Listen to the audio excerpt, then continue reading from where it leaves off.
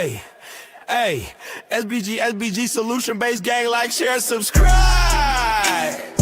Say no to rim, brothers, mothers, fear and sell no good suckers. Hype him up, hype him up. Shouts out Sharoon Bracy in the wildest. Wake up morning show, salute, big dog, shout out to the Lord.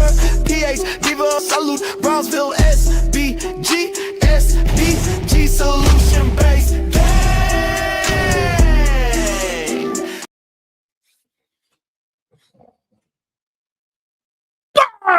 Let's go. Did I scare you this time? Woo! Good day, everyone. How are we doing today? It's a beautiful, brisk Friday.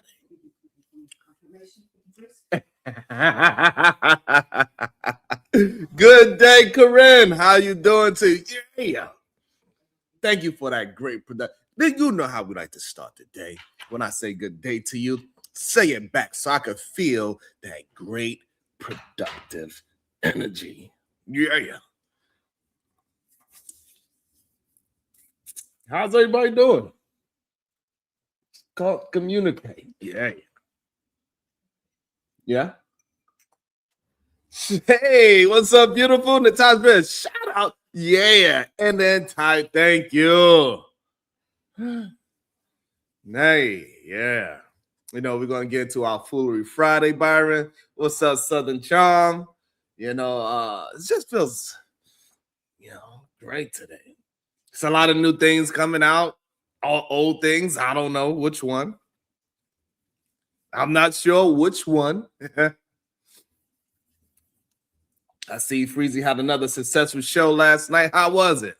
You was up late last night? I was not. Well, kind of. The youngest one, she had trouble going to sleep. We fell asleep on the couch. We was watching the NBA. I knew I put some sports on. I was going to put her to sleep. We put some sports on, and we both was out.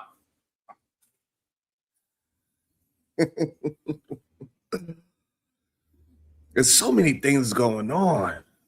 There is so many things going on. Yes, and please, pretty please, hit the like and that share button. It really helps us out. And today we're going to have an open discussion. There's a lot of talk been going around.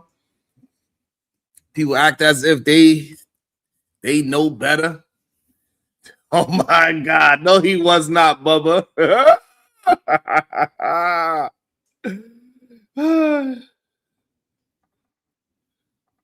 Yeah. Shout out to all the dads yesterday. That was awesome. Thank you, Natasha. Let me pin the link so we won't have. Let me get that out there early.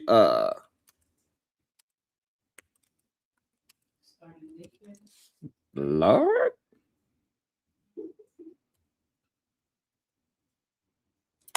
So we're gonna get that out there early.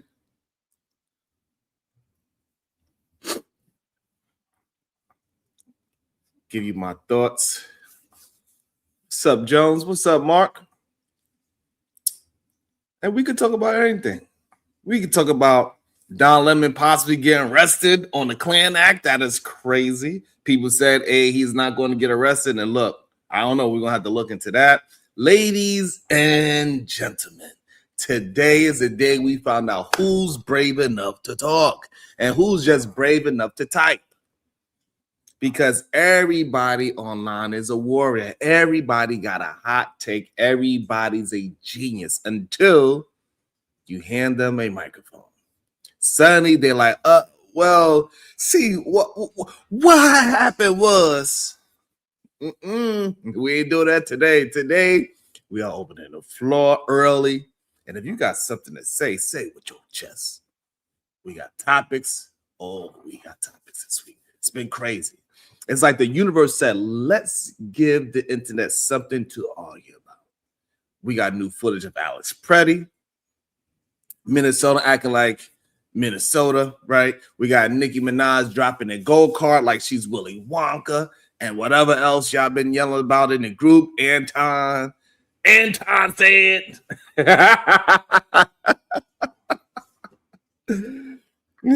Anton, using the clouds, you are more than welcome to drop $500 in the chat and holler at your boy. That's what I heard you do.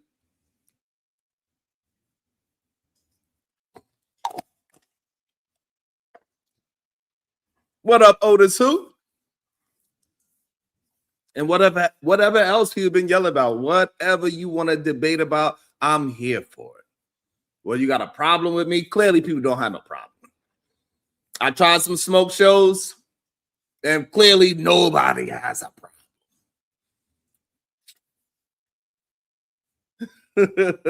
What up, Chatter King? You know what I'm saying? Whatever we want to talk about. This is a buffet of chaos today. You know, so you pick a plate.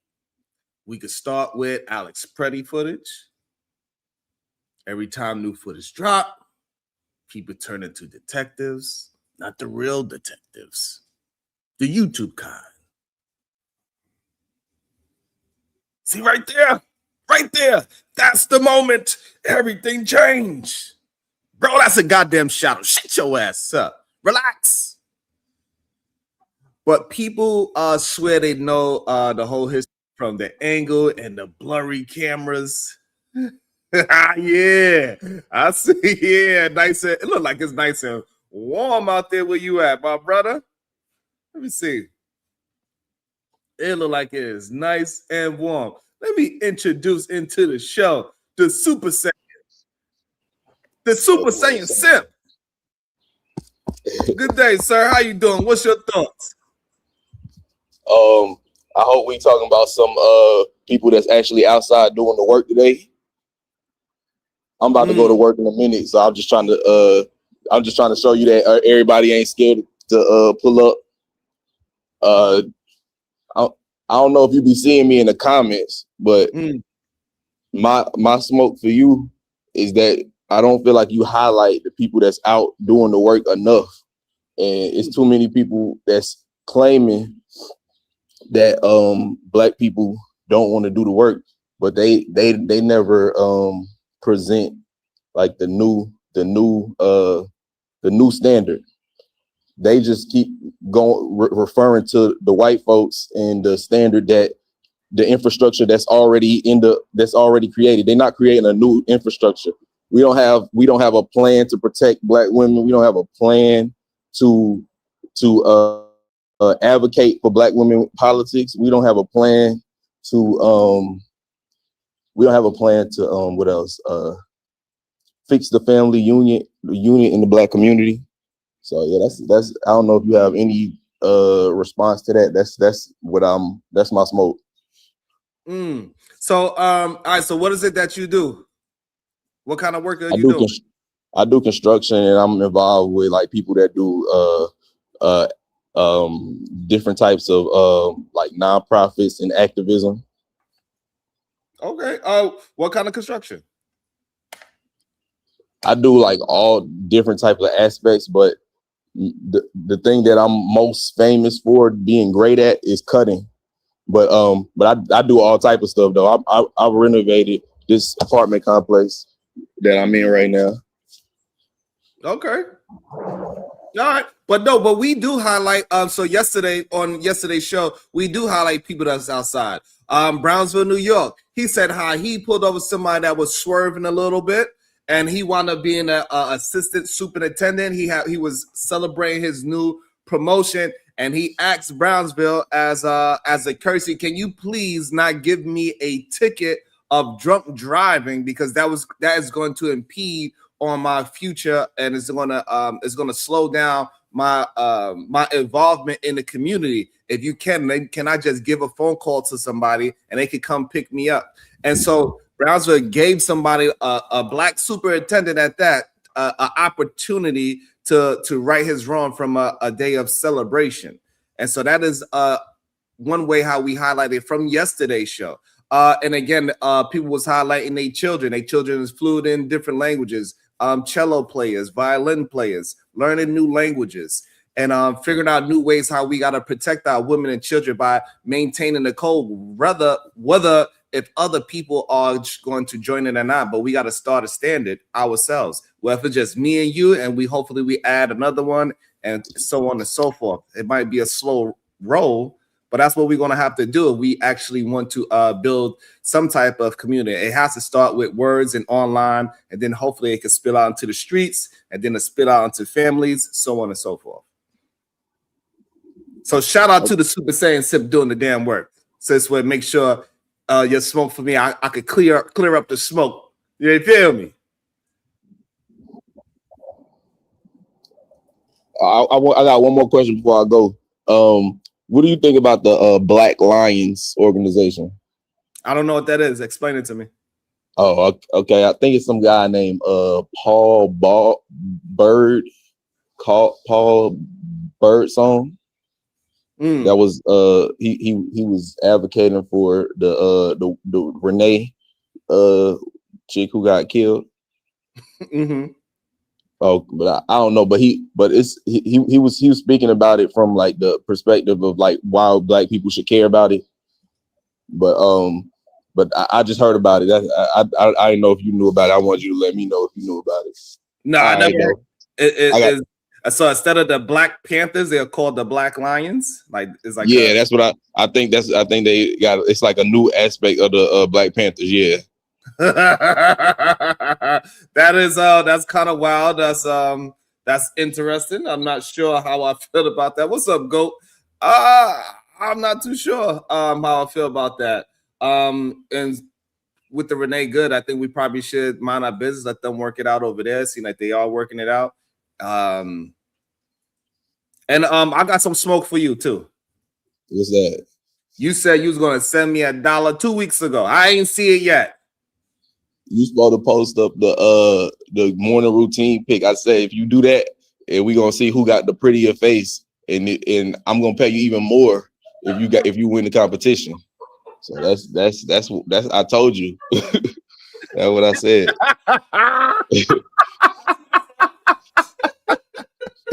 All right, so I'm gonna get my my Ancient Cosmetics. And I'm going to show you my beauty face routine.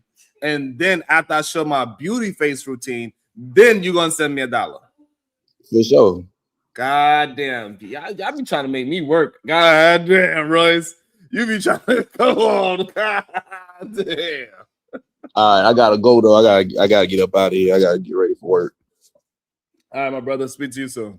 All right.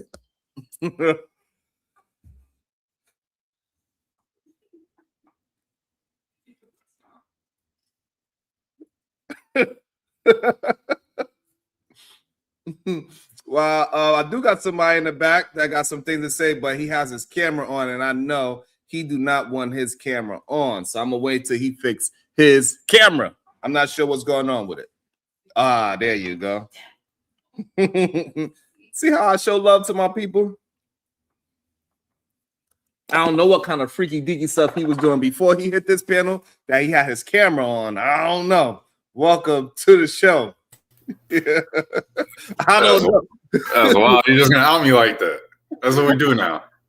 I don't know what kind of freaky deaky you was doing before you hit the panel, but nah, it's cool. I have a cover over my webcam, so even when I do mess up and forget to turn the camera off, I ain't got to worry about it too much.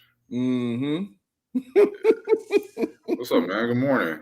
I'm doing well. Good day to you. What's your thoughts? I thought it was kind of crazy. Dude said he wanted to have a pretty off with you or whatever. I don't know exactly what he said, but that was kind of wild. He said, "Let's see who." What did he say?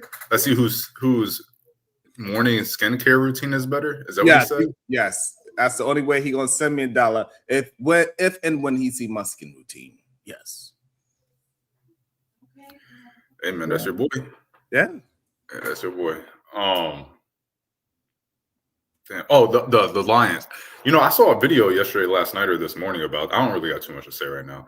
Okay. But I saw a video either last night or this morning on Instagram of that group where the dude that he's talking about, and the video I saw, and it was just a short clip, so it definitely could be out of context, or maybe I'm misremembering what I saw, but he looked like he took out like the Black Panther flag and then basically threw it on the ground and was like, "We're not that anymore. We're the Black Lions," or whatever the hell they're called. I just thought it was kind of disrespectful. Like, why are you throwing a flag on the ground? Like that, usually, like every time I've seen that, it's always been disrespect. Like you throw a flag on the ground or whatever, it's a disrespect. Is he a black person or is he a mixed person? He definitely ain't mixed. I can tell you that right now because we would never do that. So I mean, hey man, them your peoples, man. You gotta talk to them. I don't know what they're doing. I know us biracials would never do some goofy shit like that. Oh my goodness. That shit was crazy. But yeah, I don't know. It's kind of weird. I saw someone in the comments, both on here and in the Instagram channel, say like some OGs from the Black Panthers checked them and was like, "You're not an actual chapter or whatever," and so maybe that's where it stems from. But yeah, I think it's out in Philly. Is the dude he was talking about? That's where they're at. I'm gonna look it up because I don't know. I thought that was disrespectful crazy. the way they threw the flag down. Yeah. All right. So you don't got no smoke for me yet. And we possibly talk about the Black Lions disrespecting the Black Panthers, which is interesting, especially since they are a bunch of biracials versus the real. That it was definitely not. I don't know where are you? Hold on, let me check the comments. Maybe somebody is in here. Hold up. That's what you said. That's what I heard. He looked a little light skinned, but he was not. He didn't look biracial. He just looked light skinned. He looked like. Oh, okay. I don't know. I thought that's what you were saying. Yeah, okay. That's what we're not doing today, man. If there was a group of biracials, we would show nothing but the utmost respect to our ancestors. All right. I'm just checking. Shicey, that's all I'm doing. What's up, Smitty? Good day, sir. What's your thoughts? You got any things you want to debate today or discuss? I don't debate, Sharon. I only like to discuss. Well, what would you like to discuss? There you go. Fix your face. Fix your face. All right. I would like to say that when it comes to this whole new Black Panther thing, I personally, I feel offended that this is supposed to be the new face of representation. I digress. My mic is muted.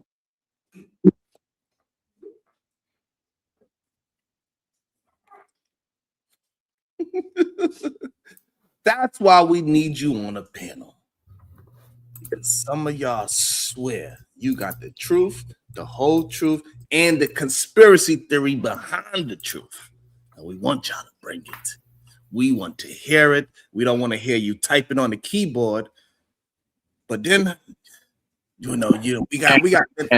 You can't hear anybody typing on a keyboard. You see what's typed. But go ahead. I got you. And he said he don't want to debate me. I enjoy that quiet kid in the class who suddenly flips the desk. It reminds me of something that Smitty might do. You don't expect it. You on something this morning, bro? You don't expect it. No, you don't want to talk. I just don't like what I see going on in the church. Okay, Pastor. So if I flip over a few tables, don't be mad at me. You don't see it coming, y'all. But when it happens, everybody's like, yeah, that tracks. Every week, something wild happens up there.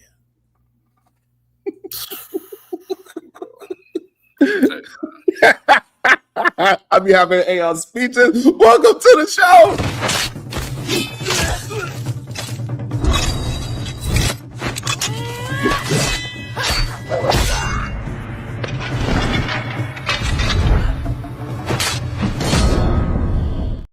Good day. Welcome to the show, Supreme Vaginal Vessel. How you doing today? Wonderful. What smoke you got for me, or what you want to discuss today? I didn't say that, by the way. That wasn't me. Sharon said vaginal vessel. Something wrong with him. Something's wrong with him. He said, I'm not sure if you've seen his lips moving or heard the difference in our voices because we sound the same. Right. Never. No smoke for you right now. But I did, like, with regard to the bird song, Black Panther turned Black Lion thing. I think he is biracial. I think he is supposed to be, but he's not a black, white, biracial. He like Native American. Oh, okay, we're good. We're good. Yeah, which is where like the bird song come from. But I just think it well, A is another example for why you really shouldn't let biracial people in to black groups, and if you do, you have to do so under some very like strict rules, right? So they can never be in a leadership position, because if they are, they always gonna do stuff like that dude did. Like they aren't black, like, you know what I mean? And so they always have like divided loyalties, or they always like they heart, you know, in some other shit too, and it's just because they not black for real. So yeah, I think it proves that. Then I also think it proves, because if you looked at the group, like, yeah, he was the leader, but it was, you know, a lot of unambiguous monoracial black men who were standing there with him. And I think it just goes to show, like I've like been saying the whole time I've been here, black men really aren't cut out to lead, right? And so if a man's role is protection, then part of protecting, you know, the black community is being able to enforce boundaries, well, to have some boundaries to begin with, right? Be able to gatekeep and enforce boundaries. And by this point, as many times as black organizations and groups have been infiltrated and undermined, like there should at least be some type of rubric or some type of methodology for sussing out, you know, who these non-black people are, right? And being able to categorize them. But we don't even have that, and that just goes to show like the lack of leadership, because you know, they're not even trying. They're not even concerned with, you know, the protection aspect. They just want to be, you know, a pat on the head or the smile in some damn white people face. And so I think that was a one in a long list, a laundry list of examples of, you know, those two things. Keep the biracials out or in the back, and don't let the men lead. God damn. Hey, Sharon, when given, I just wanted to ask Steve a question to that, because I was very interested in what she said. You gonna ask the question? All right. Oh, okay, bet. No, I was making sure. So, all right. So, Diva, shout out to you, sis. The supreme vaginal vessel will allow it. I'm glad it's stuck. Keep that with you. I ain't mad at you, Shaw. So from what I'm hearing, so the men are to lead. Other cultures and races and civilizations, how much do you believe that those who do thrive, those who are actually doing good, if you want to say civilization, economic wise, how much of that do you believe the women are incorporated? So my point is to land it, when we say that, do you really believe that as long as us as the men and the women are going back and forth, that no matter how much the man wants to lead, without the backing of his women, that's really probably going to be our biggest downfall for the most part? Just a question. Mm-hmm. Well, so I'm speaking specifically about like black people, right? And so, you know, the male leadership in other demographic groups might be perfectly, you know, effective or perfectly fine. So I'm talking specifically about black people, and it ain't the lack of support or encouragement or belief in y'all on the part of black women that is the issue, you know, for why y'all aren't able to lead. Black women supported, cheerleaded. It's still this day, most black women will still say, oh yeah, the men's supposed to lead. But I'm talking about in terms of like outcomes that demonstrate capability for it. I get it, but you don't believe that removing that of which you all have been for the ages from oracles and everything else of great counsel. Men have always gone to women for great counsel. And if you remove that, you don't believe that could be a detrimental factor as to why maybe men are making the best decisions as opposed to when that was incorporated. Yeah, but even when it was incorporated, you still wasn't making good decisions, right?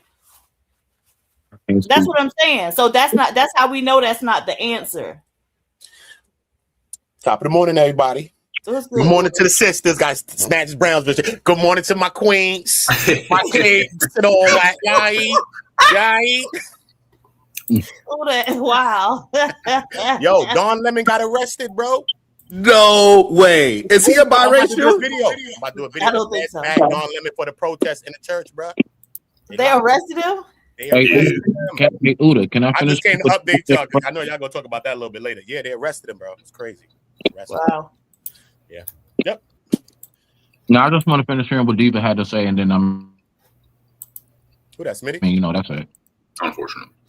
Salute y'all. Yeah, no, that's all I was saying. I was just saying, like, so even when, you know, with the encouragement, with all that stuff that you said, you know, the women provide, the leadership was still lacking, right? Okay. All right. No, I see where you're coming from on your view, even if I disagree. But I do see where you're coming from, and I respect that. So, all right. I digress. My mic is muted. Thank you. I actually just want. If you disagree, so in terms of like the leadership aspect, what would you disagree with?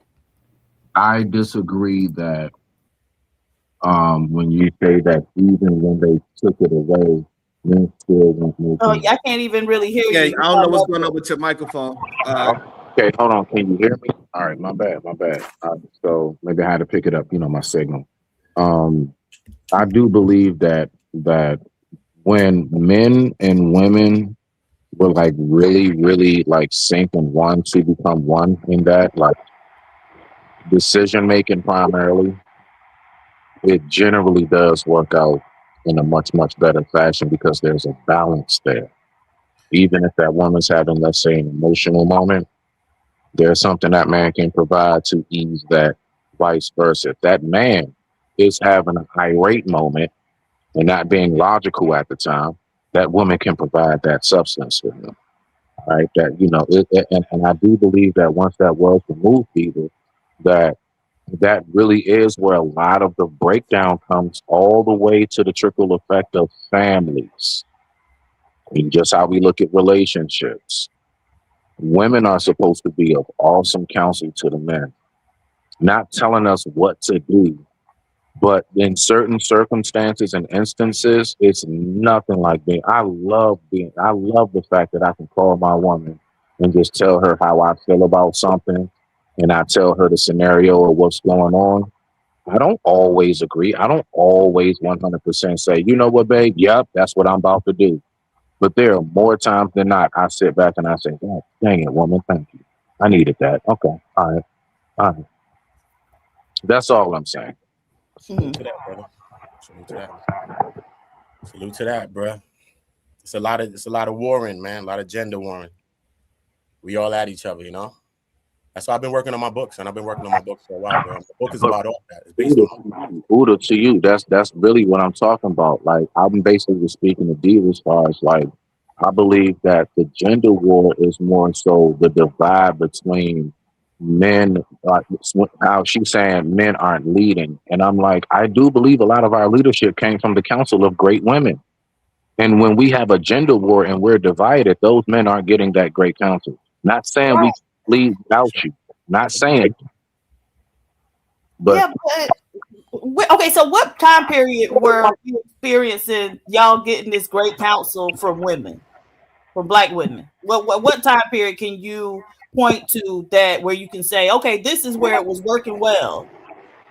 I mean, I can go from, listen, okay, so me, if I was to make it nice and smooth and simple, I can go from, let's say, the relationship I have now, even my parents and even my grandparents. I can go back 2 to 3 generations and tell you my grandfather, my father, even myself at this point, even though it's later in my days, are receiving great counsel from women. And I noticed how they moved and how they stayed married until someone passed away because of the great counsel, and it kept things unified. I have seen it. I've seen it in my own very family. Right, but so that's the thing. That's not verifiable, right? That's you telling us, and then we got to just take your word for it. We don't know what it looked like. We don't know if we would actually consider it that. And so I was trying to put it on like a community level or a group level to get away from that type of thing, right? So I was asking for what can you point to in history, something that we all know, or at least can go and research and find out about a time period where Black men and Black women were, working together. The Black women were providing great counsel, and the men were executing and leading effectively. Oh, Egypt. It's the last time, bro. I'm muting you just because you. I'm muting you because you have background noise. So hold on, I got background noise. I do. Yes. Let me check and see if it's the TV or something. I'm gonna go on mute. Uda, go ahead and I need you to sub in for me. You had to answer the question if you heard it. I think one of them times, like that's a real question that Diva's asking. I think you know what I mean. It's a real question, and my time's okay. last thing I could think of was like maybe Nubia, maybe something like that, where women were kind of in leadership positions there as well, and they was probably working with, you know what I mean, because they had women rulers and they had men rulers as well. You know what I mean, so you understand the mindset there. They had a woman ruler. You don't go all the way back to sticks. So maybe they could have that kind of dynamic there. You know what I'm saying? But since you know what I mean, the Western civilization, the patriarchal system is just, you know what I mean, so I don't know. It's kind of hard. Yeah, and it doesn't sound real, right? When we hear these things, because since when women promote smoking weed and doing drugs? Are you serious? Have you been to Woodstock? What? Oh, that was the promotion. So majority of women are the ones that's promoting us to be rolling blunts. You need to look back on some of this footage. But anyway, listen, I don't have to say anything. Just go and look at footage, bro, and just look it up. Look up that we have all this counsel from women, and all I'm saying is this: majority of time, women are not counseling us to do no goddamn drugs. They ain't counseling us to go fuck a bunch of bitches. They counsel us to go get a goddamn education, stay off drugs, go get a job, and keep moving up to that way. And we have a plethora of examples of generations of men not following that counsel. That counsel, I mean. Okay, so I agree. I wanted to answer Diva's question. I would say the best that, I mean, because listen, I'm not a history buff, so I'm not the best person to ask that. But if I was to use my little bit of knowledge on history-wise, I would say whatever that time period where they said us as Black people in America had the highest marital and family rates. I don't know, what was that, the 40s, 30s, 50s? I don't know when that was. But I would say during when we was in chains, goddammit, when we had no choice. They said, hey,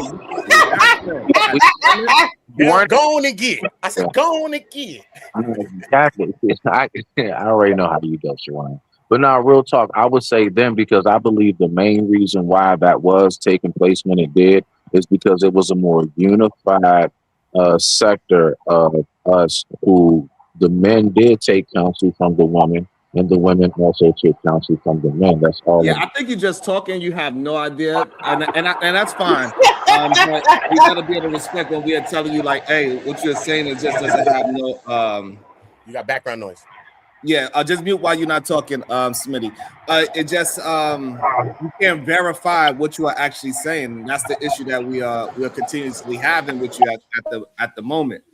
Is you just talking, and we need people to start substantiating what they are trying to talk about. Like, we are not going to just talk about ideas and philosophies that we cannot accomplish anymore. Like, that is done. Sharon, okay, so all I'm asking, like for example, do you know how long ago when women was able to open up a credit card without a husband? Do you know how long ago that was? No, I said educate me. That's what I said. It was, okay, since you don't want to answer it, that was 52 years ago. I didn't say I don't want to answer. I said I don't know. Answer. And I answered it, so you don't have to repeat yourself. 52 years ago, yesterday was the first time a woman can get a credit card without a man. That's how close it was. Okay. I mean, do you have one more for me that I can take with me? I actually wrote that down. 52 years ago, a woman couldn't get a credit card without a man. I think that. Goddamn. All right, sweetie. I'm saying, like, so look, my book, right? The book that I've been writing, right, is based on, right? And to me, it's like, what is the solution? I know I've been in these spaces for so many years, bro. around the manosphere. Like when Kevin was here, I didn't agree with him, bro. I got videos where I was like, come on, Kevin, get out of here with this stuff. You know what I mean? But at the end of the day, I just see a circular argument. It just goes in a circle. It just goes in a circle. Everybody's talking about the issues or the problems, but it's never like a solution to it. We're going to talk about the manosphere. We're going to talk about the feminisms. We're going to talk about the patriarchy side. Yo, the patriarchy holding us back, my nizzle. You know what I'm saying? We're going to talk about the argument. You know what I'm saying? But I think a lot of times we don't really understand real in depth each of these things, because as far as the manosphere is just a bunch of loose end ideologies, and it doesn't have a real framework. That's the difference between manosphere and even feminism. Even if you don't want to believe in feminism actually has some frameworks. Even modern feminism uses intersectionality as a framework to understand the lens of how we see how the power structures collide with all, you know what I mean? Like how these things, what happens, cause and effects, right? The causality of what happens, right? Mm-hmm. At the end of the day, listen to what I'm saying. Let me read an excerpt out my book. I'll read it. Oh, okay. Let's go. Plug it. Okay, let's do it. Buddha is basically saying exactly what I just said. Why relationships keep turning into teams. This is the first chapter of my book, right? Look. It said how we got stuck in a gender war and why the middle has to be rebuilt. Most people want safety, respect, belonging, stability, and a home that doesn't feel like a battleground. But when safety feels uncertain, humans reach for power because power feels like certainty. That is how relationships get pulled into team logic. Team logic turns into complex life, into a scoreboard. Who has leverage? Who is winning? Who is losing? When relationships become a scoreboard, trust becomes collateral. Now, the three forces that pushes us into teams. Belonging to a group, identity can become more than the truth. Simplicity. Under stress, people prefer fast explanations with certainty. Rewards. Online systems reward outrage, certainty, and status claims. And calm nuance spreads slower. Now, let me read this part right here. This is a quick framework walkthrough. Let's go into a little bit of the framework. All right, boom. The gender war as a system and how it recruits you is easy to understand when you treat it like a governance. Governance answers who has authority, what duties exist, and what happens after harm. Now, most people think that their relationship problems are about feelings. Often, real fight is about the rules that were never negotiated: consent, time, money, respect, loyalty, workload, and how repairs happen, right? Gender war content tends to replace negotiation with scripts. Scripts feel powerful because they reduce complexity, but scripts also remove responsibility. If my side is right, then I don't have to repair anything. So what my book is called, I'm not going to tell you the title yet, but it goes into that. It breaks down the script and the habit by forcing every claim to become a rule. If you say people should do X, then the question becomes, will I accept X? Will I accept X when it costs me? Now, this is reciprocity, right? So this chapter, all right, boom, let me just get past that. All right, cool. Let's go to this last part. I'll just read this little thing just to go into my mindset. This is the first chapter of my book, right? So crazy. All right, cool. So it says every chapter in this book aims at one core problem: unstable bonds. Listen to me, right? Unstable bonds create fear. Fear creates control. Control creates resentment. Resentment creates betrayal, and betrayal creates war. Stable bonds require two ingredients most people avoid: explicit agreements and explicit repairs. Without agreements, you get guessing. Without repairs, you get punishment.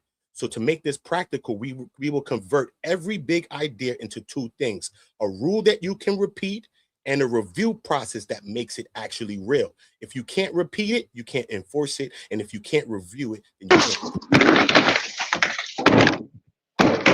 When I go into we're going to attack this and break this down, because I think that it's not about an egalitarian system, because maybe some people say maybe men are stronger than women. Maybe we'll never be equal in some ways, but it's more of what you can do is what you will be leading in. If you're not, if she's strong in this, if she's smart in the math and all that, why would I be leading in that? You are in your own competence. What you are competent in and stronger in, that's what you should be leading in, and your work should show this. You see what I'm saying? And then we got these review processes through the week. It might be, listen, I feel I've been wronged. Okay, what rule was broken? Okay, let's put the rule on it. How can I repair this? So it's a constant repair process as well, because we all think that we change and we all think that we're doing something, but we have to keep the communication. This is what's happening constantly. This is how we have to keep us as men and women, but it's just beyond men and women. So the structure of what I'm creating is beyond men and women. It's just about relationships in general, because we want reciprocal relationships from friendships. We in a user culture. Some people say that we're in a whole culture, but we're actually living in a user culture where people just love to use people for every goddamn thing. Use you for your creation, use you for your box, use you for your stick, use you for this, use you for that, use you for this. Everybody just using people for every damn thing, right? And there's no reciprocity. So this is going to have people coming to a point that be like, yo, bro, you got to start to reciprocate, bro. So it's not about who's stronger in this, because I think nobody will ever be 50-50 daily. We can't be 50-50 daily, but over time, it will be 50-50. If I'm doing this and she's doing that, and she's doing this and I'm doing that, it comes to be we doing the 50-50, but it won't have to be a 50-50 daily. You know what I'm saying? When I break it down, I understand. I like the beginning so far. I like it. I like the direction that you're going. I like it. I've been working on this shit for a minute, bro, but it's done now. It's finished. So. No, it's finished. Okay. I got the book. I got the cover, so I'm about to soon publish it. Yeah, Congratulations, Uda. Hell yeah, that's what we like to hear. We like to hear men that are not just visioning something, but actually executing the vision. Yeah. Right? Because I told you about it, Brace. Remember, I hit you in. I was like, yo, I think I got something that is real. Remember, I hit you, and I'm telling you, this is what I've been just working on. And you know what I mean? I've been having this like a baby to me, you know what I'm saying? So this is like the first time I'm really like openly speaking about it, you know what I mean? But yeah, I can't wait to like talk like you and Diva, especially a woman's mind on it, a mind like Diva's as well. And we could begin to start fine tuning it as well, because it's something that I thought of, you know what I mean? And I think it's dope. I think it really is. And I think it's a framework of how we could start to really think as teams and really how we can really build, you know what I'm saying? And get away from some of this who's better than who and who's submitting all this other dumb shit, and really get the work in together. You know what I'm saying? And listen, if you're not competent in something, bro, you're not the leader in that. That's just period in life. You know what I mean? Straight up. Straight up. I like it. That is really good. And I like the beginning. Diva so far, I think she likes it. Did you want any comments on the beginning chapter that we just heard? Yes, I liked it a lot. I think it sounds very interesting. You know, your premise. And so I'm interested to read more of it. Yeah, y'all. I'm gonna send it to y'all too. Yeah, I need to read more of it so I can find out what I can argue about. When you get this in your hand, you like this. Oh nah. How many chapters? You know already? 12 chapters. And my last chapter is gonna be the 13th chapter, and it's called So my last chapter is based because I also read Obsidian's book, right? So boom, I read these people, you know what I'm saying? Because these are the issues, bro. So I'm coming for all these. That's why when I was there sitting in front of him, I just spoke to him. I just wanted to get the questions that I just wanted to ask him. Because remember, I read my book, because my last chapter is based on Obsidian's book. Okay, it's called From Glass to Granite, because Obsidian is volcanic glass, and I think that can be shattered. So this is the metaphoric of the last chapter. The last chapter is based on the manosphere's principles, because Obsidian is the framework for the manosphere. Kevin Samuels, all of them took that framework. No one had a framework. They just ran with it. So if whoever took it, O'Shea, whoever, Obsidian's the one that created the framework. So he's basically the God. You know what I'm saying? So when we understand what the framework is, so my last chapter is about breaking down that whole shit and showing the flaws in it, show why the manosphere really is not good for us as a whole. You know what I'm saying? Just the thinking, the ideology is really not good. It really doesn't have no real framework, and it's really like a grift. And it's just a constant circle, because that's the whole grift. There's no real solution. That's why it only produced 5 marriages. And the hood people don't get married in the hood, but the hood produced way more than that. I got better chances in the hood. Hey, shout out to all the writers, man. I'm glad that I do somebody that's very close to me just finished writing her book as well. That's dope. I appreciate the right in mind. I understand y'all. Y'all be having a lot of thoughts in your head. Y'all be having a lot of thoughts in your head. All right, bro. We're about to anybody want to talk to communicate? Uda not ready to go on his tour yet. He still got to get everything framed up so we can start having a position where we can actually buy the book. But if anybody want to ask him any quick questions about it, you're more than welcome to do so we can get an understanding and we could build up the hypeness around the book. We don't got no title yet, but we know the premise. So that is freaking awesome. I love that. We about to get into this Don Lemon exclusive. We got to see what's going on with that. Go ahead, Shadow, look like you have a question for you, Uda. Good morning, Uda.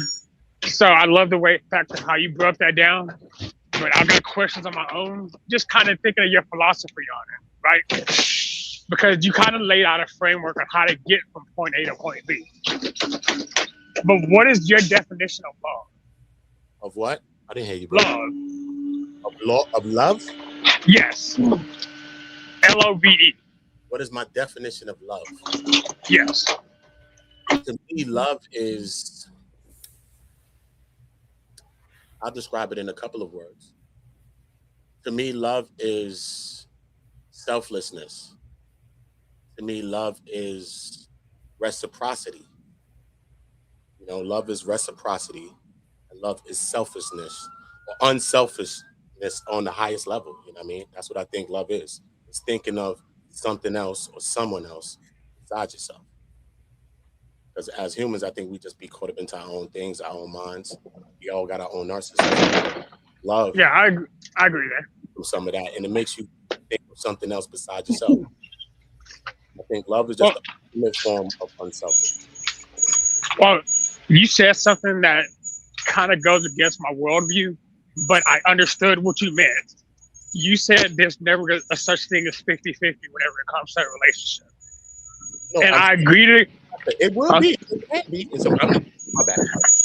My bad. No, here's the thing. Here's why I don't agree with it.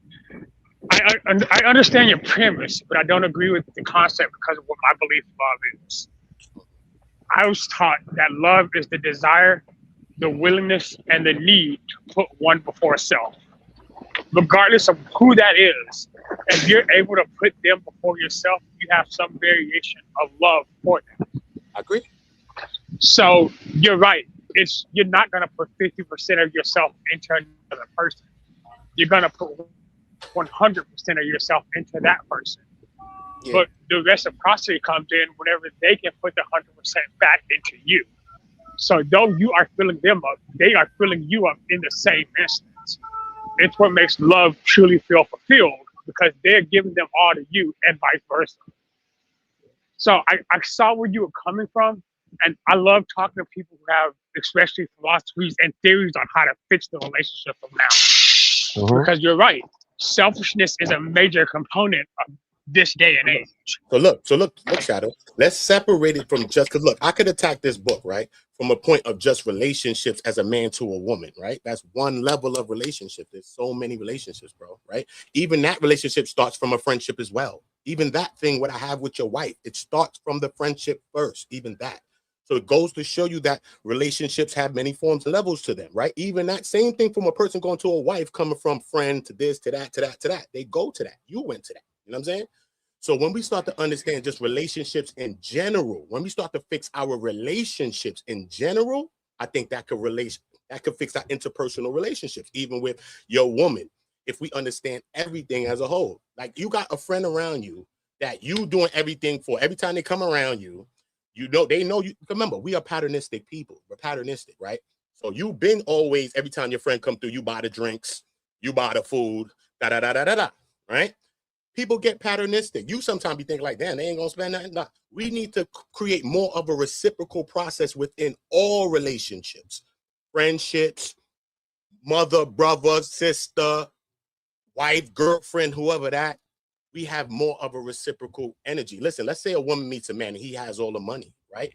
Does she give him money? She can't give him money. What's money gonna do for him, right? So she reciprocating in a different way. So she's going to reciprocate by doing the other things that maybe this man needs for him, while he reciprocates by doing the things that she needs for him. If he got to be taking care of her, doing the things that he needs to be provided so that she could do the things that she needs to do in turn to reciprocate for him, right? So does it mean that she doesn't have money, that he's more than her? No, they're both doing something for each other, period. Point blank. What are you doing? You know what I'm saying? So that's all it really comes down to. So it doesn't matter about the money. You see what I'm saying? So when we start to look at it like that, we can start to get on a higher conversation. You understand the Peter principle, though, right? All right. Okay. All right. Yeah, All right. Oh, hold on. Okay. Thank you for, and they want to know what is your ETA of your book coming out. I've been timing it right now, probably any week, man. Probably any week. You know what I mean? I've been jumping on my foots on it, but I've been looking about how to publish it and everything now. So soon I'll let y'all know. Okay. So it's coming out soon. All right, that's good to know. So we can build on it. You know what I'm saying? We can build on it. I most definitely I like I said, for like you and D to read it. And give me your mindsets on it as well. Even Brownsville, y'all read the book. All right, I like it. We put our mind around it, and then from there, if I need to make any fine touches or fine tunes, then from there, I'll drop it. All right, I like it. So get some people's minds on it, just not to think that you know what I mean. Get some minds on it. Make sure, like, okay, I like this, but this could be kind of, you know what I mean, tweaked. Okay, cool. And then maybe from there, I could just finalize it. You know what I'm saying? Let's check out this breaking news. Don Lemon arrested. Let's see if we get any information. Fox News alert: journalist Don Lemon has been arrested in connection with an anti-ICE protest at a church in St. Paul, Minnesota. Bill Malusian joins us now with more on this breaking news. Hey, Bill. Yeah, Charlie, good morning to you. Our colleague David Spunt and I getting this breaking news from multiple law enforcement sources just minutes ago, confirming that former CNN anchor Don Lemon has been arrested by federal agents in Los Angeles just after midnight this morning at a hotel. This obviously all in connection with that storming of a church in St. Paul, Minnesota by that group of anti-ICE agitators. Now, remember, the feds had gone to judges to try to get Don Lemon arrested before. They went to a magistrate judge in Minnesota who didn't sign off on an arrest warrant for him. Then it went to a judge above him. He didn't sign off on an arrest warrant for him. Then it went to an appeals court. They also decided not to sign off for an arrest warrant for him. So there was experts who were predicting that perhaps the feds would go to a grand jury. It remains to be seen if that's what happened here, but we can confirm that Don Lemon was arrested in Los Angeles by federal agents just after midnight Los Angeles time at a hotel. Now, typically, standard procedure with an arrest like this is the defendant will likely make their first court appearance sometime the same day. So there's a chance we may see Don Lemon make his first court appearance in Los Angeles sometime today. But obviously, this is going to grab all sorts of headlines. 3 other protesters from that church storming, have already. Goddamn, my bad. I pressed the wrong button. I was trying to pause it. But damn, I wanted to pause because those people look crazy as hell. Why they look like that? Shit. They woke him up out their sleep. Going down, bro. Going down. Hold up. Let me see what's going on. Look, this is what Don Lemon people said. Let's read this real quick. Yeah, share this real quick. Damn, I didn't even need to that was my fault, y'all. It's all good. I guess this is what Don Lemon people then said. This is a statement from his attorney. Don Lemon was taken into custody by federal agents last night in Los Angeles, where he was covering the Grammy Awards. Don has been a journalist for 30 years, and his constitutionally protected work in Minneapolis was no different than what he has always done. The First Amendment exists to protect journalists whose role it is to shine light on the truth and hold those in power accountable. There is no more important time for people like Don Lemon to be doing this work. Instead of investigating the federal agents who unalived 2 peaceful Minnesota protesters, the Trump Justice Department is devoting its time, attention, and resources to this arrest. And that is the real indictment of wrongdoing in this case. This unprecedented attack on the First Amendment and transparent attempt to distract attention from many crises facing this administration will not stand. Don Lemon will fight these charges vigorously and thoroughly in court. Whoa, that is man. That is kind of crazy. That this black gay man is getting hit with a Klan act is wild. him being arrested is wild too, because they said that he wasn't even going to get arrested. So it is very interesting. It doesn't seem like it's going to stick. It's like this is theater. Is this real? Is this real life? Is this real life? This is what we doing. Like, is this a goddamn? I don't know. Hey, look, I don't know if I'm watching. And we living in the Truman Show. This is reality. Like, what the hell is this? AR, you are somebody that follow politics very strongly. What is your thoughts on them arresting Don Lemon now? Is it a real thing? I didn't even see like what he did at the church. I never watched the clip or anything. All I saw was what you played where he was talking to that dude afterwards. So I'm not exactly sure what happened, what transpired prior to that, and got the protesters there. Okay, so are you familiar with the Klan Act? No, I mean, I'm okay. So the Klan Act is when you it was for the KKK. Yeah. Lady, would you please stop trying to get your 15 minutes of fame? Thank you. And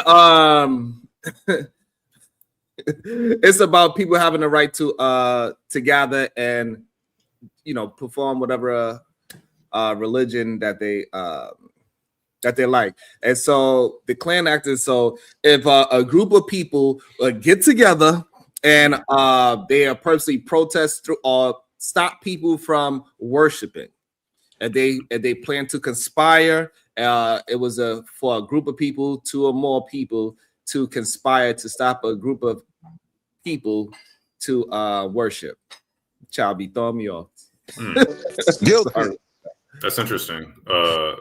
And so the video, it showed Don Lemon. He actually knew, right? So he knew where everybody was going to meet up and how they was going to walk inside there, what time they was going to do it. So that's the conspiracy part. And they knew they were going there to disrupt these people because someone told a journalist, "Hey, we're going to do this," and the journalist went to cover it. That's the conspiracy part. That he was there to conspire. He conspired as well. You're supposed to do, if you know a crime. This is federal shit too. If you know a crime, did you know before? Did you know before this that walking through a church as a protest is a crime? You knew before that? He was I didn't part know of, that was considered a crime. Yeah, he was a part of the plan. Hold on, slow down, please. I don't need help. Jesus, I know y'all want to talk, but slow down. So it's not just them walking through. It was about the fact that they conspired as a group to stop these people from worshiping in their private church. Well, I think intent matters, right? So, like for any crime, intent matters, and I don't think their intent was to stop them from worshiping. So, good luck with that. And I still don't understand. So pause. Hold on, before you move on to the next point. If a group of people goes inside a church and they start screaming and yelling, that's not intent to stop them and disrupt. No, that's not intent. No, that's not how the law works. No, that's not how the law works. What you mean that's not how the? Hold on, but that's what happened. What you mean that's not how the law works? Okay, you still have to prove intent. You still have to prove just because if you go,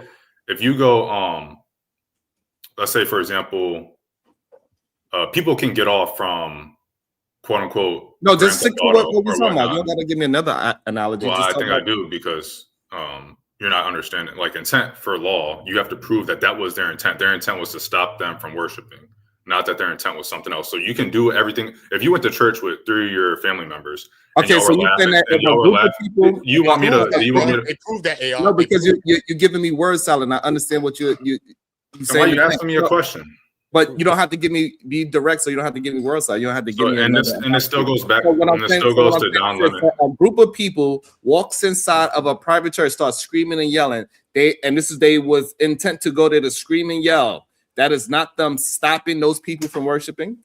It doesn't matter if it's stopping them from worshiping. It matters if that was their intent. It doesn't matter because this is really just getting into the fucking semantics that if you guys want to talk law, then you can talk to someone that is a authority or whatever. My bad. Going back to Don Lemon, just because he was a journalist is there covering a protest. You're asking me if I think it's real or not. It's obviously not real. That's why they went through 3 judges and none of them signed off on it. No, it's just a way for a wannabe dictator to go after political and journalistic enemies. Okay, so the first one. So do we have conspiracy that a group of people, 2 or more, got together and said we are going to protest, and what time and where? So that is that is conspiracy, correct? I guess every assembly is conspiracy by that definition. Sure.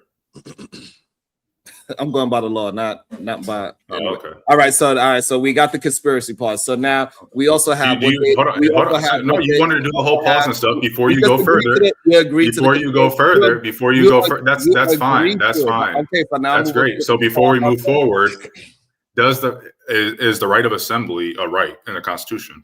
Okay, we know they assembling in some other assemblies. I'm just saying. Stop interrupting. Did you see it though? Stop interrupting. Stop interrupting. Sorry. Okay, so hold on. Hold on. No, yeah, you have to. Hold on. You have the right to assemble, but you don't. So okay, so you have the right to assembly. Okay, correct. Okay, so what does that mean? That means by your definition, God damn, are you just going to keep on yapping? One back. You don't need to ask a question. You don't need to ask a question. Hold on. Do you? If you have the right to assembly. Hold on. There's no reason to hold on. I'm not going to sit here and let you keep on going back. Because you're moving too fast. Hold on.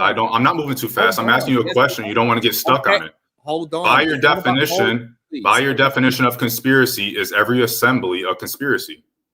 No. Okay, why not? Can you assemble in somebody's house? Yeah, all right. Do you have the right to assemble in somebody's house? What's your definition of conspiracy again? Do you have a right to assemble in somebody's house? What's your definition of conspiracy? Why you can't answer my question? I answered yours. Okay. You're going back and forth. No, you have the right to assembly. Do you have a right to assemble in somebody's private house? Okay. I just said no. All right. Thank you. Okay, so now we're having this going back to the. All right, that's cool. You asked a question. Now, all right. So again, what was your definition of conspiracy? Them knowing when and where. No, don't try to switch on now. What did you say before? What is your by law? Read the definition. Read the definition of conspiracy by law. What I said, then just go ahead with your statement. Don't ask me a question to make me reiterate exactly the words. Read the definition. Read the lawful definition of conspiracy. So just say, don't ask me no questions. Just say what you're gonna say. Because if you asking me questions, it's not gonna. Read the lawful definition of conspiracy. Hold on. Thank you. Whoever said I can read it. Hold on. I need to understand this. I'm trying to have a show as well as a conversation. So what is it that you're trying to say about the conspiracy part? That calling an assembly a conspiracy just because. Slap the taste out of your mouth. I'd like to see it. Yeah. Laugh on mute, goddammit. Conversations with MJ, $20. Take a break, AR. Eat your Wheaties. You tripping out too early in the day. Goddamn. So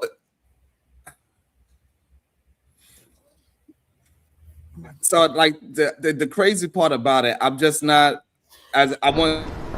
Don't provoke me to anger, or else you be in danger. A random independent 20 ball. I'm not KT. So the reason why I started with conspiracy. I was $20 to hear you talk again. So I was going to break down the Klan Act, and so I was going to break down the different levels of why that Klan Act and why they are trying to arrest him for the Klan Act.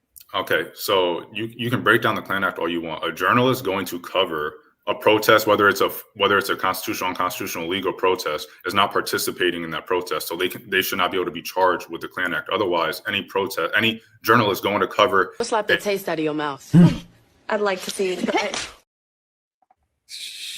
Yes. You own it today. Conversations with MJ with the 50 ball. You don't have to be laugh out loud. I said what I said.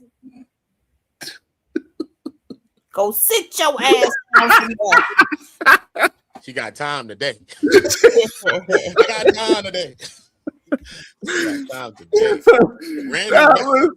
was crazy. But the comment also was funny as hell too, though. That was the funny part. Don't provoke me to anger, or else you be in danger. Oh, damn. Go ahead, Diva. You gotta put it up. Oh, shit. A random independent with his own 50 ball. Speak up. I can't hear you.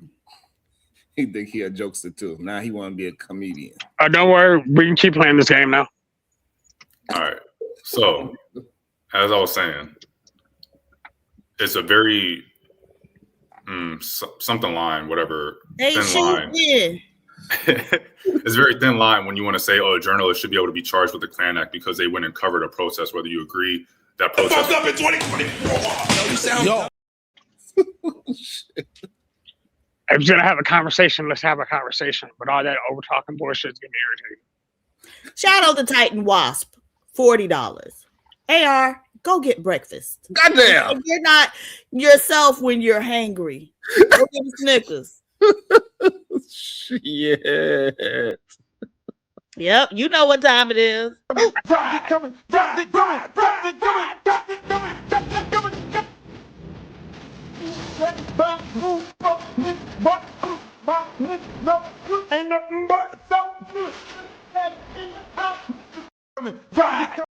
Oh shit. All right, it's payday. Let's get it up. Throw it up. Conversations with MJ with the 100 ball. Let's make Sharon some money today. All right. That's a $140 on your head. Your head. Let's see what you talking about. Let's see what you talking about, God damn. And somebody in the chat say, "Shut up, Josh." Yeah, I don't care about people's feelings. Oh shit! So that's a $140 on his head. So now we get back to the. Can you hear me now? Can you hear me now?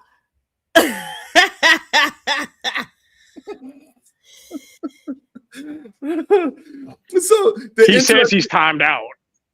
Huh? He says he's timed out. Nah, somebody in the chat timed him out. Nah, he spoke. He in the chat. He good. I believe he in the chat. He's there. I don't believe Everybody liked the stream. Everybody liked the stream, and I'm saying that because I got to go do it myself. Yeah, no, he didn't get timed out. I don't see no time. And also, hey Sharon, look in the back. Yeah. I actually posted the elements for the Klan Act. Like, I hate a dumbass argument when it comes to legal stuff. Like, there's literally elements to it, and Don Lemon would have satisfied those elements by definition. Right. This by little definition of what happened.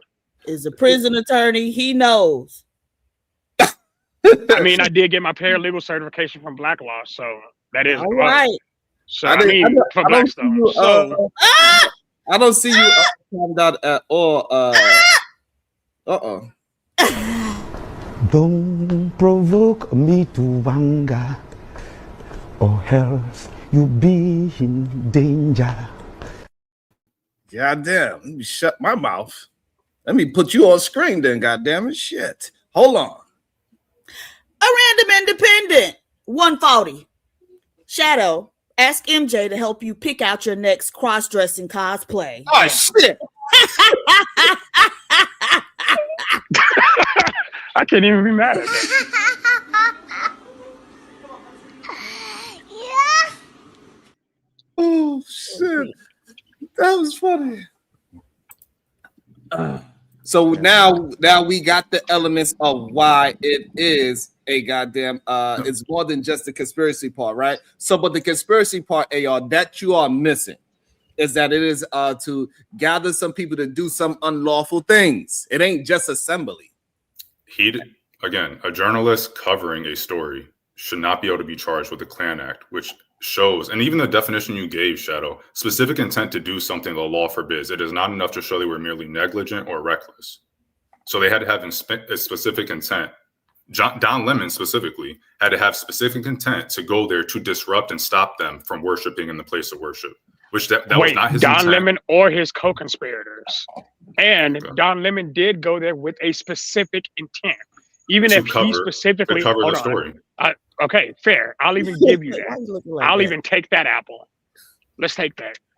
Even if he went there specifically to cover the protest that was going to happen, he went there with people that he knew were going to disrupt the organization. That's the thing you're skipping. I understand where you're coming from, but that would still satify the mens rea. It would. Sorry. Journalists have protections that normal people do not have. And so if you're trying to tell me that you think if someone gets together and says, hey, we're going to do this thing, and a journalist goes and cover it, they should be able to be charged under the same stuff that those people might be charged under. If that's what you're telling me, that you think that is what the founders and everybody that wants a free and open media would agree with and would support, then we just agree to disagree. No, that's not what I'm saying. But what I'm saying so is there's a difference in journalism. There's a difference in journalism going for journalistic intent and going for antagonistic intent. There is a difference. This wasn't just merely, oh, I'm going to report what's going to happen. No, this was not an unbiased reporting, bro. I'm sorry. That needs to disagree with you. It doesn't have to be unbiased reporting. That's the issue. It doesn't have to No. be. I'm not saying unbiased reporting. And so look, this is what all right, so hold on. This So is an operation that is secret, that they invited folks out. This is Operation Pull Up, more of a clandestine operation. We show up somewhere. They don't. This is an operation that is secret, that they invited. Now we understand, AR, that this is more than I ain't spending notes. Go ahead and give me, Slap the taste out of your mouth. I'd like to see you try it. God damn. Sheesh. Conversations with MJ. Girl, you could have got rid of him. Period. If you you done spent about $500, you could have banned him forever. Conversations with MJ. 200. Oh snap! AR coming out them pockets. Finally, laugh out loud. I know, right? Let's go. Y'all are crazy. Diva love to instigate. You see me? You got to add a little sauce to it.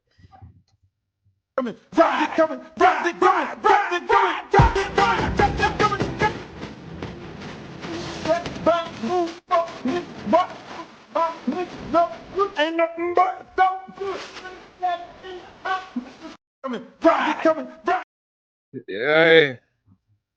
Woo, sponsor of today's show, without a doubt. Those kidney hills is diabolical.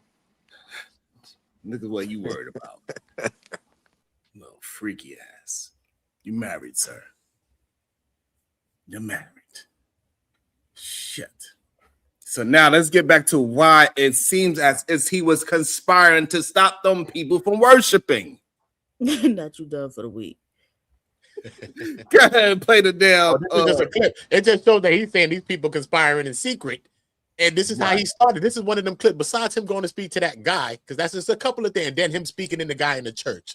It's a couple of things. But this from the beginning. This is an operation that is secret, that they invited folks out. This is Operation Pull Up, more of a clandestine operation. We show up somewhere. They don't expect us to come there. And then we disrupt business as usual. So right now it's kind of mayhem. We're not part of the activists, but we're here just reporting on them. Did they explain to you why they're here? They did not. They said that there is someone here, Easterwood, someone who is a member of ICE, and he's a pastor of the church. Our church had gathered for worship, which we do every Sunday. We asked them to leave, and they obviously have not left. So this is what the First Amendment is about the freedom to protest. There's varying array of views in this church on politics of immigration. Recognize the complexity. This is Don Lemon's clip. So Don Lemon ain't played the part when that guy told him, I even want you to leave, sir. The guy looked at Don Lemon and said, I would like you to leave too. He's like, why you want me to? He's like, I'm just trying to, I'm here, I'm a Christian and stuff like that. So even they told him too. So besides you knew about the plot and the play, you ain't alert nobody that this is going down. They're about to break a federal law, a Klan Act law. And at that point, when he's told to leave, he's committed a criminal act. And you was told to leave, bruh. Come on, bruh. Is it more? That's the end. That was the end. This is Don Lemon clip. I can find a clip that's not his. This is going to show you what people going to say about his ass too at the same time. You know what I mean? This shows you just how divided America is. When you look at the protesters here, and then you look at the people there who are praying, and you know what was the interesting thing? If these two groups could just get together, they might figure out what to do. I don't necessarily agree with everything that's going on in the Twin Cities right now, but I don't think it's good to fight fire with fire. I think it's good to speak up. I think it's good to protest, but I think it's better to do it in a peaceful way. Yeah, that was interesting to watch. This guy here, look, he's hugging his kid. And, you know, I imagine it's uncomfortable and traumatic for the people here. They think you lost and this didn't accomplish anything, and you went into their house, the house of the Lord. The reality is the house of the Lord is a place where love lives. It's not a place where you can have a pastor masquerading as the director for the field office of ICE in St. Paul. This is an operation that is secret. I think that's it. She played her stuff. She said they let us in the church, but you say the first word she's saying is this. That they invited folks out. This is Operation Pull Up, more of a clandestine operation. We show up somewhere. They don't expect us to come there. I'm saying, she said this is Operation Pull Up. We show up somewhere and they don't expect us to come there. So even when she's online now saying they let us in the church and all of that, this is the people that's got arrested. This is what they're saying. A couple of people that have been arrested. Right. So they satisfy the men's array of intent, willful actions. They satisfy every element of all three counts. Done. End of story. They did, bro. Yeah. And everybody that is screaming in the chat, hey, put your money where your mouth is. We don't hear that cheap talk. Tell them, Diva. And one other element that's being left out, just because he's reporting, that doesn't mean that that's the capacity he's acting in, right? Like you could say Tucker Carlson is reporting on something, but if he's leading a bunch of a right-wing movement, he's not solely acting in the capacity of a reporter. So that alone doesn't protect him. So was his capacity there strictly as a reporter, or was his capacity there as a both leader / reporter? Because he could be protected as a reporter, but he was not only there as a reporter because he knew what was going to happen. The only thing journalists have protection from is like First Amendment stuff, and you know, shield laws. Oh my God, can I finish? Yeah, good. I'm sorry. Shield laws where they don't have to disclose their sources of, you know, information or whatever. But if anything like a conspiracy or whatever, yeah, journalists aren't immune from that. So I guess what was the whole point of them going in there? I really don't even understand what was going on. So the preacher, hold on. So the preacher, he is a part would of also ICE. leave this building. You don't want us to chronicle Hold our on, church had gathered for worship. Udo, we can hear it, Udo, by the way. My bad. So the preacher that is running the church, he is a part of ICE, and he's the one that is organizing ICE, where they could go and who house they running them on and all those type of things. So that's why they went to that specific church. Oh yeah, but that's still just kind of ridiculous. Yeah, it is odd, like that you would go there and disrupt those people's service because of the man job. Like, I don't know. Yeah, and the conspiring part, right? So like we know that Don Lemon, he got the text, he was a part of why he's going to be there at a certain time, where he's going to be at, and what they are going to do. So now if I have a homie that's willing to rob a bank, as like he tells me, this is the time we're going to be there, how we going to do it and all that, and I just come there with my camera and I start asking all the people on the floor, so how does it feel to be robbed and you have an AK-47 in your face right now? Right. And honestly, so my question is, would I be protected now?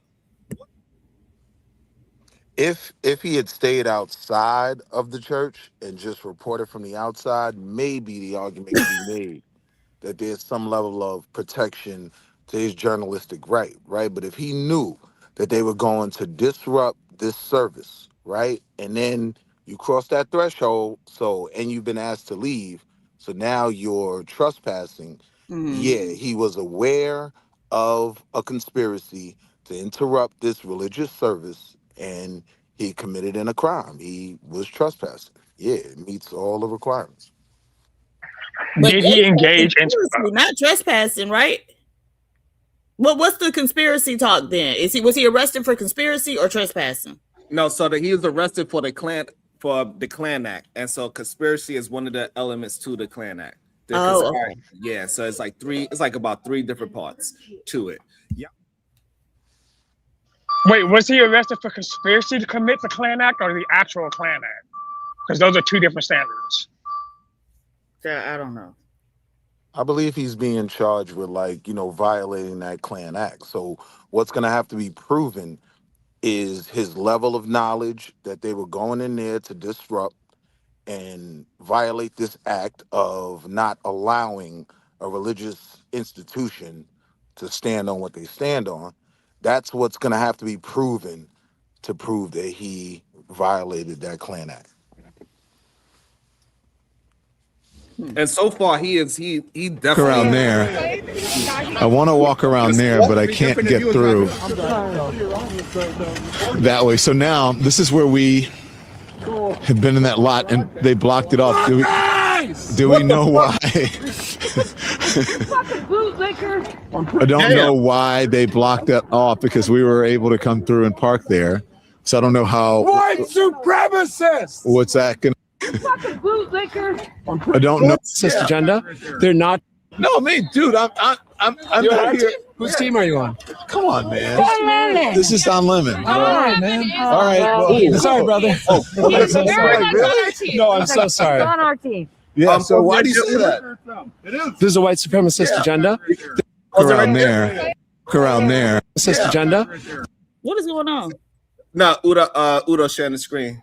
He was focused. So I don't think he knew he was. I'm finding the part because look, that's like an interaction with during the protest. He meets somebody that's protest. He thought, white supremacy. He going no on everybody, but then. But what I do find interesting about that part, Uda, is that the guy asked him, "What side are you on?" That's what I'm saying. That's why I went to that part because he's like, "Yo, what side you on?" Because when I seen it during the protest, I was like, "Wait a minute!" And then the woman comes in and say, "He's on our side. He's on our side." So I was like, because I watched it live while he was there. And that's the part that stuck out to me. And so, and once that is being said, that goes past the whole journalistic part. So now when we add that element to, so anything that he said that I was just here to just report the news, but no, you're showing that you are on a side. And if you're a journalist, I'm pretty sure you shouldn't be picking sides if you're a journalist. I don't know. That's kind of weird. So again, he is fitting the bill to be the first black man and gay man to be arrested for the Klan Act is a wild thing to happen in real time, especially what this country has gone through. So the KKK Klan Act is going to be, that's crazy to me. That's how law works. Law is a double-edged sword. So while it may protect his group at one point, if they're violating that same act, then yeah, you guilty as charged. Diva, you think his ass should go to jail? I guess I don't really know what the Klan Act entails or what you got to do to, violate it. But I guess if he meet the criteria and they go after him, hey. It was all right. So it's a federal enacted during the Reconstruction, right? To combat racial terrorism. Damn. Not racial terrorism. That's crazy. Because we got to think back then, like the churches were one of the major institutions used, right, to protest certain things, like disseminate certain information and kind of take a stand. Well, that's very simple to how this pastor feels about ICE. So he is protected to a certain degree from what happened in his church then. It's no different from if the Klan runs up in a black church in the 50s, right? It is, I'm not going to say it's no different logically as a black man, but legally, yeah, it fits the same criteria. And the Klan Act isn't just specified on race. It's specified on any specific, like your gender, your race, your religious orientation. All of that is protected under the Klan Act. Correct. And also the intimidation part as well, right? So that's a part of the Klan Act as well. So now we got to prove that these people that was in the church was intimidated as well. No, you don't have to prove intimidation. You just have to prove they intended to intimidate. Yeah. But seems aggressive. But Don Lemon himself, he proved it by saying that the people was scared and they was crying in the corner. That happened. That's it. Well, yeah, He no. They were intimidated. So, That's it. so he, Even that then- definitely shows intimidation. Right, but It you could don't be- even it could be a showing It could be a intimidation isn't misdemeanor necessary. or a federal felony. It could be a misdemeanor, a federal misdemeanor, or a federal felony, depending on if the interference is that serious. You know what I'm saying? Most like that's what they said as well. I didn't know that. I thought it was just going to be a felony. They said it could be a possible misdemeanor, or as far as the FACE Act, the Klan Act. Yeah. Who in the chat got a background in law? Anybody been to law school? Yeah, hey, you know YouTube got all the lawyers. God damn it! Probably one. ChatGPT in front of Got an the lawyer. intelligent chat. Might be one. That was a great question. Anybody have a degree or at least went to school for law? Or maybe we have some Rashard Richies out there that went to the DR and got. We'll take that too. We'll take that too. It's okay. We can fake it till we make it. Come on, come through. It's late. We don't care how you got your degree. Whatever. As long as you can show it. Hey, Uda, my question is, if he's convicted, will Don Lemon smuggle in the baby oil? See, I have deeper questions that I'm. That's what you worried about, sir? And the fact that you said deeper at the Right. same baby oil is all right. Pause. It did Yeah, that not was say wild. pause. Did So not say pause. pause. That is nasty. Y'all work got me. right All right, I there. see what we doing. All right. Yeah. Y'all got Yeah. me. This So- is a bigger thing, though. I think for them to arrest him, it just goes to show not only just the seriousness of how they plan on dealing with everyone there, American citizens. It just goes to show you. I think they like, you know what? We taking the head off the snake, man. Bang. You know what I'm saying? Lock up Don Lemon right Hey, yo, now. head off the snake was wild, Uda. Head off Now the that them snake. It's protesters up is for standing everybody. around- Pause. Pause, Nation. Right? All right. So far, as of right now, of the evidence that we have, we got to see what they actually present, right? So we can see what we see, but they won't have to. The people that's on the powers that be won't have to prove that them damn selves, right? So while we out here YouTube lawyering it up, we're gonna see what they actually charge you with and how that's gonna work.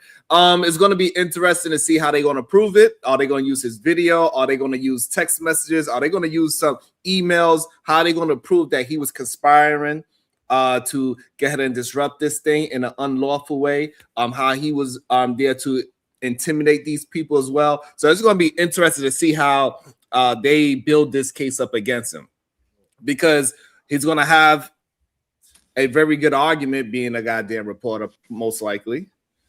And we're going to see if he fit the bill completely. What's your thoughts? Do you think so far from video evidence, what we have, you say that he was there to conspire and intimidate those people and stop them from worshiping? Well, certainly stop them from worshiping and intimidate the people. So the Yeah, conspiring part is the only part you have an issue with. Yeah, I don't really know. Like, I mean, I guess they conspired. They had to agree or, make an agreement to meet. Like, conspiracy is you're agreeing to do something unlawful. Now, so I guess the question would be, did they know it was unlawful when they were planning to do it? Absolutely not. Ignorance of the law don't mean nothing. Oh, okay. But even if you listen to the sister speak, there was no ignorance of the law there. She knew what they were coming to do. Operation Pull Up. She said, "We pull up." Operation Pull Up. They named it Operation Pull Right. Up, bro. Yeah, they that probably should have been smarter all the way around. Yeah, they should have been way smarter. Oh my god. Operation Pull Up and say it on camera and Yeah, it's a clandestine operation. Like, really? Why are you telling people about it then?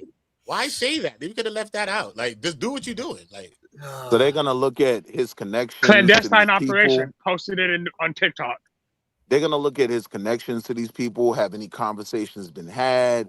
Does he, agree with their stance and support them? And when you look at what is on YouTube and what is public, right? Like, it's very clear Don Lemon has a stance in this. So that's not extremely hard to at least create the premise that, yeah, he supported this group.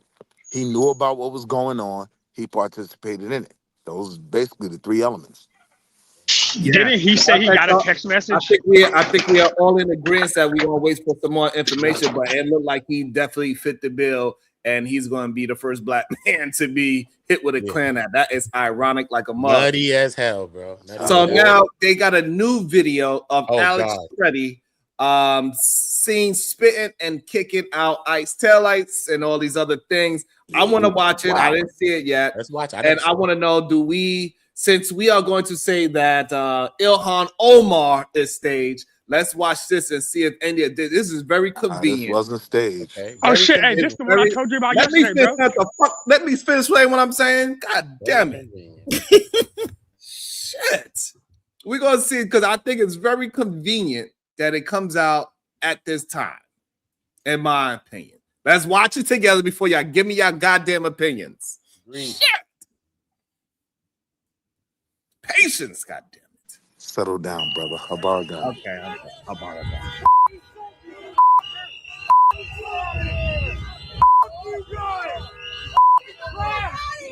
Oh, spitting. Hey. Oh, okay.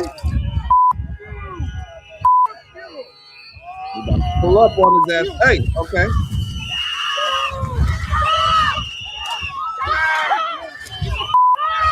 And they almost the exact same situation. Oh, what are you shooting? Pepper spray? Pepper bar.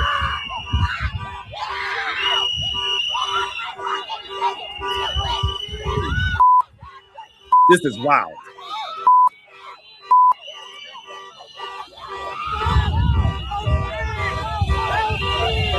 Oh, you can see the raps on his hip. Back your ass up. But Sharon, what's wild? Huh? What's the wild part? What you mean, what's the wild part? You said know this what's is wild wild. to me? You know what's wild to me, Willie? Good. This is what's wild. What's wild is that, you know how they said Renee Good was doing mad stuff? And I said, like, you know what I mean? They would always bring out stuff or something about what people doing from your past and nothing. We ain't seen nothing what these people did. But look how they could bring up these things. And they showing who he was and a history of how he was acting during this protest, bro. Right. We didn't see this with the other situation. I think And that's mind you, when we're watching this video, he has the hammer on him. He got a joint on him. You get what I'm saying? In my growing up, that's a crash out, right? One thing we know is, all right, let's say you do get away right now. Those people are coming back to get you. Like, you hot. You got a target on your back. I'm not. All right, what is your point of saying all these things? So I can understand why you said stopped what? the video. I want to understand what's the point of stopping the video to say, what do you mean? That was the You video. just want to talk. He just want to talk. Oh, okay. I was just checking. No, we watched the video. That was No, that but was you the stopped it unseen mid-video. portion. It's okay.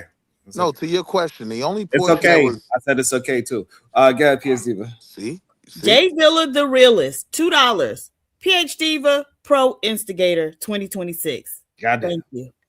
I support that message.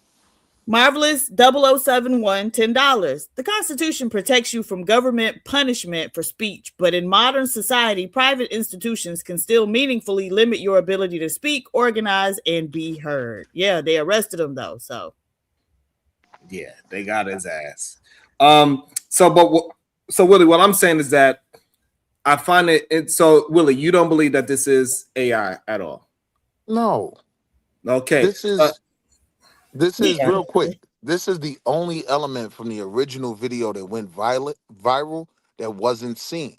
The only part we didn't see was him kick in a real life. Can you stop? I don't know why y'all think y'all don't want to listen. I thought you asked me a question, brother. Yeah, but if I'm telling you to stop, it's for a reason. This doesn't have anything to do when on the day that he actually got shot. This is before that day. This is not the same day when he got shot. Oh, that I didn't know. That's why I'm trying to stop you from talking. I appreciate you. Right. Habargani. I appreciate you.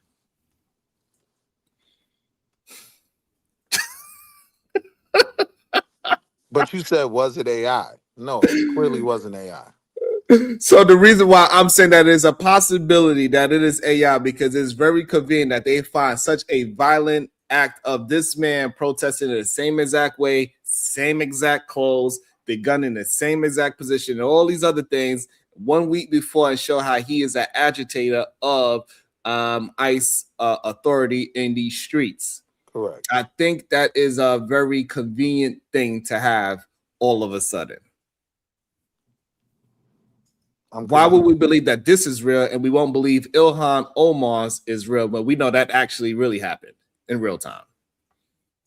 Yes. Nobody says that the event with Ilhan Omar wasn't real, but she was sprayed with balsamic vinaigrette, right? Like that, saying that was staged is completely different from watching him kick the car of an ICE agent and break the rear taillight. It's two different, cases. Like this is clear. Okay. He violated.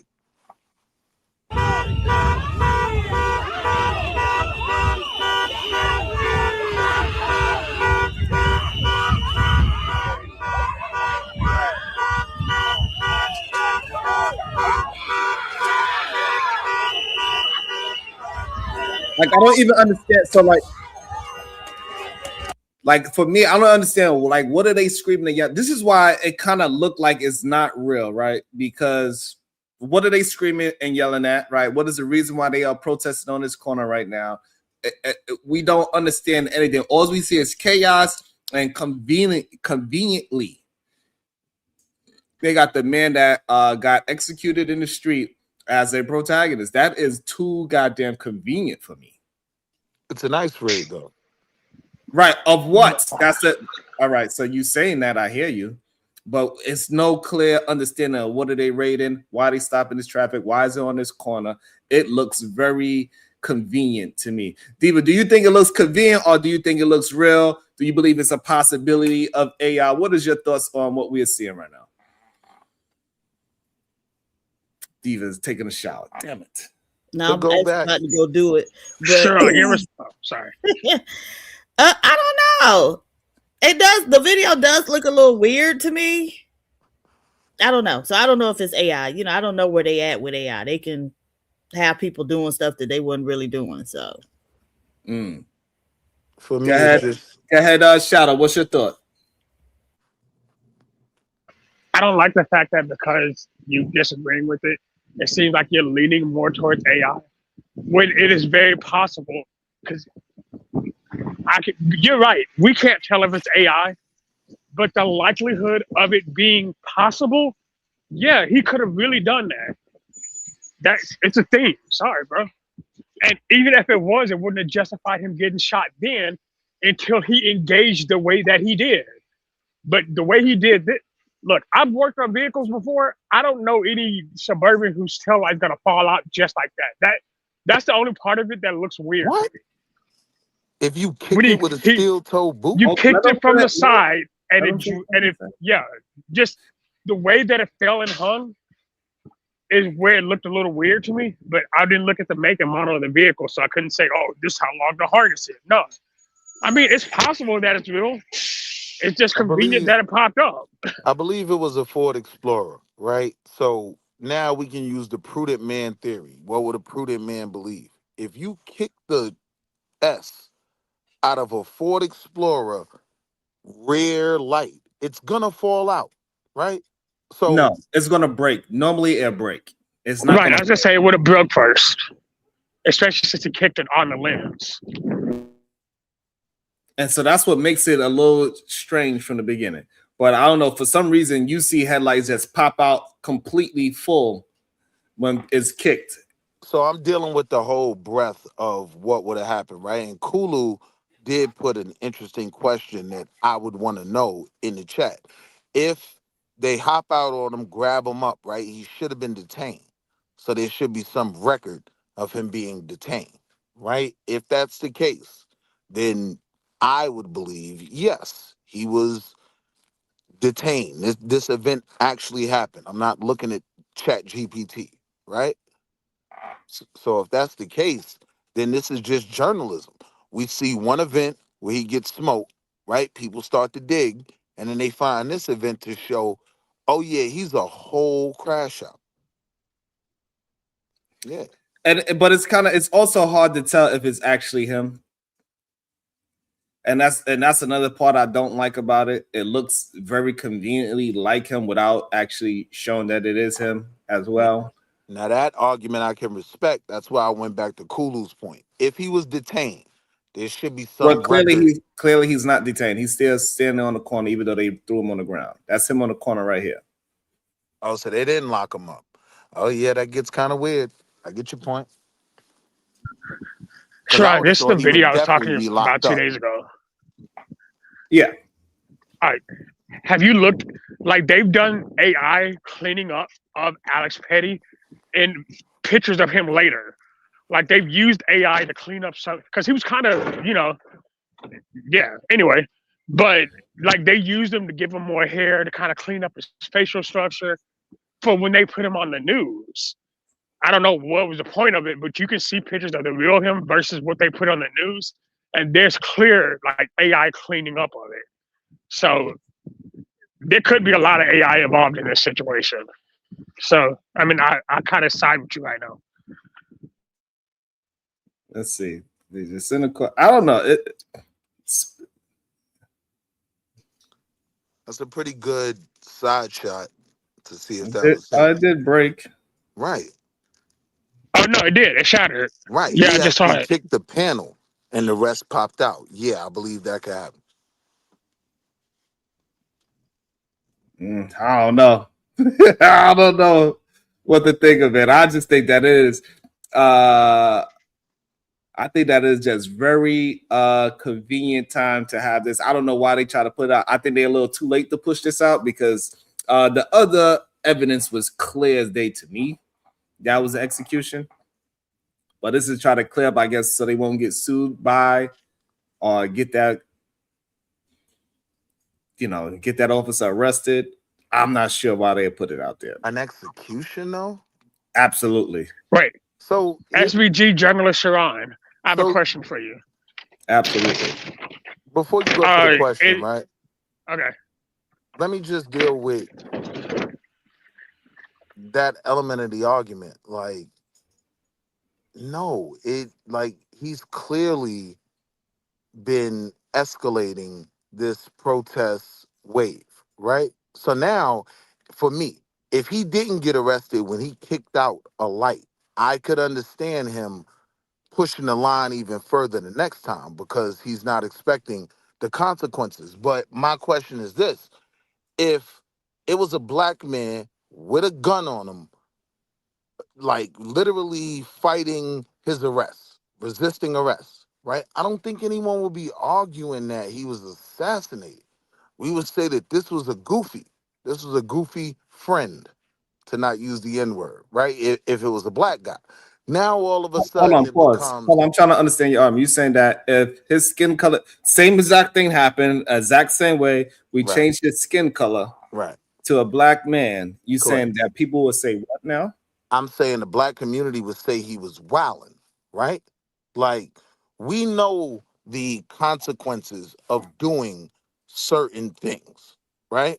So I don't think we would have been saying, or we can just clearly defend this black man that has a gun on him and is resisting arrest. Yeah, you gonna get your ass shot.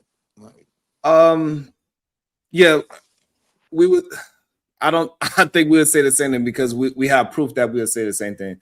Plain times we see the same type of situation. We said no, that black man didn't do anything.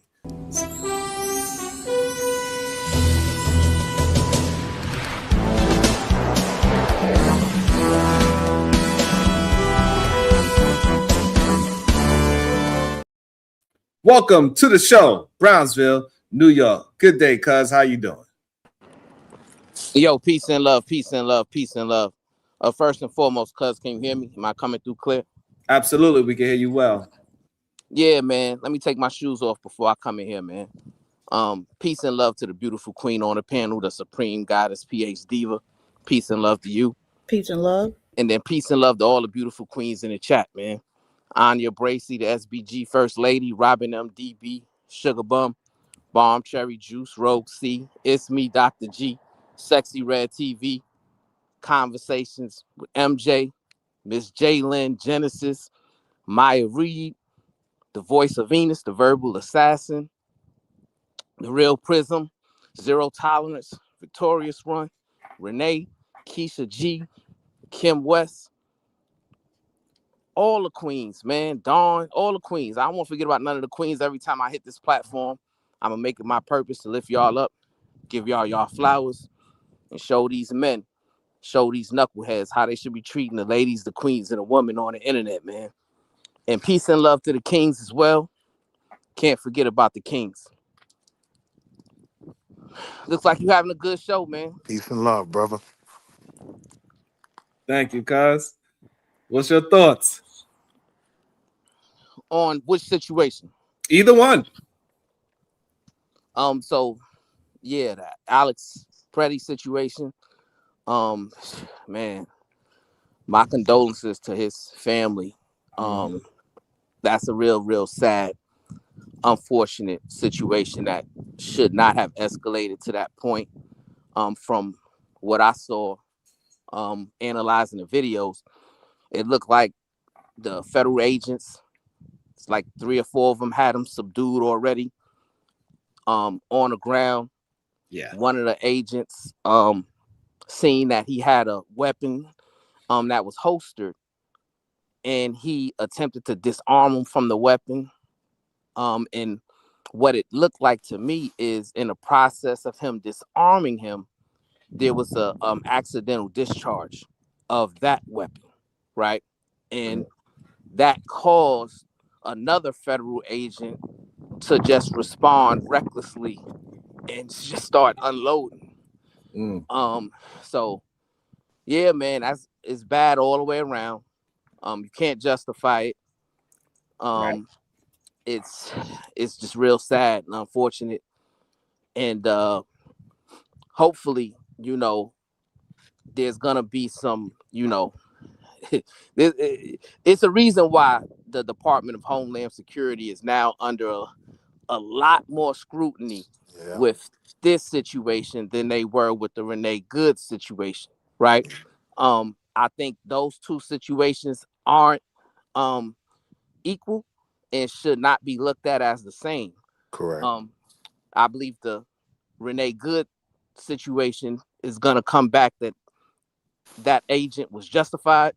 I think this situation is gonna come back as he's gonna get indicted. So yeah, it's unfortunate, man. It's the reason why Trump sent the border czar over there to kind of take control. And yeah, I think this is gonna be a reflection point that's going to ultimately decide, what's gonna happen in the midterms, and then what's going to happen 2 years later. Yes, it's just, we're living in, tumultuous time in our government, man. And as far as the Don Lemon situation, that was kind of weird. I think he was arrested for violating the FACE Act, the freedom of access of clinic interests. So what that is, that's a civil rights violation, right? So basically what they're accusing him of is depriving the congregants from their right to freely worship their God. Correct. That changes things. Okay. And that's gonna be a really, really tough burden for them to prove. Because he's a journalist. He's a world-renowned journalist, right? So the question and the burden that they're gonna have to prove is, was he there under his journalistic capacity, or was he there as a conspirer to deprive them of their rights, right? Because of that, the complexity of that question, that's why a federal magistrate initially denied an arrest warrant, right? Because it's just, I don't believe that's something that's gonna go to trial.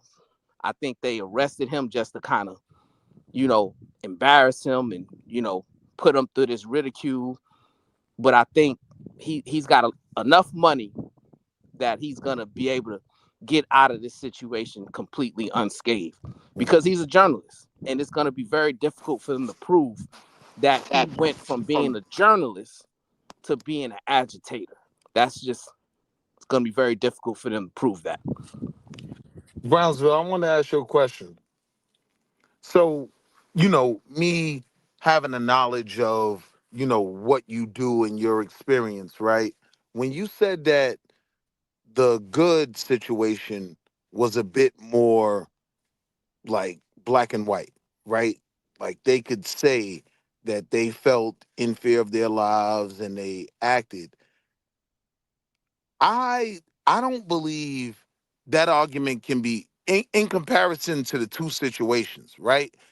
If you thought she was a threat with this vehicle, how could you not think that a guy that one, you've taken a firearm off of him, right? So in the moment, I'm sure you don't know if he got another one on his ankle, in his pocket, right? So to me, he's more of a threat, which would justify the use of force a bit more than with good, right? Good, it's all about whether you can get out of the way of this car or not. But in this Freddie situation, yeah, he was a crash out that had a gun on him and he was resisting arrest the entire time. Now, I'm not saying Yeah, but it don't work that way, Willie. And here's why. that's why I was asking you. Go ahead, brother. Because those officers already had him subdued, so they already knew. Yeah, he was resisting, but he wasn't really resisting with a lot of force, right? He kind of had his hands up in the air. He was kind of resisting them, taking them to the ground. He was kind of looks like he was trying to assist another agitator, right? But he had his phone in his hand. Never went for his holster. And you can clearly see that. And on top of that, the agent who's noticed that he had a weapon in his holster, called out gun, right? Which is, a common practice, like when because all the agents not going to be able to see the gun, so you call out gun.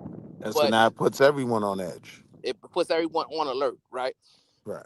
But he disarmed them, and from what it looks like to me is that when he was disarmed from the weapon, the officer who disarmed him did not know how to handle the weapon properly and accidentally discharged the weapon, right?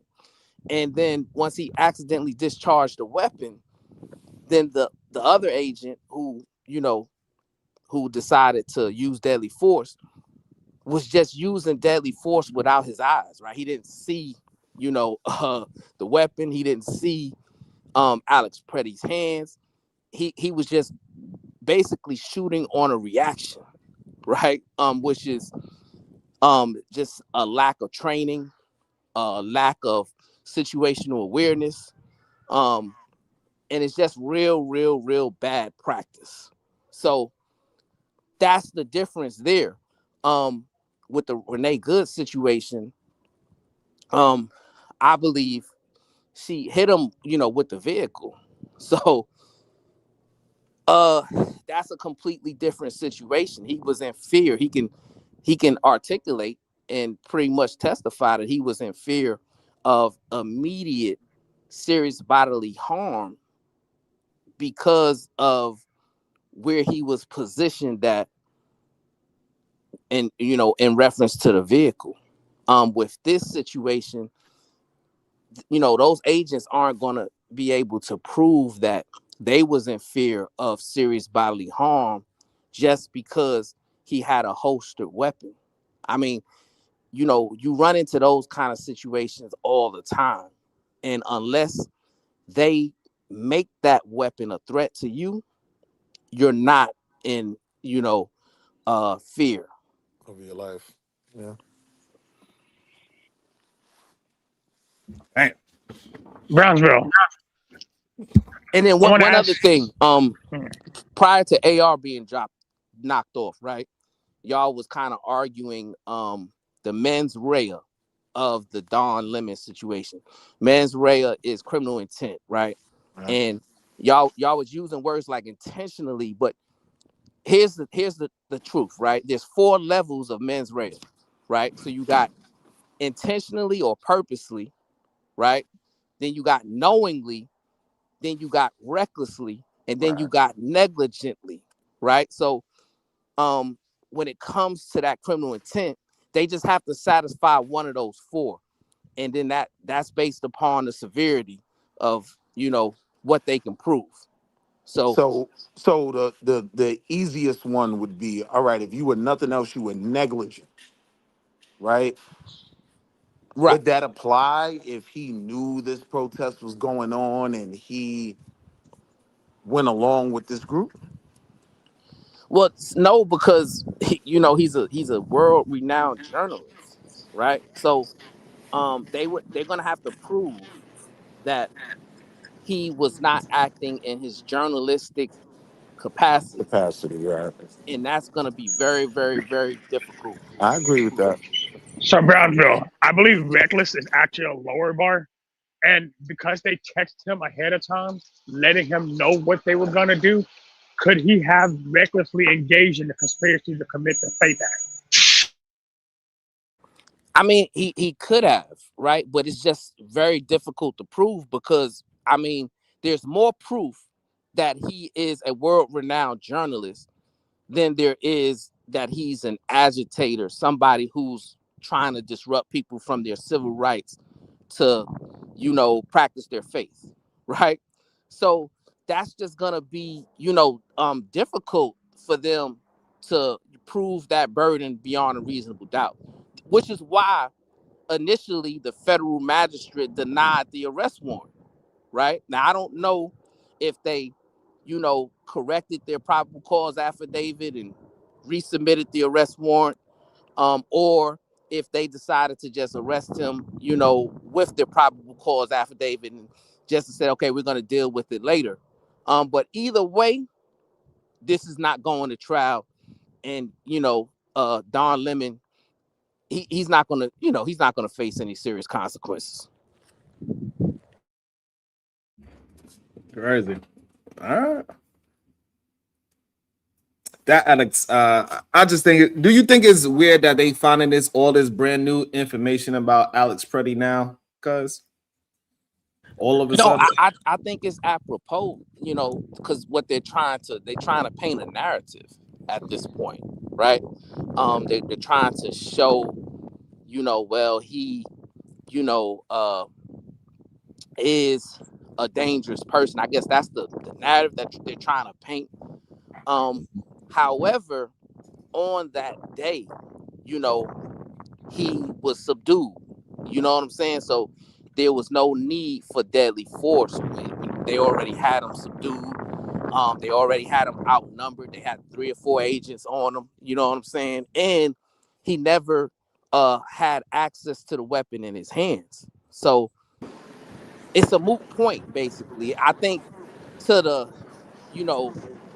untrained eye or to the casual observers, they're trying to paint a narrative to make it seem like, well, it's a justification, but in reality, everybody's gonna see what they did that day, and it's gonna be determined that they violated his civil rights that day, in my opinion. But Brownsville, 2 things real quick. One, I thought this was the same video as well, but the argument is that this was a prior situation where he spit at the cop and, broke the tail light, right? That was a previous incident. 1 week before. Right. So now, Brownsville, right, from what you've been through, if you dealing with a crash out, right? Like even me being on the block, if you do certain things and violate the cop, I know now you've got a target on your back. Like I'm not sitting on the stoop with you because you're a crash out, right? So if that's the case, I wouldn't argue on a journalistic level that this is some conspiracy. It's like, nah, we're just finding footage that says, oh yeah, he's a goofy. Right? And if he's a goofy, then that gives the police more, in my opinion, right? More credence to say, we don't know how far he's gonna go. I mean, he's a goofy, right? But he still has civil rights. He still has, rights that protect him, and allows him to protest and to, act, as a citizen. Right now, if he is, resisting arrest, or if he's impeding the investigation, whatever he was doing, right, that's not justification to use deadly force, right?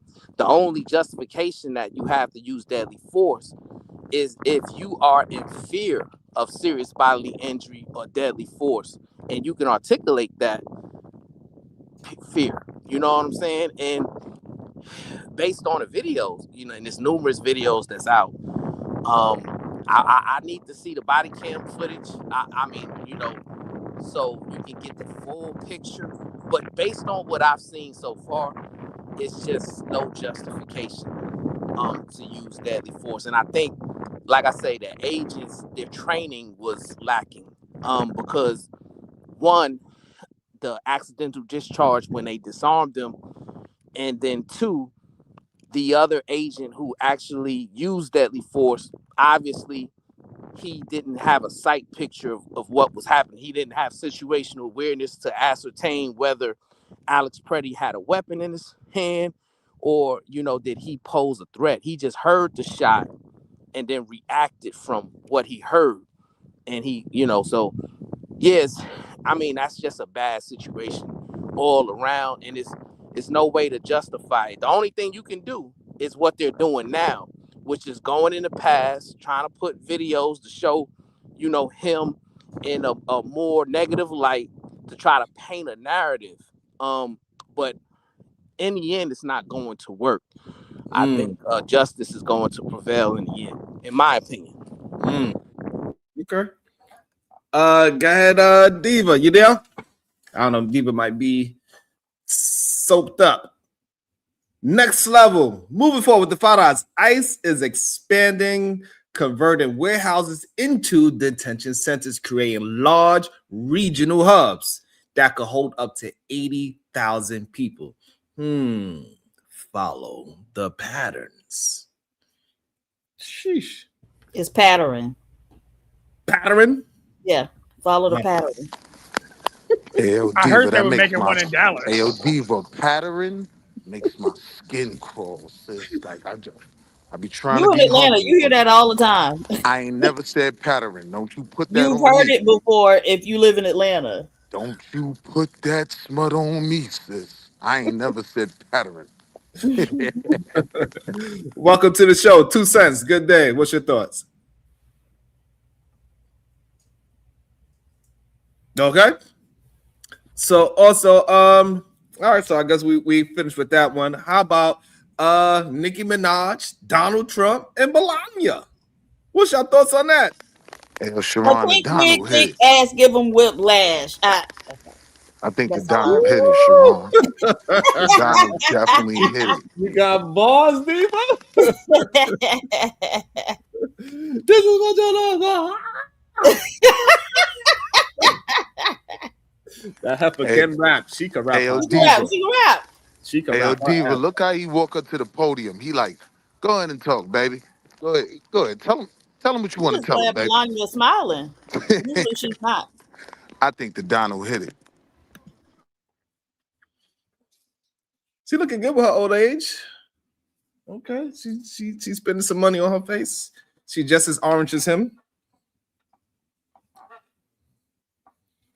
But what was Melania even doing? Let me put this sound on. I'll be scared to put the sound on this shit. Okay, yeah, we're not gonna put the sound on. I don't know. So I do find it interesting that she is out here flexing her goddamn gold card like she's Willy Wonka. Like she got her golden ticket, Diva. She got her Donald Trump gold card, citizen card. She paid like she weigh. Really? Yes. That lady ain't paid for no damn citizenship. She paid like she weighed. She got one of those Donald Trump gold cards, Diva. Really? Yeah, she one of the first people. Oh, okay. So she said, maybe she planned on to divorce her husband because clearly he couldn't give her no citizenship because he out here PDFing. I'm not sure if he's able to grant her citizenship. How's she looking? Wow, Sharon. You said that out loud. What you mean? Bro, you ain't shit. You can't just put somebody's name. You can't put down somebody's name like that, home. That's fucked up. Allegedly, he PDFing. I don't know. Sharon, she was not. No, ain't no allegedly. He's convicted. I'll say it, right? Okay. But when you talk about her getting that, citizenship, she like, oh, nah, don't worry about my husband. You could grab his coochie too. You grab me by the coochie and grab him by the coochie next. But I do find it interesting that on the side, she is MAGA Minaj. She is in full support of him. She hit the podium. She was talking good of him, and I don't know. It looks fake to me, but she is an actress. Her music is very theatrical, so that's not really that surprising, I guess. She is I think she is probably like 40 something, Diva. Oh, Nikki. Yeah, I'm not well, sure. It's time for her to be stepping out of that, rap scene, and she probably trying to figure out her next move. She's trying to cultivate her audience, her new audience. And is she? My question is: does anybody know if she is a immigrant? Or yes, she is. Yeah, she definitely is. She was an illegal immigrant at that. No, she's not illegal. She's legal. No, is she legal or illegal? Legal now. She's legal. Before she got the card, the gold Donald Trump card, she was legal, and Google says she is 43 years old, so she was a legal citizen. Oh, okay. Yeah, she was definitely a citizen. They couldn't just deport her.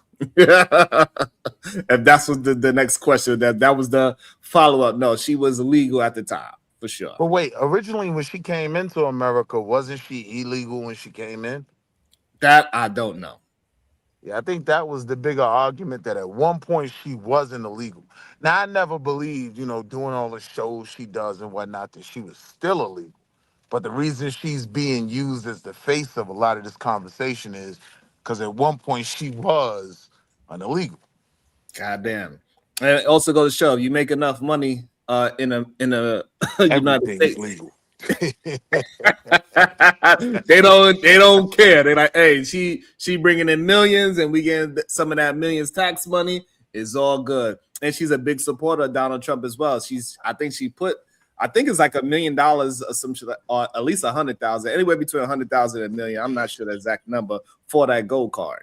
And Sharon, you got to look, right? Like, Republicans are seeing black pushback to the Democratic Party. All right, cool. That's great.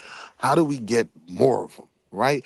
Well, what's one of the best ways to solidify that? You not only get more black support potentially, but young white girls love Nikki. So now you even can lock in that market as well. I don't think people really understand how big of an artist she really is, how much money she actually generate, Willie. Like we have people like T-Pain that is way less than her. He sold his catalog, or his rights to his catalog, for damn near $1 billion. Hundreds of millions. So imagine what she could sell hers for. She probably could get a Billy for her likeness. I believe Kevin Hart recently just sold his likeness for $1 billion. That other African dude that do this, he just sold his likeness for $900 million. So this woman is worth a lot of money, and I don't think most people really understand how that thing is really how that works. And I believe she did just get sued for her husband beating up one of the security guards for $1 million as well. So she just had to pay out the security guard for $1 million. So she's going through a lot of situations. So I think she is just trying to get political position on her side. So this way, anything else happens, she actually has some power to fight back with powerful men, because clearly her man is not powerful enough.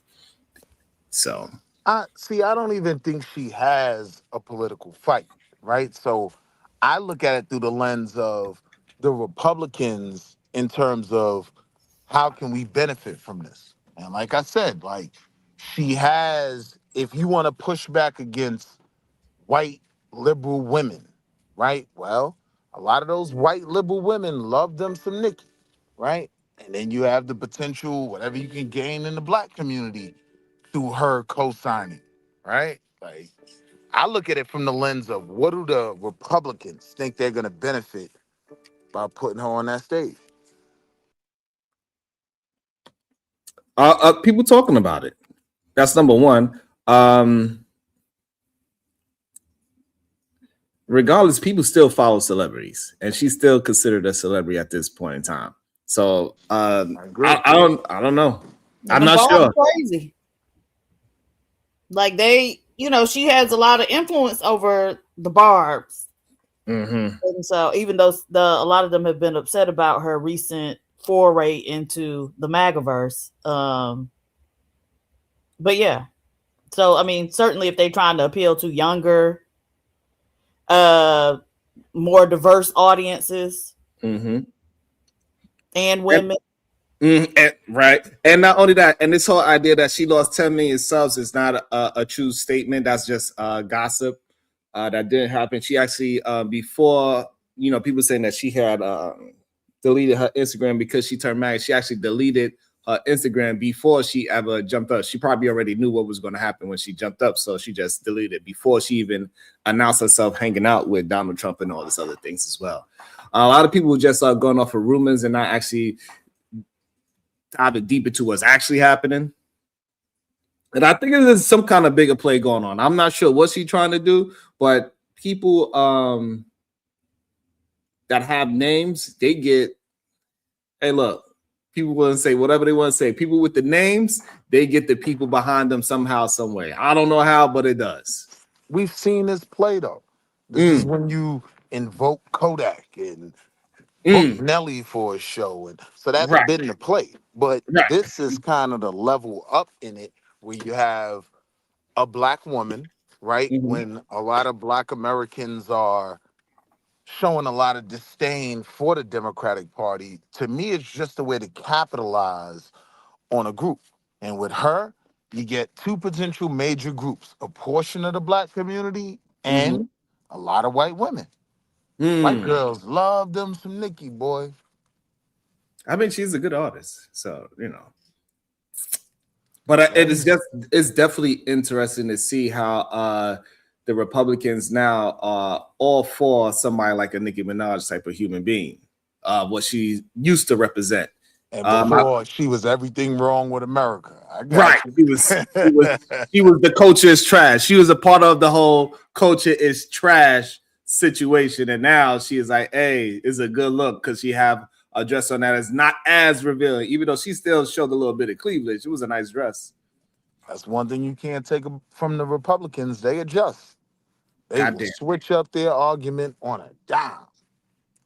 It's going to be interesting to see if it's going to actually work. Are they going to actually gain some young voters from a Nicki Minaj? Diva, do you believe they are going to gain a substantial amount of young voters from a Nicki Minaj being around them? I don't know. I don't know. I feel like white people are on that already anyway, right? And so that's not really where she's gonna make an impact to me. Now, can she convince those throngs of young black women who follow and look up to her to support the Republican Party or Donald Trump or whoever? I think she could get some of them, certainly. Like, just given the climate, a lot of, like, I think Willie was just saying, a lot of black people are kind of having a backlash against the Democratic Party. And so, yeah, I don't think it's far-fetched to think that she could convert some of those black women, young black women.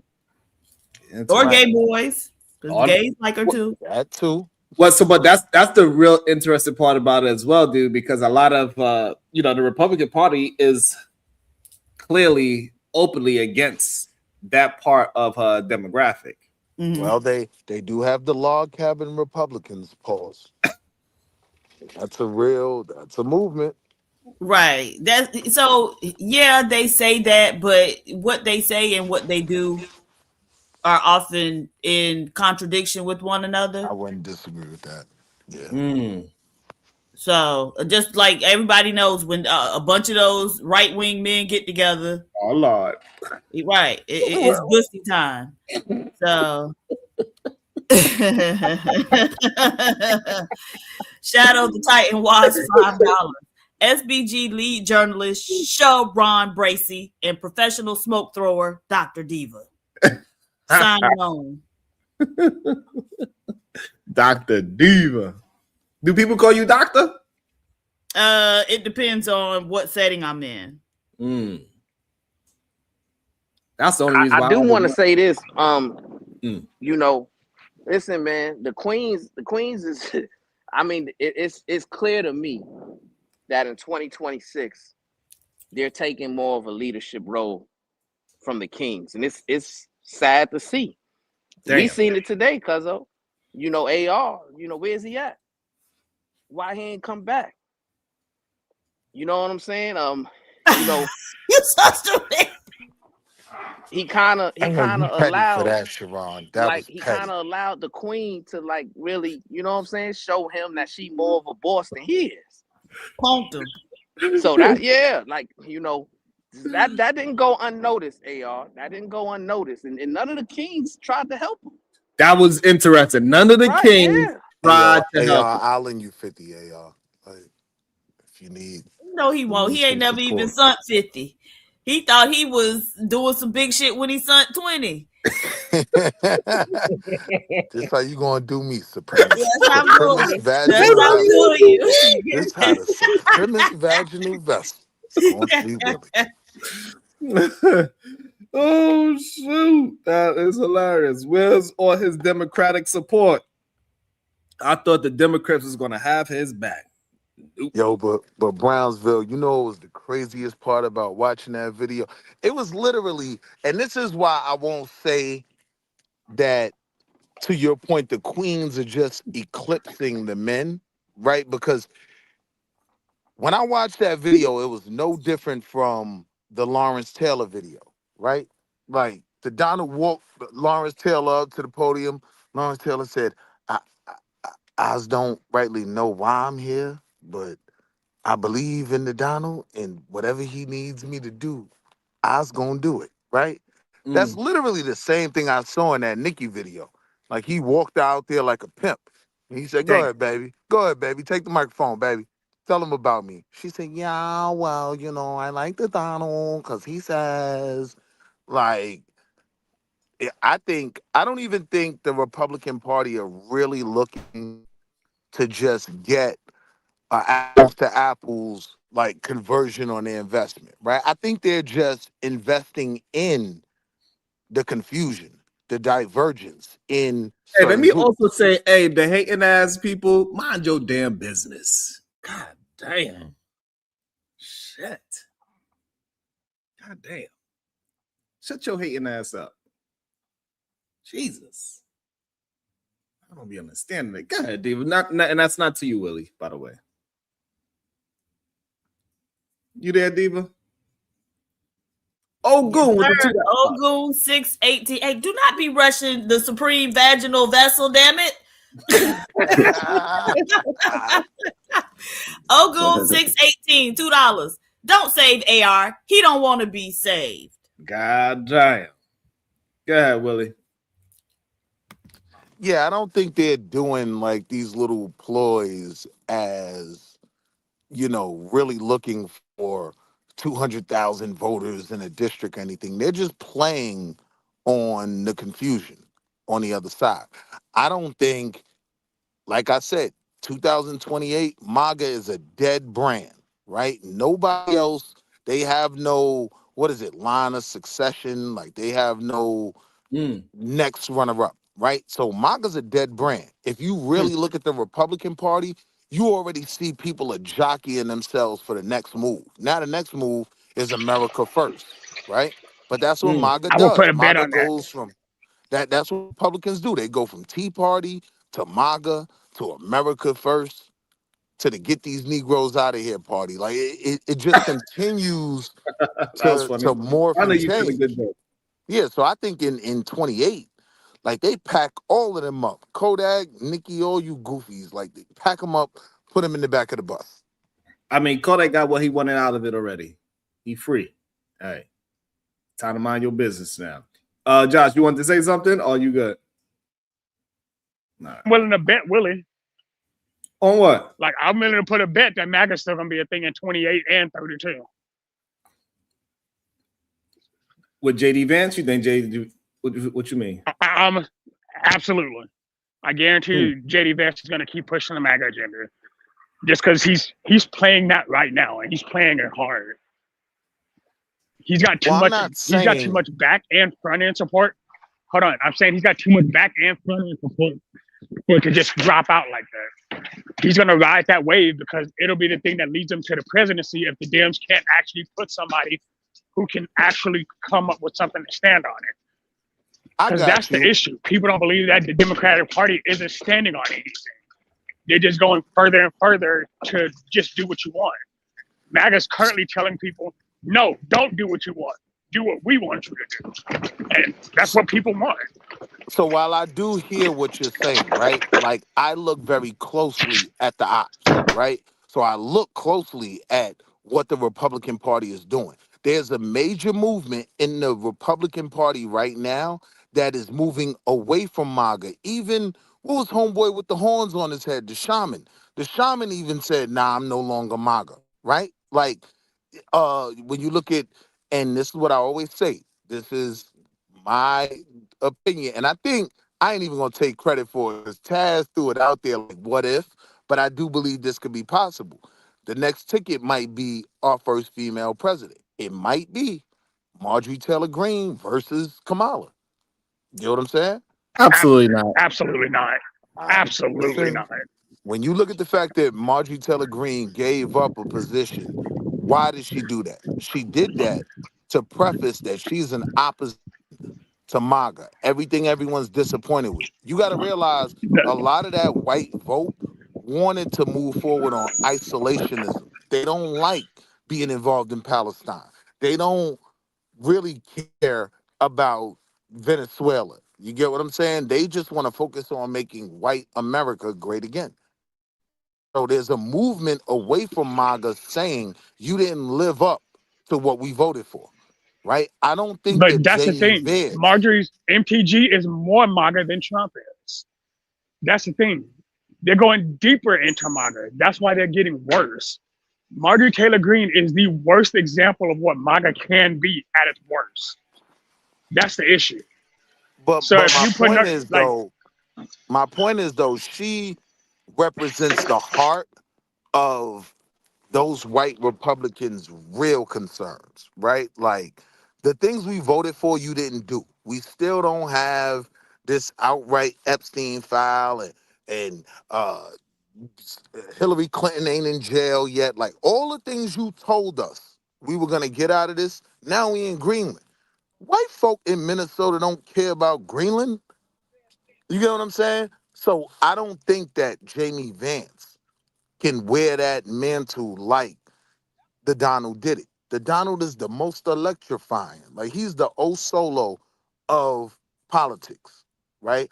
I honestly believe when people talk about a female president, I don't think anyone could have beat Hillary Clinton but the most electrifying, right? When you look at everybody else who ran, Rubio and all of that, in my opinion, if the Donald didn't run, we already had our first female president, in my opinion. So now I you give got you to that. look. I give Hold you on, that. I'm going to land real quick. So now when you look, yes, MAGA will turn on a dime, and now they will invite Nikki to the Oval Office, right? So they're seeing some of the plays. One of the plays that is understood by anybody that looks at politics is the white female vote. I think Marjorie Greene could capitalize on a lot of that vote. And that would be an interesting play for the Republicans who have been very anti-everything, including women, right? For them to extend that olive branch and let her lead, right? We've been, it's, put it like this, Sarah Palin walked, right? She crawled So Marjorie Taylor Greene could run the Oval Office, potentially. I think this right here is going to show what they were saying, so we can see what Willie was talking about of how she sounded. Let's see what they was actually saying. I don't know. Oh shit! It's not. You heard that this was. I want to go. You know, she happens to be in the wrong state right now for that. But when she heard, we're also pleased. My daughter, she went crazy when she heard that this was. I want to go. You know, she happens to be in the wrong state right now for that. But when she heard that there's a certain person that's here who's the greatest and most successful female rapper in history, Nicki Minaj. Come on, and you know. And Nicki makes a lot of cash. Not as much as Michael Dell, not quite. Not as much, but that's okay. But Nicki makes a lot of money and she's generously stepping up. She's investing hundreds of thousands of dollars in Trump accounts to support the children and really the children of her incredible fans. That's great. Focus on that. Why should you give to somebody else's fans? Give to your fans. I like that. But, and I just think she's great. You know, I've been hearing so much over the years because I didn't know Nicki, and I've been hearing over the years she's a big Trump supporter and a Trump fan, and she took a little heat on occasion. Her community isn't necessarily, I tell you, we did pretty damn well with that, with your community, as we say.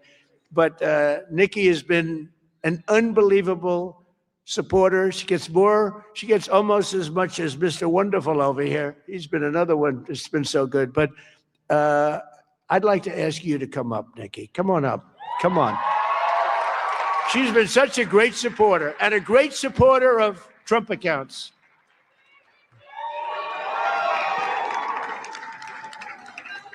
And I said, I'm going to let my nails grow because I love those nails.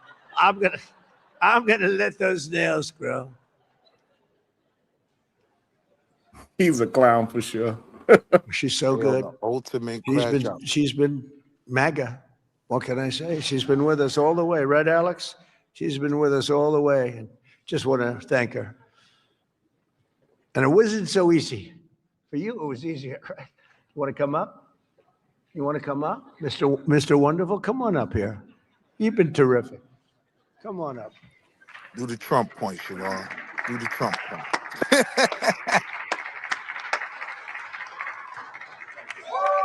Hey, Siobhan, watch how you walk up. Go ahead and talk, baby. Go ahead, come on. Tell them about this pimping. Go ahead, baby. Hey, look, all right. Look, no matter what she do, she can't hide that wagon. I tell you that. Goddamn. She can't. That mink sitting up. That mink sitting up high. I mean, she bought it, though. It ain't hers. She bought it. Look, watch how you walk up. You give you a kiss on the cheek. Tell them about this pimping, baby. Go ahead. Hello. Hey. Well, I don't know what to say, but I will say that I am probably the president's #1 fan. Liar. Look at his face. He was like, I'm a smash tonight. He's looking like, Stop. yeah, that's right. You ain't Tell gonna him talk. about No, this you ain't gonna do that to her. No, you ain't gonna do that to Nicki. God damn it. Tell him about the smash tonight is crazy. That was wild. I ain't gonna do that to my girl Nicki. Hold on. And that's not going to change. Okay. And the hate or what people have to say, it does not. Why did she put quotation marks when she said the hate? She might be grifting. I don't know what she's grifting for, because I think this would be the wrong grift for her.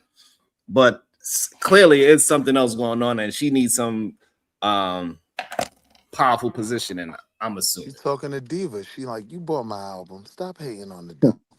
Not affect me at all.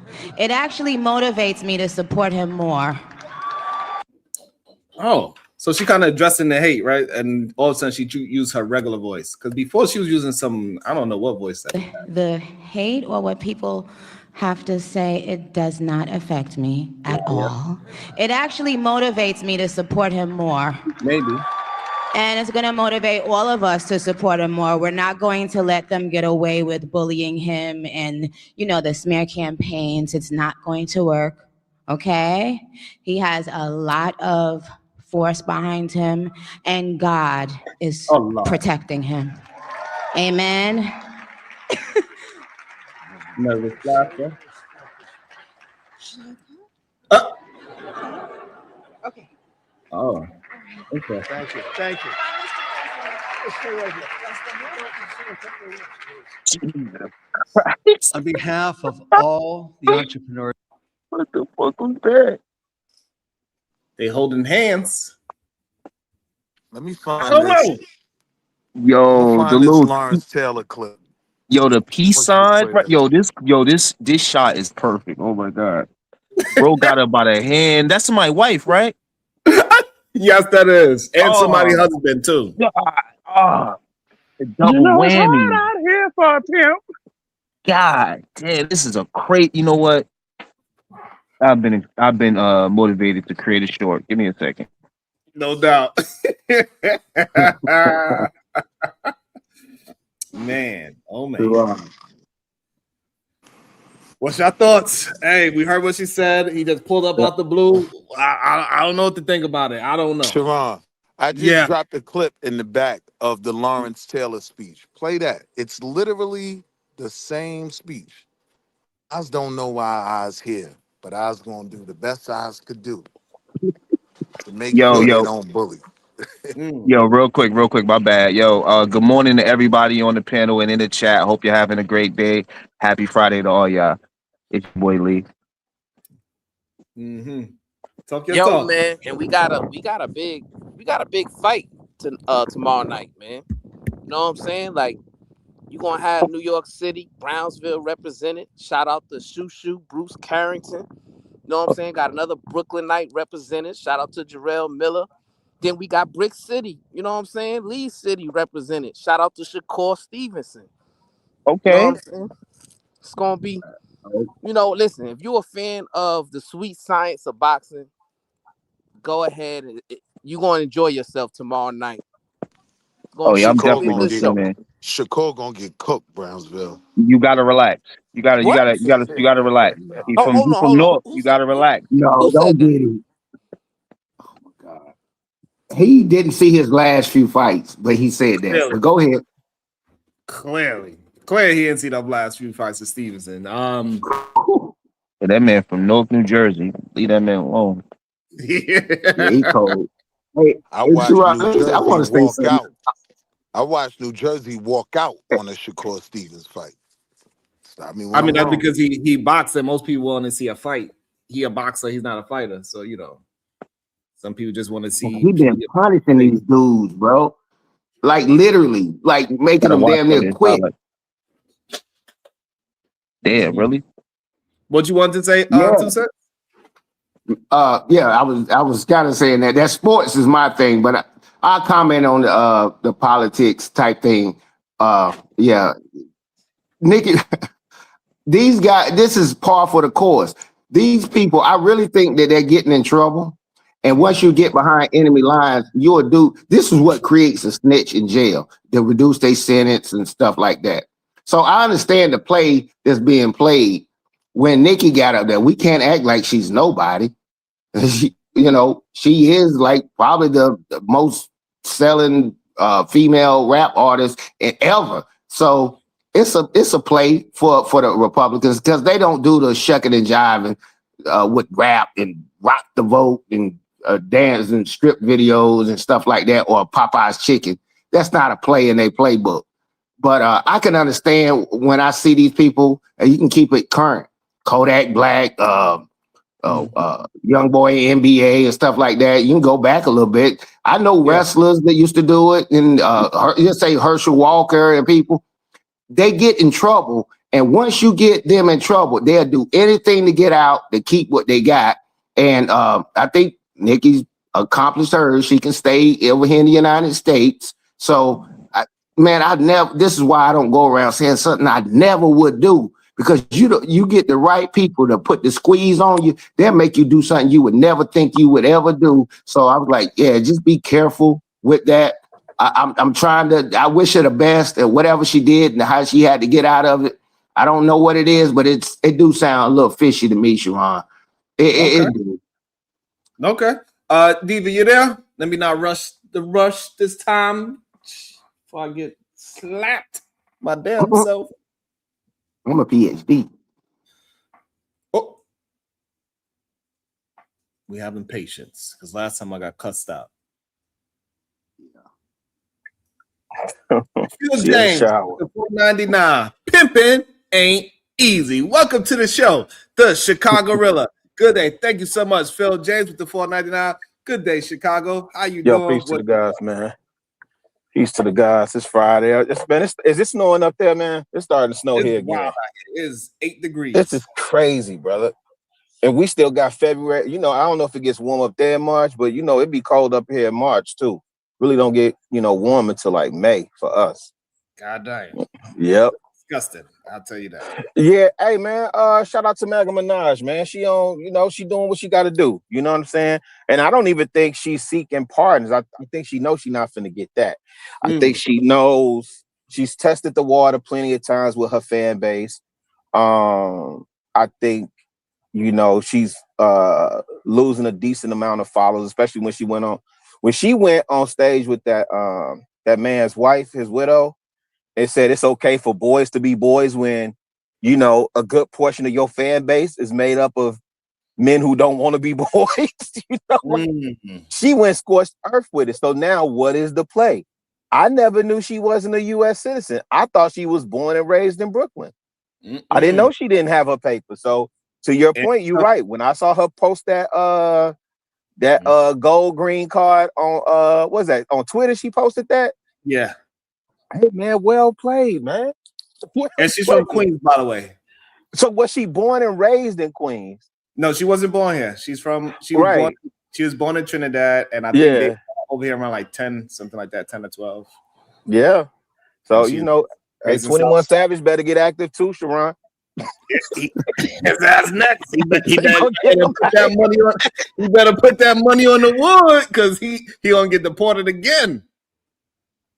Yeah, man. Can I address something in Chicago right before hey, Chicago, let me say something to you right quick. Then you just go, hey, good to see you too, bro. Hey, see, here's what people don't understand. When they're saying illegal, no, it's when you come from another country, say like a school visa and stuff. Some people like Nicki Minaj, they were here with granted permission. And people, you can't call her, she's a citizen, but she knows she was subject to be on that list because what ICE is doing, they're snatching up people that's over here. I don't care if he was on a student visa. They snatching you up if you did a crime and things like that. And that's who they're going after first. And if you on that list, they trying to get them first. But yeah, she's not a citizen. And shout out to Nikki. We booked her way before she blew up in South Carolina at a community center, and she performed. Shout out to her on that.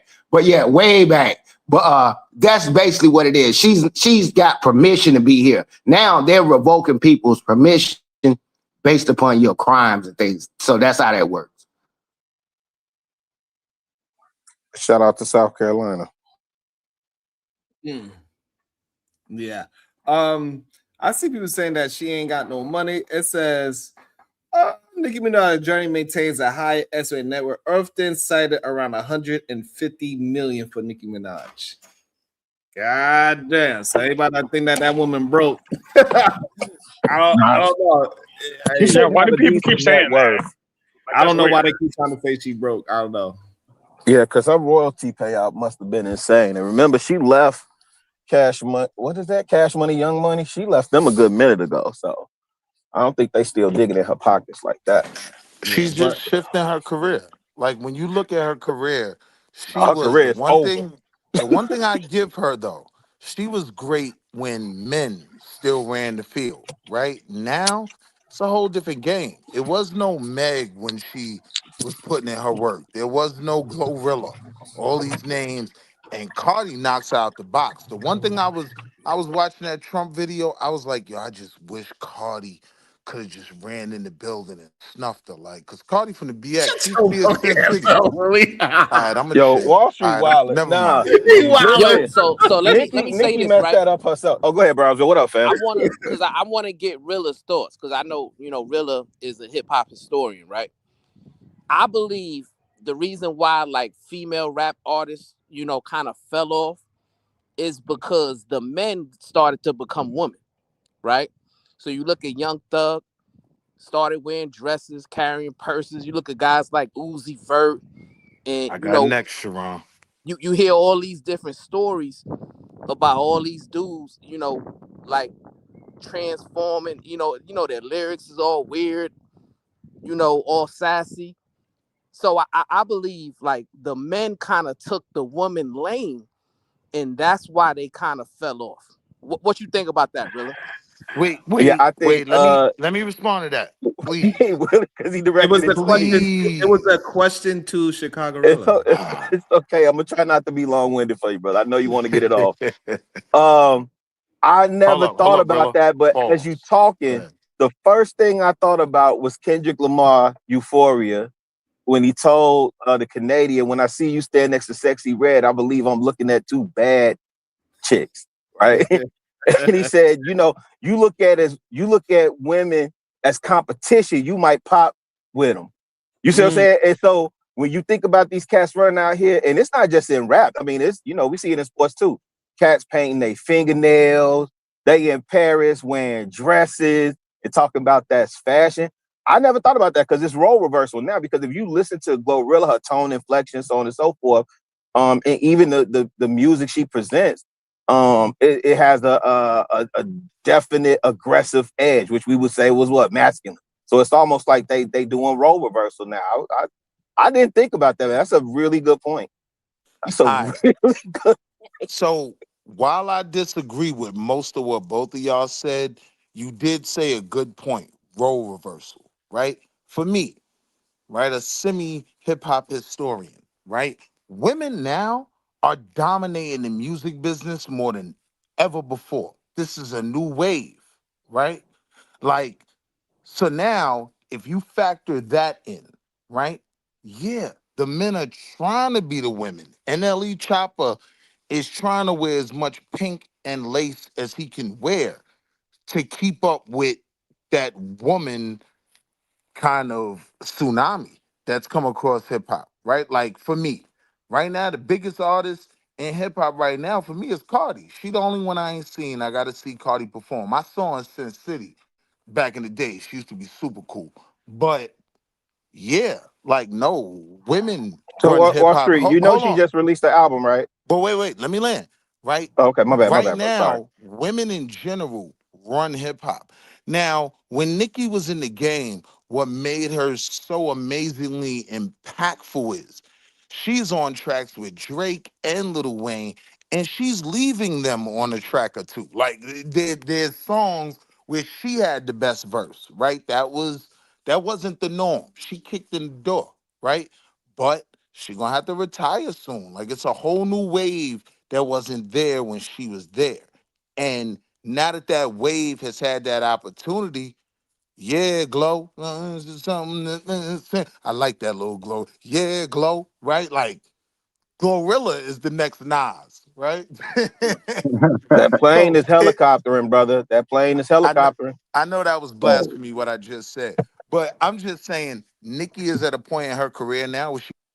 All right, Willie, since I let you ramble, 30 people No, left. that was it. Nicki is at a I'm point. just curious when you say that women are Nicki is dominating at a or point running. in her career. Hold on, Willie. Willie. What is your basis for saying that the women are dominating hip hop? Are you basing that on sales, presence, visibility? What are you basing that on?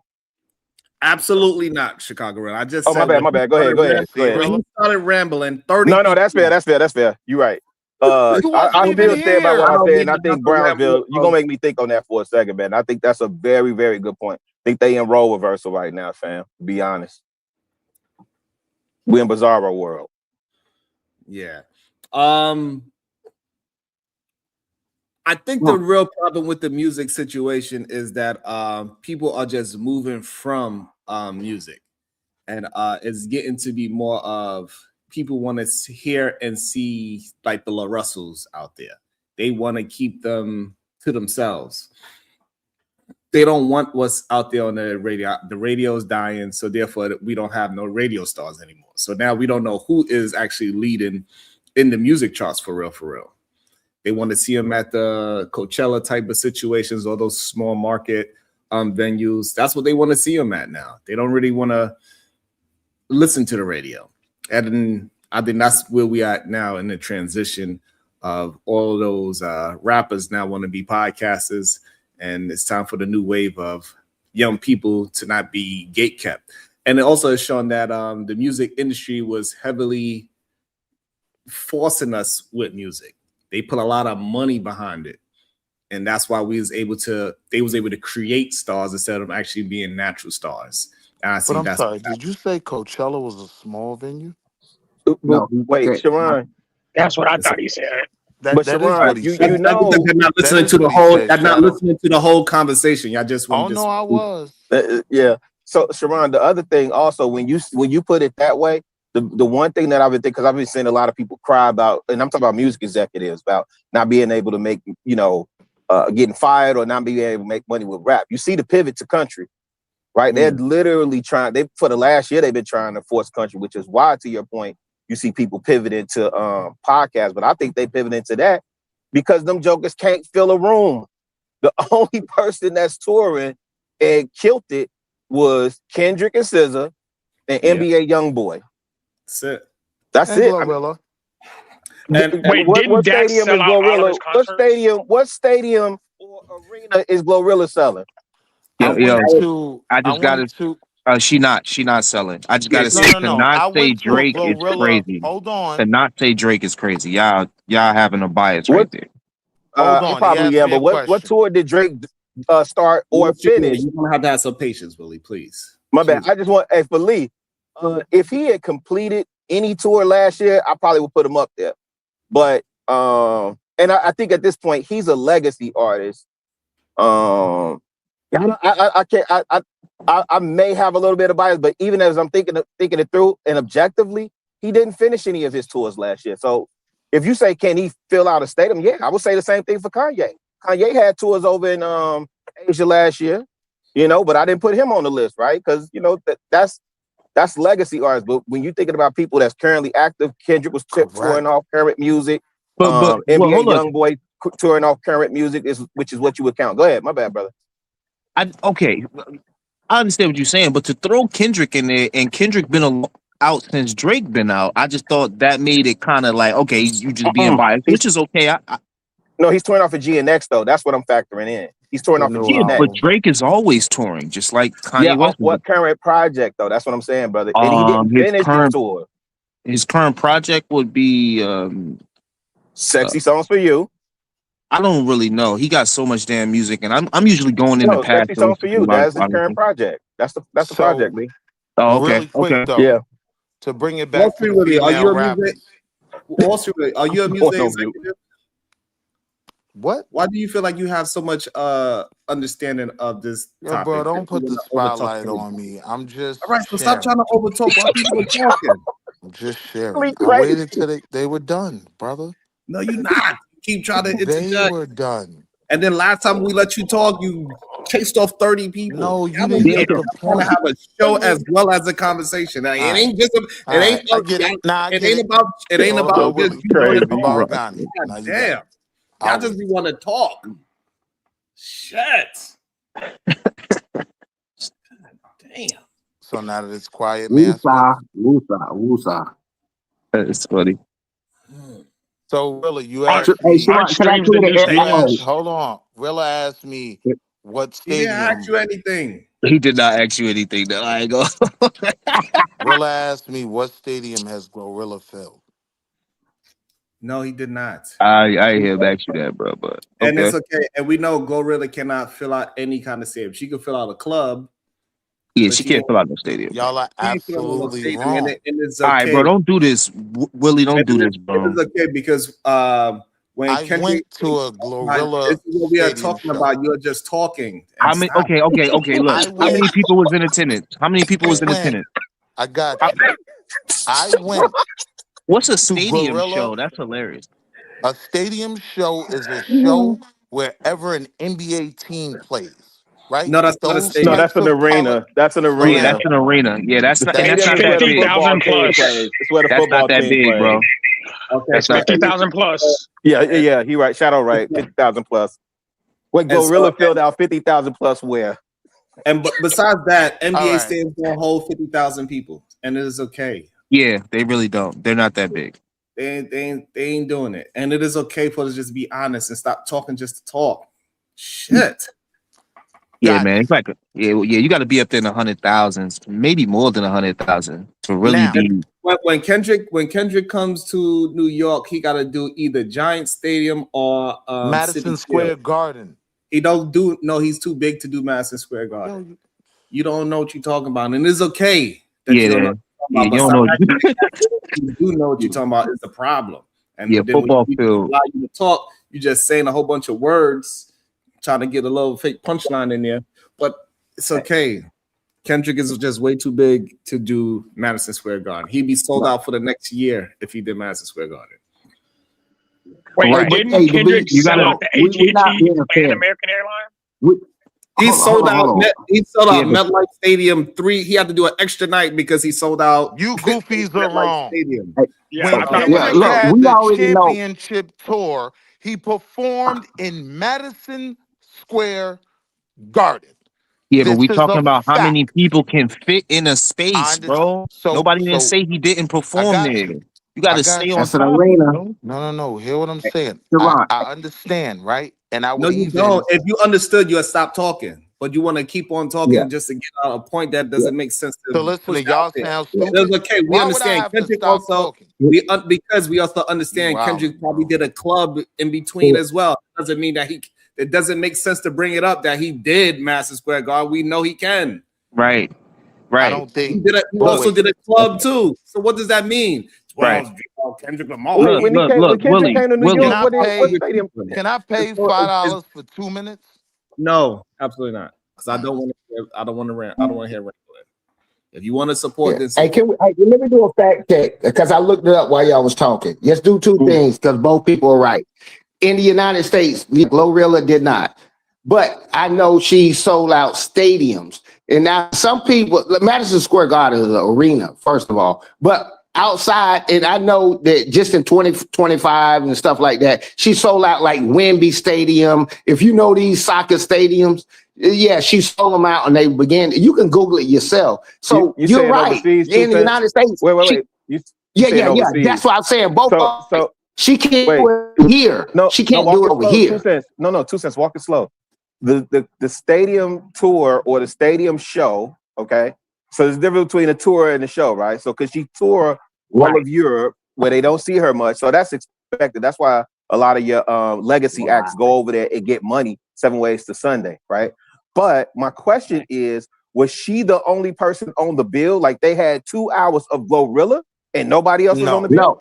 No. I've never So been is that to a her selling concert. out They the only stadium? had one person. Okay, so that's it. That ends the No, that's conversation. not There's it, no though. need- there's no need to Nobody bring has it a in. concert. It's just one person. Nobody. Oh, It's you're always so open and wrong. ass. Thank Can you. you please be quiet? Jesus. We ain't talking about no goddamn. Hold on. We ain't talking about no damn opening acts. Kendrick Lamar is the tour. SZA is the opening act. No, she isn't. Well, co-headliner, Sharon, co-headliner. Look how Sharon looking. She's only a co-headliner because of the songs they got together. What? No. Correct. No, Did you that's see the? correct. Did you see the show, Diva? What? You don't question the supreme. Yes, I am gonna question. She finna make you go fetch your switch. Mere mortals. Look how She crazy gonna he's make you go going. fetch your Look how switch. crazy Go he's fetch going. me that switch off that tree. And don't bring me no little one either. I'll keep it short. Hell, you think right? you talking to? So It's Julio Sharon is Friday, right. God damn it. Shit. Sharon Willie just is wanna right. talk to me strong, God damn it. God damn it, Willie. It's okay. Shit. Willie, we know you ain't no expert on no damn music. It's okay. No, I am. I've been to these shows I'm talking about. I've been to these shows. This is why I have a different. Sharon, did you go see the show? Yes. Yeah, I saw Glorilla. I was in the crowd. Yeah, Glow. I know what I'm talking about. Forget you. Hey, you know what's crazy, Diva? I even went to the show where he did it in the Barclays Center when he first did his first album. It was him and SZA there as well too. So now the Barclays, he always takes his out with him, and she couldn't sing a lick then either too. She sounded horrible. She from Jersey? What the hell is this? And he wasn't really that good yet neither. Yeah, her fan base is crazy. He wasn't that good yet. His performance, stage presence, yeah, his music was great, but when I'm watching, I'm like, what the fuck is this? I mean, he still just really kind of walk around and point like most rappers. Not no more. Who else? Yeah, his show now is crazy. So no, his show now, Diva, is phenomenal. Like really? you will actually even if you don't know his music, you could go to his show and enjoy what he presented and how because it's. But he does it like a theater presentation, no? The way how he put his music together, he put his music together for a stage show, for a stadium show now. Yeah, and I think before it was more of a club music, but now his latest 3 albums is designed for a show, and it shows it's phenomenal, Diva. I ain't gonna lie, I was surprised. I was like, oh my god, yeah, I wasn't finna pay that price. Everything post Super Bowl, everything post Super Bowl. No, Super Bowl was dope, but I get people that didn't like it. I understand why y'all didn't like it. Well, those that didn't like it, I understand why. Even Dax is selling out arenas, so we're gonna. I mean, you can't. I think streaming is the new arena. Real quick, now that Sharon is gone. Real quick. My point was this, right? Repeat what I'm saying. My point is this: these he came in and sniped his. These arena tours are the revenue. This is where the money is made, right? If you look at some of these highest grossing tours, even Kendrick's tours. Stadium, I understand the difference between MetLife Stadium and Madison Square Garden, right? But the reality is they're performing in all of these stadiums and arenas, right? So when I say that Big Glow held down the Spectrum Center, right? The tour was the what's the Yo Gotti and them tour, right? But without question, she was the headliner. Without question. She had the longest set, right? If you looking at what's going on in the crowd, yeah, all them purple weaves came to see her, right? So that's kind of my point about where we are now. These are the major stars. Like, yes, Kendrick, he's kind of an anomaly, and he fits into the overall history of males dominating hip hop, right? But right now, big tours, people want to see Cardi. People want to see Glorilla. What's that? Ain't Cardi touring right now? I thought she just had a baby. Yeah, but then she started touring. I think she's doing the rehearsals now, Diva. Okay. Diva. But she getting ready to get out there. Stephon Diggs robbed us of an amazing tour. I know she would have killed it. You know what I mean? But she had the baby, so she fell back. Now, she's about to sell out everything everywhere. Right? The reality is right now this is crazy. How dare you, sir? Right now, Willie, you ain't shit. Hey Willie, what's your favorite song on Cardi B? What's the name of Cardi B latest album? I don't know the new one, bro. Exactly. Hold on. Excuse me, Shadow. Because Rilla trying to play. Yeah, my bad. I'm on mute. My bad. Rilla, I'm still riding around listening to Liquid Swords by the Jizzle, right? No, but I know what's popping. And my joint right now is Glow. Glow. That Wall joint, Street, that's 3 years old. Rocking. That's 3 years old. She got a gang of new songs out and TikTok challenges. Like a YN, sir? I'm you not up here singing Glow. Willie, you are tripping, bro. Willie, how you gonna disrespect Stephon Diggs like that? Hold on, let me just let Willie know. When I pulled you up to the screen, we had 140 people. I'll let you talk, and now we got 110. You gotta stop with your rambling. That's why he come up here and talk like that, because people just walk away from him when he start that foolishness. God damn. Hey, so Sharon, here's the question: if we pivot back to Minaj and her pivot, into politics to get her political favor, what other MAGA rapper is gonna come out the closet next? Not come out the closet. Yeah, they got to come out the closet. Hey, they flaking and perpetrating, Diva. No, you're right. No, I see it coming. It's probably going to be old artists. I don't think no new artists do it. Because they too. I think it will only be an older artist like herself and older. You know who I think? Wayne. No, well, Wayne. I think Wayne kind of already did.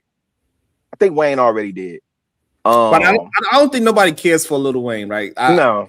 Even though he's technically a bigger name than her, she is a bigger draw than him. He's presented a weird situation where he doesn't have a good show.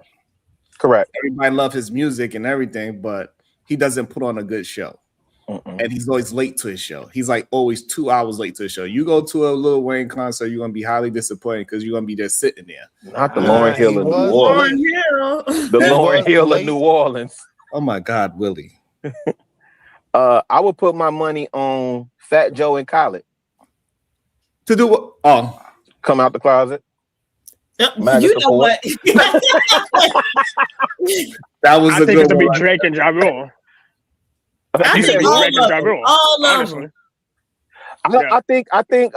I think Jay-Z and his clique is anchored into the Democrats, so I don't see him moving off of that.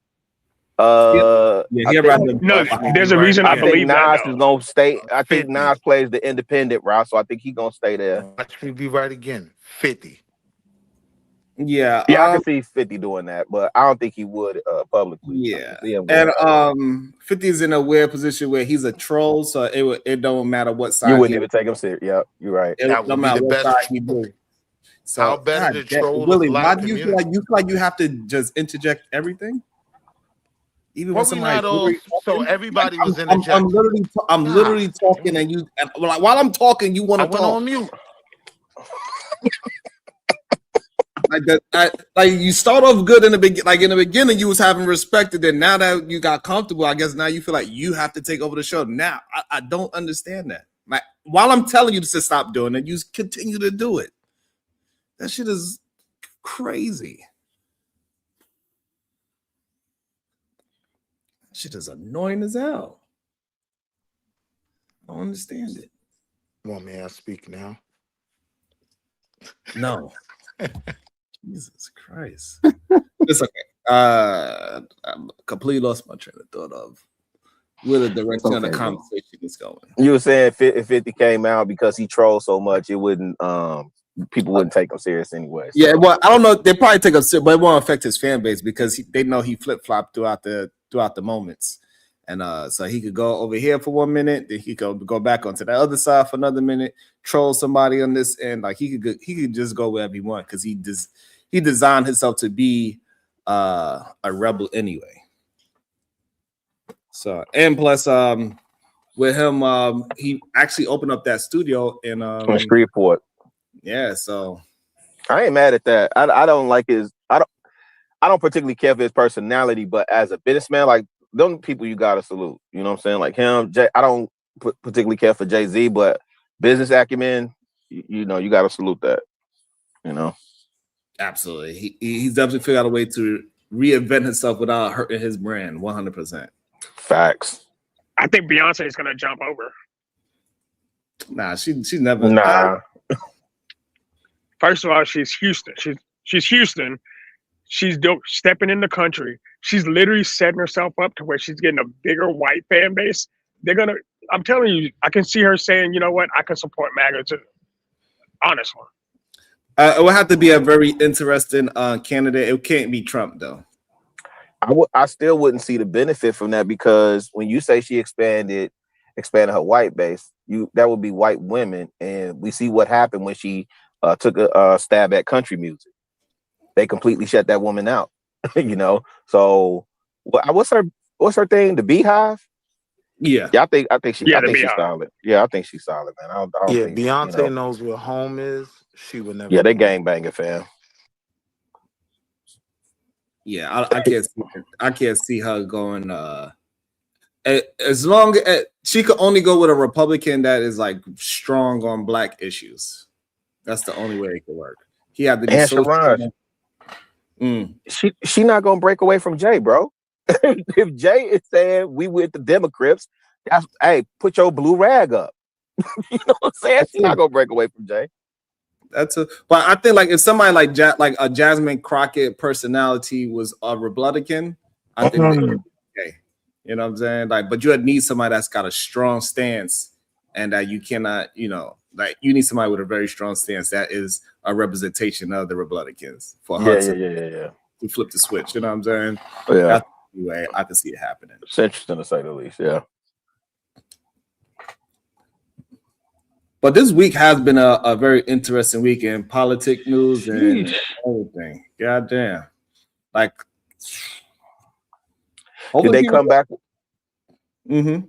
No, I was just gonna ask you. I know you covered it, and I was in and out. But did they come back with what that substance was on Omar? No. Okay. They never. I'm assuming that it must have just been vinegar.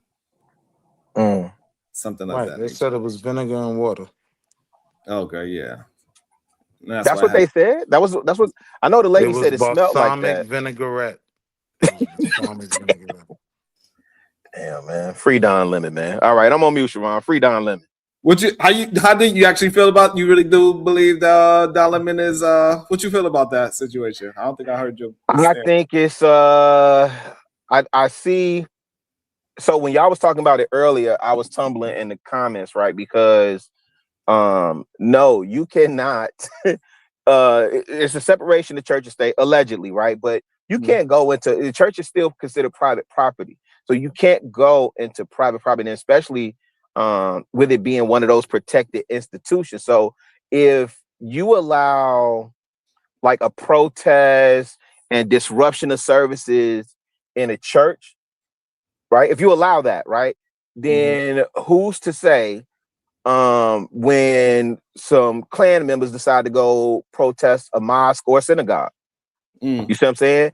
So it's just dangerous. And I think they would have been okay. I think he in particular would have been okay if he, stayed outside interviewing parishioners as they came out, maybe called for the pastor to come outside and talk to him then. But yeah, man, you ain't see nobody else in there, but you this independent journalist and trying to, jump on the story so quick. It's going to be interesting to see how it plays out, because this one, Sharon, I think they are pushing the envelope to the absolute edges to set a precedent moving forward.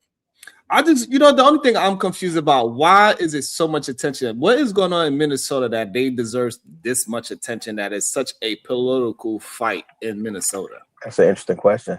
Minnesota's a political lynchpin. Billions of dollars. Goddamn, They took billions of dollars. Minnesota is the political lynchpin. Having a conversation, but yeah, I don't think that's it. Yeah, they can go, Sharon. I've been go ahead, Josh, in 2 cents. Go ahead. No, I was just saying Minnesota's a political linchpin. Oh, go ahead. Like a lot of shit that they try out happens in Minnesota. And if it works out in Minnesota, it kind of bleeds out in other places. So I think they're doing it because it's kind of grounded in a place where it could go one way or the other. Hey, let's try it out because nobody really cares. And once it does, they're like, let's add it on. What do you think they trying? Like how they're doing the ICE, like centralized ICE raids, right? They're doing it for a particular reason. If it works in Minnesota, it can work in Montana, Texas, California, Louisiana. We know this works here because it's small enough that it won't affect major news, but because it's getting so much news, there might be a little pushback now. Now I don't think it's going to get as big as it could because too much is going wrong and it's getting too public. Okay. Yeah, 2 cents because clearly. Okay, go ahead. Yeah, mine gonna be quick. PhD. I'm a PhD, but hey, check this out. Yeah, the United States citizens are really ticked off because it's on record. I ain't saying people don't want to hear about somebody else was speeding. You got caught, so stop that bull crap. You got caught, and we know it was billions and billions of dollars. So yes, we the American people want to see these people get punished for what they did. Nobody want to hear about what other people doing in Florida and stuff like that. And that's where the problem is. So that's why you getting this big backlash, because we know on record, on paper, they got caught. And let me initial this apology to Sharon and Brownsville real quick. Yeah, you right, bro. Yeah, Glorilla never sold out a stadium. Yeah, the FedEx is an arena. I'm apologize, y'all. Yeah, y'all was right. Yeah, I'm gonna move on from that. Yeah. You good? Yeah, we'll keep it real. That was an apology. That's all it was. Yeah, I agree with arenas. So here's the thing. I have a question. Go ahead, Diva. For 2 cents. So 2 cents. Several times today you've made the comment, "I'm a PhD." What is that about? Oh no. That's just being lighthearted. The guys know it was something that Kevin Samuels used to say, and I was just being funny. Yeah, I respect everything you're saying, ma'am. Yeah, and for everything you accomplished. That's just something being lighthearted. Yeah, nothing disrespectful. Nothing disrespectful. It's just being lighthearted. Well, when Kevin Samuels was saying it, was it being disrespectful when he? No. That's what I just said. So no, it was just a lighthearted joke, because that's something that guy used to say. That a lot of people we don't agree with a lot of stuff that he said, but he used to say that, and I thought it was funny because I know a lot of people that do that. But no, that was just lighthearted. Please don't take that anywhere. Yeah. Please don't. As a matter of fact, I quit saying it. Matter of fact, let me quit. Yeah. Matter of fact, let me get right and stop saying it. I stopped saying it. Because I ain't dumb. I know who you are. Diva be talking that shit, but when she leave, I'll be talking again. Yeah, nigga. I got chain in. I know who you are. I'm tucking my chain in. I'm glad you didn't know what it was, but these guys in here, they heard it. But it was lighthearted. I won't say it again. No, the thing of it is, she did know what it was. Oh, she do. Oh, it was a joke. You know that was a joke. That's our bike, nigga. Hey, my chain is tucked in, bro. You better leave me alone. You better leave me. I ain't crazy. My bad, Diva. Hey, go ahead, man. But I did, Diva, if you done, I did have a question for two. Well, maybe more of an observation, because here's the thing, right? I hear you, right? They caught fraud, right? It's interesting that we say now you got caught, right? Brett Favre got caught too. Was there any concern when he got caught to this level? Since the American people are so concerned, right? And so this is the thing. Hey man, these media, when we look at stuff in the media and we look at I think they going to the place of least resistance. That's where they going. They came to Chicago. It became a pissing contest between the governor, the mayor, Bovino, and what's her name, Kristi Noem, and Trump and all that. So for the most part, them jokers didn't have to move around. Like you hear, it's quiet here. I think the presence is still here somewhat, because I haven't heard that they shut the Broadview facility down. Haven't heard that. But it's quiet. So when they start focusing on somewhere else, they're doing that for a reason, right? And I don't know, fam. I think if we gonna be concerned as Americans, and I'm doing my little air quotes, then we need to be concerned about all of it. If you're concerned about billions in fraud, then we need to look at all of the billions in fraud, including examining and auditing what was those supposed to do, and how is it that Elon Musk is about to become the first trillionaire. So as Americans, we not concerned about that either. These are questions that need answers. I don't believe they just went up. I think they're focusing on that Somali community, and if they they deserve scrutiny, yeah, 100%. But you know, we talk about not being a monolith. We talk about being able to walk and chew gum at the same time. But yeah, let's handle all of that. Let's deploy the resources where they need to be. But I'm interested to see, you know, of where these federal agents are being deployed. I just really want to see where the criminals are being extracted and moved out of these communities. and I don't see that to justify the circus that's being put on. Oh no, they arrested a whole bunch of people in Minnesota. That's for sure. Of the criminals that are doing well, go ahead. Yeah, they because I agree. I think they arrested a whole bunch of people. But go ahead, Sharon. My bad. Yeah, they got a lot of people waiting to be deported. In Portland as well. They did. Hey, they trying these white cities as well. So I'm at least that. Hey, Portland. Portland is different. Hey, Sharon, is the current count like 90? Huh? Is the current count like 90 people who got indicted for the fraud? The 92 is 92 people specifically just for the fraud, but as like 85 of them are Somali, yeah. And for the ICE situation, they in the hundreds of the people that they arrested. Okay. Deport. Yeah, get them out. If it's violent criminals because that's the premise that they moving on, or they got warrants and all that. Yeah, get them out. Yeah, 1000%. I'm with that. And but it is interesting to see that Tim Walsh started to work with the agents, and now the protesting is a lot different. Now they just got horns. They ain't banging on pots and they ain't outside no hotels anymore, because now the local police department is working with ICE. So it's a whole day. They still protesting, but it's a lot different now. There's a lot more. It's actually peaceful now. Now they standing on corners instead of following agents around and throwing snowballs at them. It's completely different. And You pointed out something about Walsh that I ain't think about.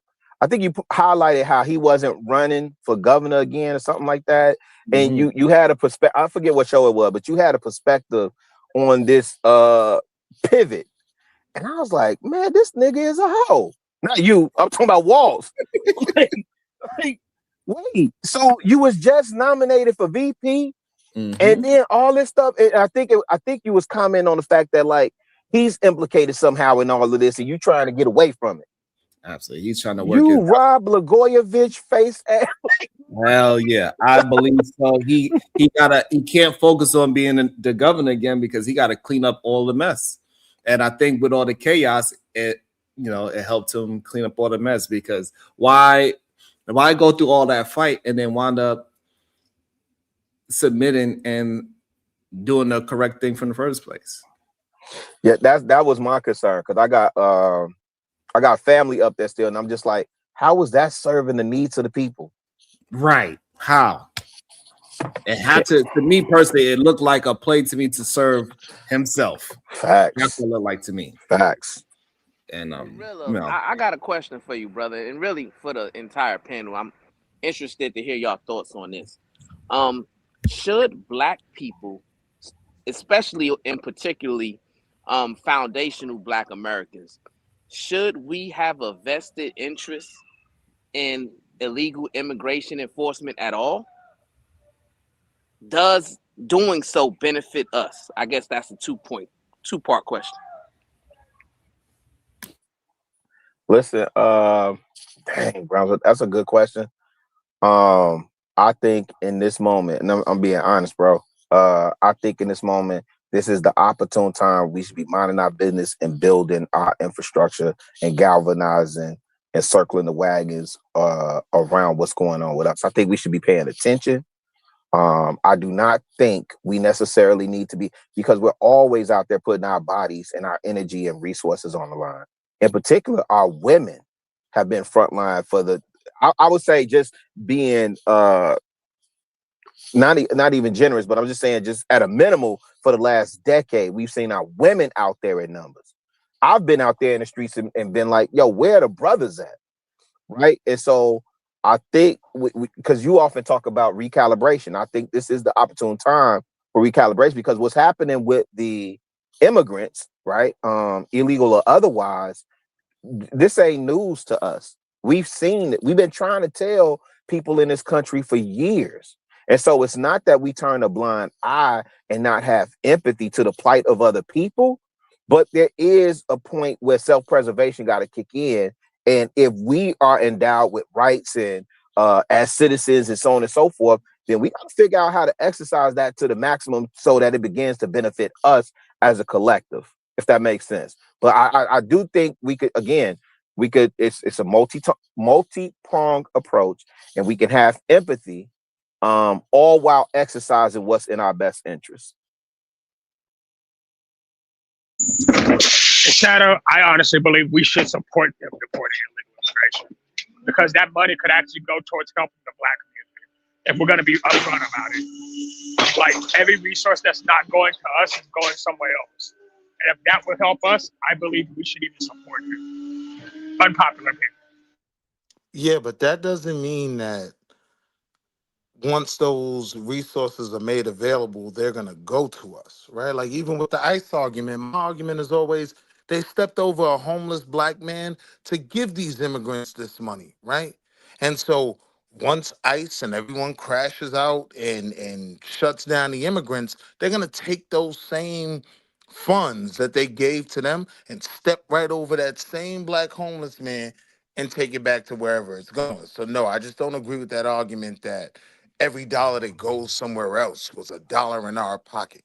Nah, we still ain't getting But see, no bread. I didn't say every. I said it, the possibility of it being used for us versus the probability that it's getting used elsewhere is the difference. I know for a fact we can't touch money that we can't see. Or we might be able to touch money that we know is there. We're definitely not touching money that's going to somebody else.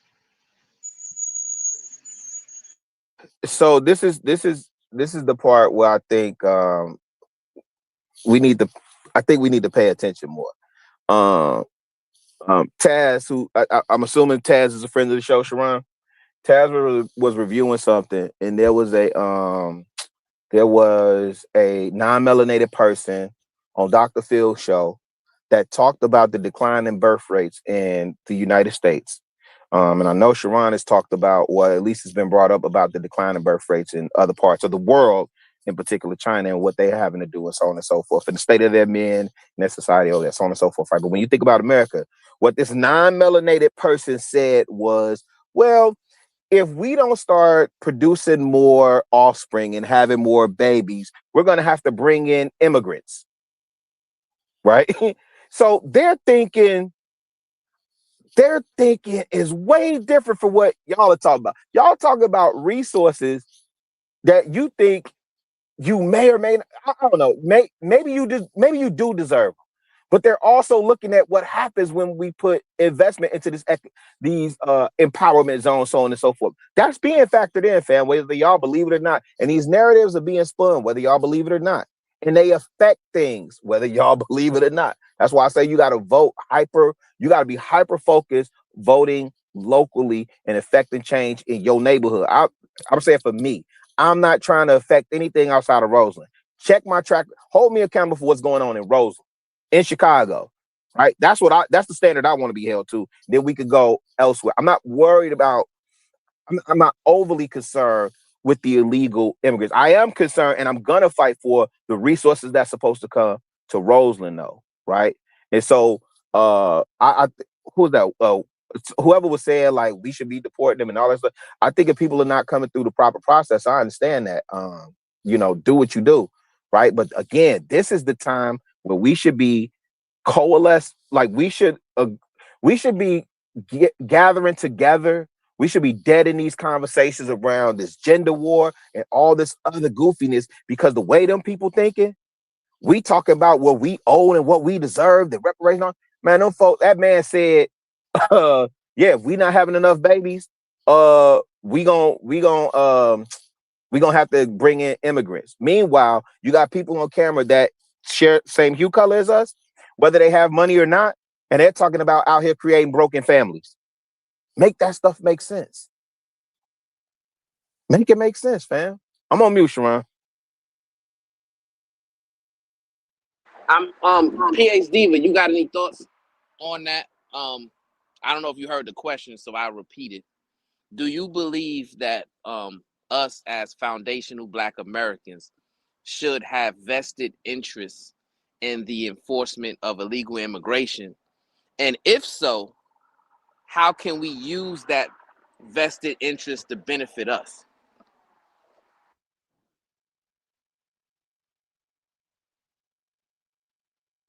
You might not be there right now. If you're talking, Diva, you on mute.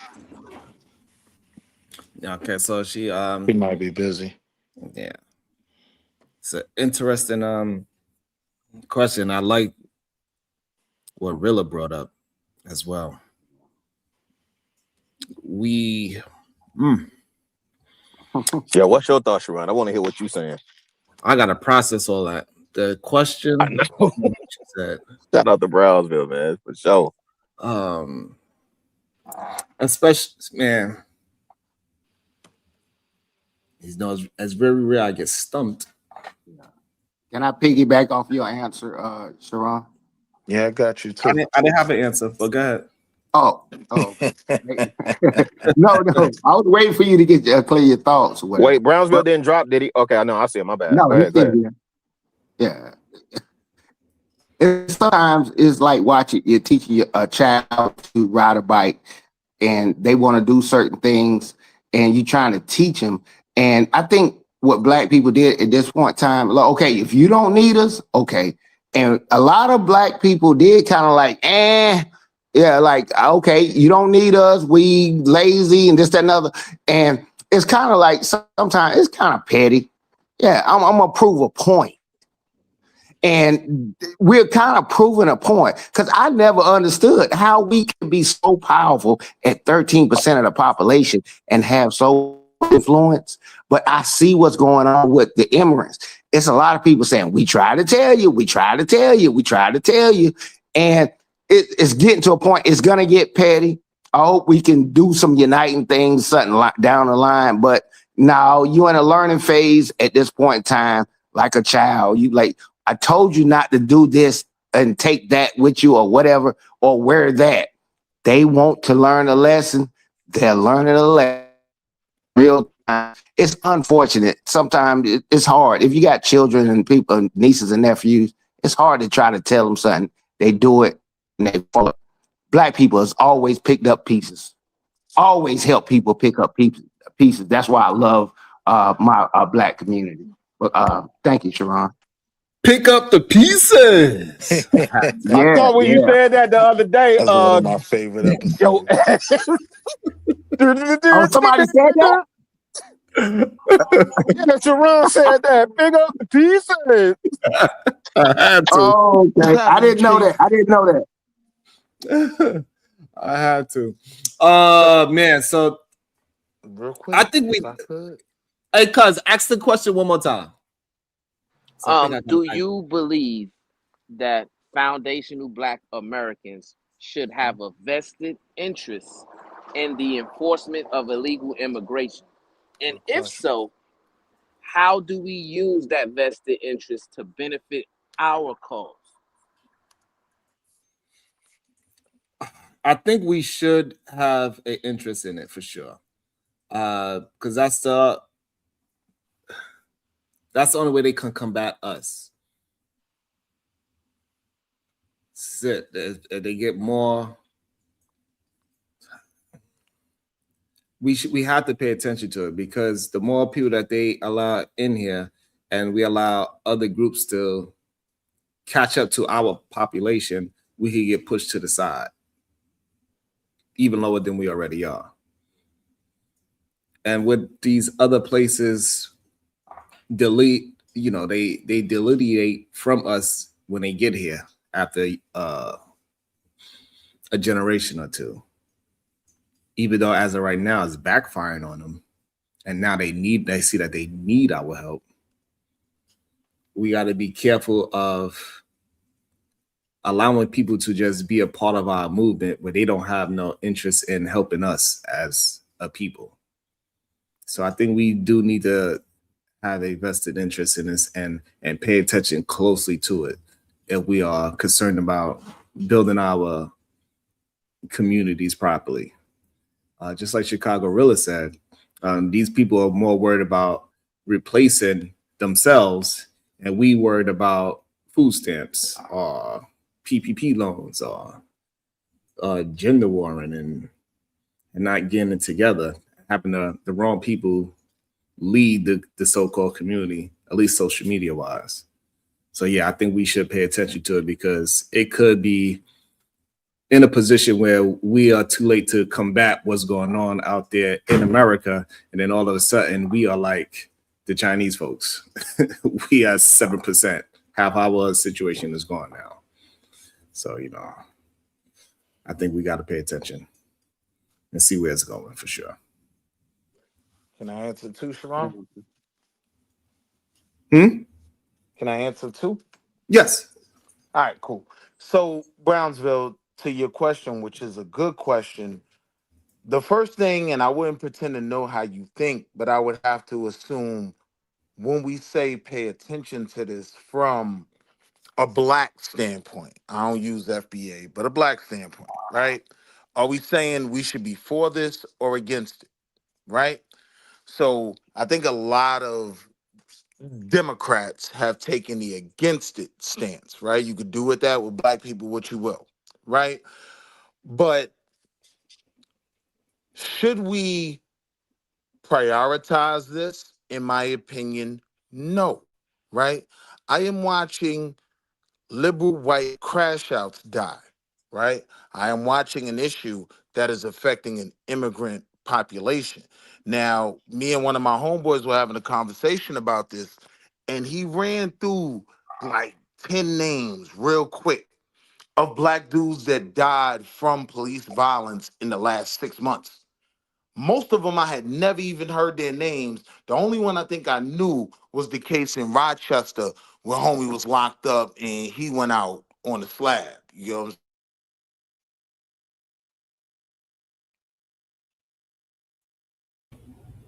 I'm Look at Jesus. What that's How would you answer? Yeah, go ahead, Brownsville, because I'm sitting up here thinking, because part of what you're saying, I have to take into account, you know, that I identify as a believer. So, you know, but I still stand on my answer, but I am curious to hear your response. By the way, Pia Ziva is back, so you can ask her as well, Brownsville, if you like. I'll shoot. You hear the question? The question was, how do we? Oh, should we have an interest, a vested interest in illegal immigration enforcement, and then how do we benefit from that? Yes. Okay. So yes, certainly I think we should have a vested interest in all types of immigration, not just the enforcement of illegal immigration. So I think that yes, we need to be concerned with that. There have been, you know, people who have been concerned about it, you know, for decades, and who have been sounding the alarm and showing how immigration in general undermines Black Americans. And so, yes, we need to be paying attention to that, but we also need to be, you know, looking at the other side. Are there ways that immigration benefits Black Americans? If we can find that, then, you know, do a cost benefit, you know, analysis to figure out which side we're on. So I don't think it's like we have to come down on one particular side. I think we should be, you know, looking at the issue from all sides and seeing like what truly benefits us, and then taking that approach. Thank you. Thank you, ma'am. Sharon, I'm about to dip out. Yeah, I got to remember my brother watched this show. My family watched this show.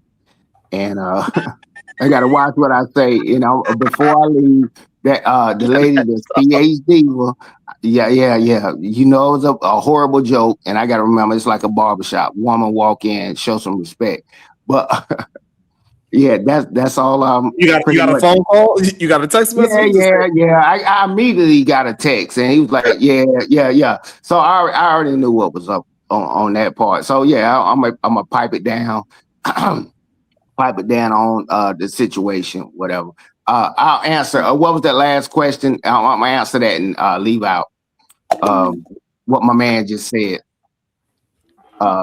Brownsville. I think it was Brownsville. He was saying that. I just want to answer his question, in totality right before I leave, if you don't mind. Yeah, I got called to. I got called to the principal's office. But go ahead. Yeah, hey, ask that question one more time for me, bro, because it was on the top of my head before I apologized to PhD. Should foundational Black Americans have a vested interest in the enforcement of illegal immigration? And if so, how can we use that investment to benefit us? Okay. Yeah. Okay. Yeah, I did. I had the answer on top of my head. But what I was gonna say, I was like, yeah, if we play chess, I'm not a great chess player. Somebody else could do it, but it could be a time to extend an olive branch, and it could backfire like it did. I know Black Americans, Black people did help in the Mexican War, and then that type of deal. It didn't pan out for us too good, throughout the history, but it might be a good time. What if we use this as a good time to extend an olive branch type of deal? And I don't know, just talk to some scholars and people that's way up that can say, yeah, just help them as much as we can. That maybe they remember it and we could kind of reunite. I don't know how we could do it, but I'm gonna leave it right there. Let me get off here. Sharon, much respect to the panel and everybody that's on there. Let me go get my licks right quick. I'll let y'all. Boy, they done ran them off the two since they done. Yeah. My people be that listening. remind me when I used to be on Thursday, Sharon, and then I get the, hey man, I ain't know you was over there with Wooty Woo saying da da da da. Right. That wasn't me. That was my A-alike. That wasn't me, fam. Yeah. My brother, my hero, man. So I respect. I'm just gonna talk to him. He know I ain't do nothing bad, and Miss PhD would know I ain't do nothing bad. It was just a joke. It wasn't. It didn't land well. Shoot. Go ahead and get up out of there, 2 cents. Go ahead. Hit the X. Hit that red X, 2 cents. Don't say another word. You ain't gotta explain it. Hit that red X, brother. Yeah, I'm good, bro. I love y'all, man. I'll let you. You gonna tell me? I'm offended. All right. Go ahead, cuz what is your answer to your own question? I believe it's another distraction. I believe it's another distraction to deter us from advocating on our own behalf, right? Just like the LGBT movement before that. There's always seems to be another movement that comes in and takes priority over what's best for us. And we always seem to get put to the back burner. And meanwhile, there's millions and billions of dollars going in on one side or the other when it comes to the issue, whether it's LGBT versus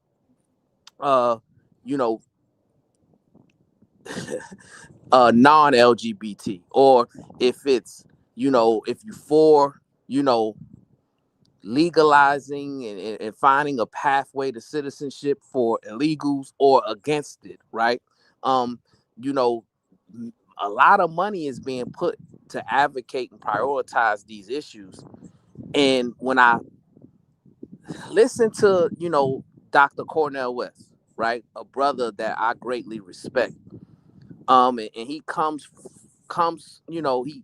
he uses an angle like that's fear-based, right? Saying that, hey, if we're not invested in it and if we're not fighting for these illegal immigrants, then, eventually it's gonna trickle down to affecting us, right?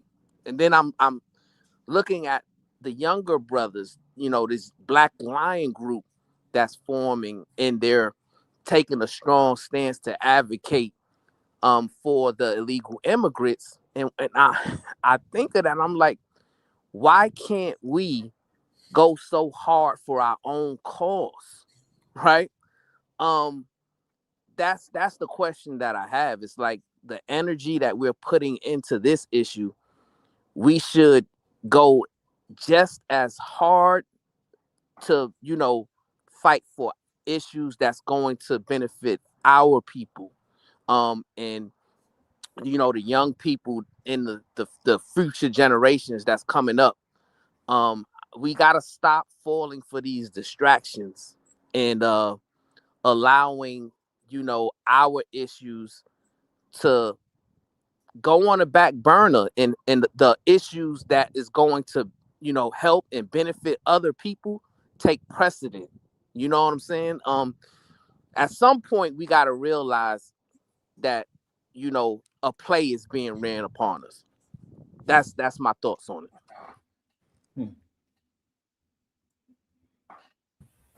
So I agree that we definitely need to be focused first and foremost on our, own plight, right? And I think that's what a lot of the, this ain't got nothing to do with us, sentiment comes from. I think, the action and follow through is lacking, as it typically is, right? We get caught up in the emotionalism and the sensationalism of it, and don't really do the stuff that would actually progress us towards what it is we say we want. But I don't even think a lot of us really know what it is we want, like at a community level. It's 40 some odd million Black people. What do we want, right? So yeah, I think we have to start putting a lot more attention to, what it is we got going on and what we want to have going on, and how we bridge the gap between those two things. So I agree with Brownsville in that regard. Okay. Hey man, this. Okay, you was trying to talk, Rilla? He probably got a phone call as well. I do got the video of this whole. What up, Ezekiel? I did not see this whole Black Panther thing yet. What you mean? This thing. Oh, the bird song, dude. Man. Let me check. Let me check. Because Diva, hey, Diva, this the thing, right? For me, I try to get as much information as possible before I arrive at a conclusion. And even if I stand to be corrected, then I stand to be corrected, and I'm cool with that. But the way that we fall for the okie doke so quick, we see a picture of a video of a dude that we had never seen before, never heard of, don't know his pedigree or nothing, checking what looks to be like police or agents in Philly, and we got excited. Oh my God, he checking them, right? And ain't do no knowledge, no research or nothing. And then I think Sharon gonna go through it, but I think Huey P. Newton's niece had to come out, say some things, and then apparently there's an injunction or a lawsuit pending against dude for using the Black Panther name, to where he had to change it to Black Lions. So now they're not the Black Panthers, they the Black Lions. Like, it's foolishness. And this impedes the progress that we're doing. But the fact that hey Sharon, I'm gonna say this and I'm gonna go on mute.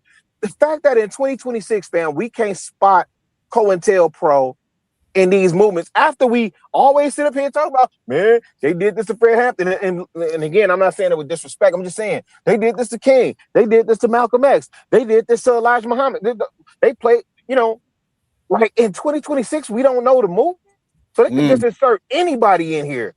Because it tickle your fancy bone, you jokers get to moving in the direction that is an impediment to the progression of our community, man. That's crazy. Yeah. But go ahead, because I think you've been to cook with this. When I was talking about the leadership aspect, right? So anybody like here, based on the rhetoric that the men in these spaces have, it should be up to the men to be able to discern, right, and suss out who is who, and who should, but everybody just walks straight in. So that's exactly what I was talking about when I said like the hours aren't really cut out for that type of thing. So yeah, but a lot of these guys behind him look like tethers. Look at this dude on the left. Look at his ears. Them jokes look like they get paid $50 an hour to be there. Well, so his ears is like that, Diva, because he's into fighting. So that's from, even though his heads are big, but you can see that he have cauliflower ears. So he do a lot of wrestling. Oh, okay. That's from But wrestling. why are they poked out like that? Like Because you don't want to wrestle, you don't want to fight this dude. He's going to put you he's gonna choke your ass out with his legs. Like, when you see ears like this, Diva, hey. Hey, you know, Sharon said cauliflower ear. You know, he'd have been in a couple of squabs. Listen, hey, listen. I get into a problem with him, I'm shooting him. That's for sure. You know what? That's for sure. He got the little Puerto Rican in the back middle. So I don't know, but I don't think people ever fell for it, Rilla. That's why the niece came out. Like, that's why we heard what she had to say, because people like started going to her asking, like, "Hey, y'all signed off on this?" Diva. My youngest one said, "Yeah, you should probably shoot him because he's probably a bad guy." My god! Nah, he's probably a bad guy. All right. Oh God. That's crazy. I believe the children are the future. But maybe the girls do have discernment. Clearly, right? She said, "Hey, yeah." But the idea that you would try to reinvigorate the Black Panther Party and your jump off point is illegal immigration, not the 10 points where we in the communities, you know. And I'm continuing where they left off, where we're feeding kids. Right, we just went to that whole government shutdown with SNAP benefits, so you had an opportunity to jump in there and feed the kids, you know, breakfast, lunch, and dinner, as they was doing 4,000 at a time here in Chicago. Right, you didn't jump off on any like the free health clinics, none of that stuff. You gonna just jump up so bad with a gun, and them folk let you sit up there and do that in their face with impunity. I'm saying no impunity or impunity, Diva. No impunity. Impunity. They let you do that with impunity. That's crazy to me. And we don't do the knowledge. So you get stuck like Chuck. Is it worth me watching this video? I don't even know if I didn't get I don't know. I hadn't seen this. Nah, play it, cuz play it. Let me see. Cause I don't know. I just typed it in and I picked the one that had it. I think this is the right person. Hopefully, ain't no music. Let's see. Because of me and my comrades risking our lives and all the heat that we went under, because of the counter-revolutionary practices, because we don't believe in black nationalism, like Bobby Seale said in the video that I shared on my page earlier, that black nationalism is acquiesced to racism, and that we don't stand like that we're internationalists and intercommunalists, just like Huey Newton said. We will no longer identify with this flag. We will no longer identify ourselves as the Black Panther Party for self-defense. We're going to take OG from the town's advice. We're going to take the name that he decided to put out there. We're going to call ourselves the Black Lion Party for International Solidarity. Reason for the international solidarity is because we will stand with the immigrants. We will stand with the people being terrorized for ICE. We will stand with any oppressed people across the world. We will keep feeding every single day, keep offering food every single day. We will keep patrolling the community with guns. We will keep stopping drug dealers, keep stopping sex traffickers. We will keep stopping police brutality. Okay. I don't know who this guy is. It must be Jay Prince's cousin. Hey, yo. That's nasty work. Shout out to them if they feeding the babies. I may stand correct on that. I hadn't seen any videos where they you know, feeding the babies, right? But however, right, let me just point people's attention to New Era Detroit. Okay, Zeke and them boys been over there doing the work, and I mean literally patrolling, and they ain't on the whole I'm reinvigorating and revitalizing and all this other stuff, man. This is yeah, man. But good call out, Brownsville, to play that video. I hadn't seen that. This is interesting. And the brother was actually incorrect when he was quoting Bobby Seale and Huey P. Newton, saying that they spoke out against black nationalism. They did.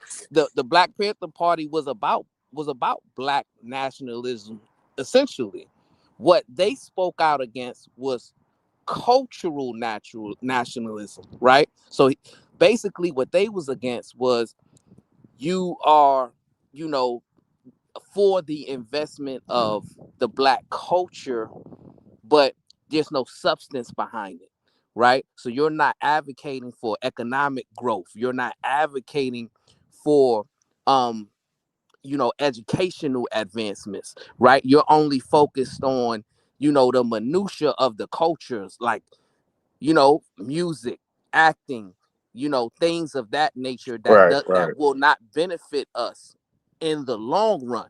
So that specifically was what they had an issue with, right? And what the brother from the Lion organization, he's making it seem like they had an issue with Black nationalism in regards to them fighting for specific issues that benefited Black people, when the organization was specifically created for that purpose. Let me also shout out to the Cash App. It says, very nice topic today. Great job, sir. Thank you. I really appreciate that. Seriously, I really do. I'm just doing my best to get the people what they want. They said we need to do more than just, so I'm giving more than just. Even though I see them numbers is still going up for that. Shout out to the political, man. Yo, brother, those numbers are still powerful on those on the tomfoolery. Yes, I know. Woo. That was crazy. Hey, I don't want to pivot. That was crazy, Sharon.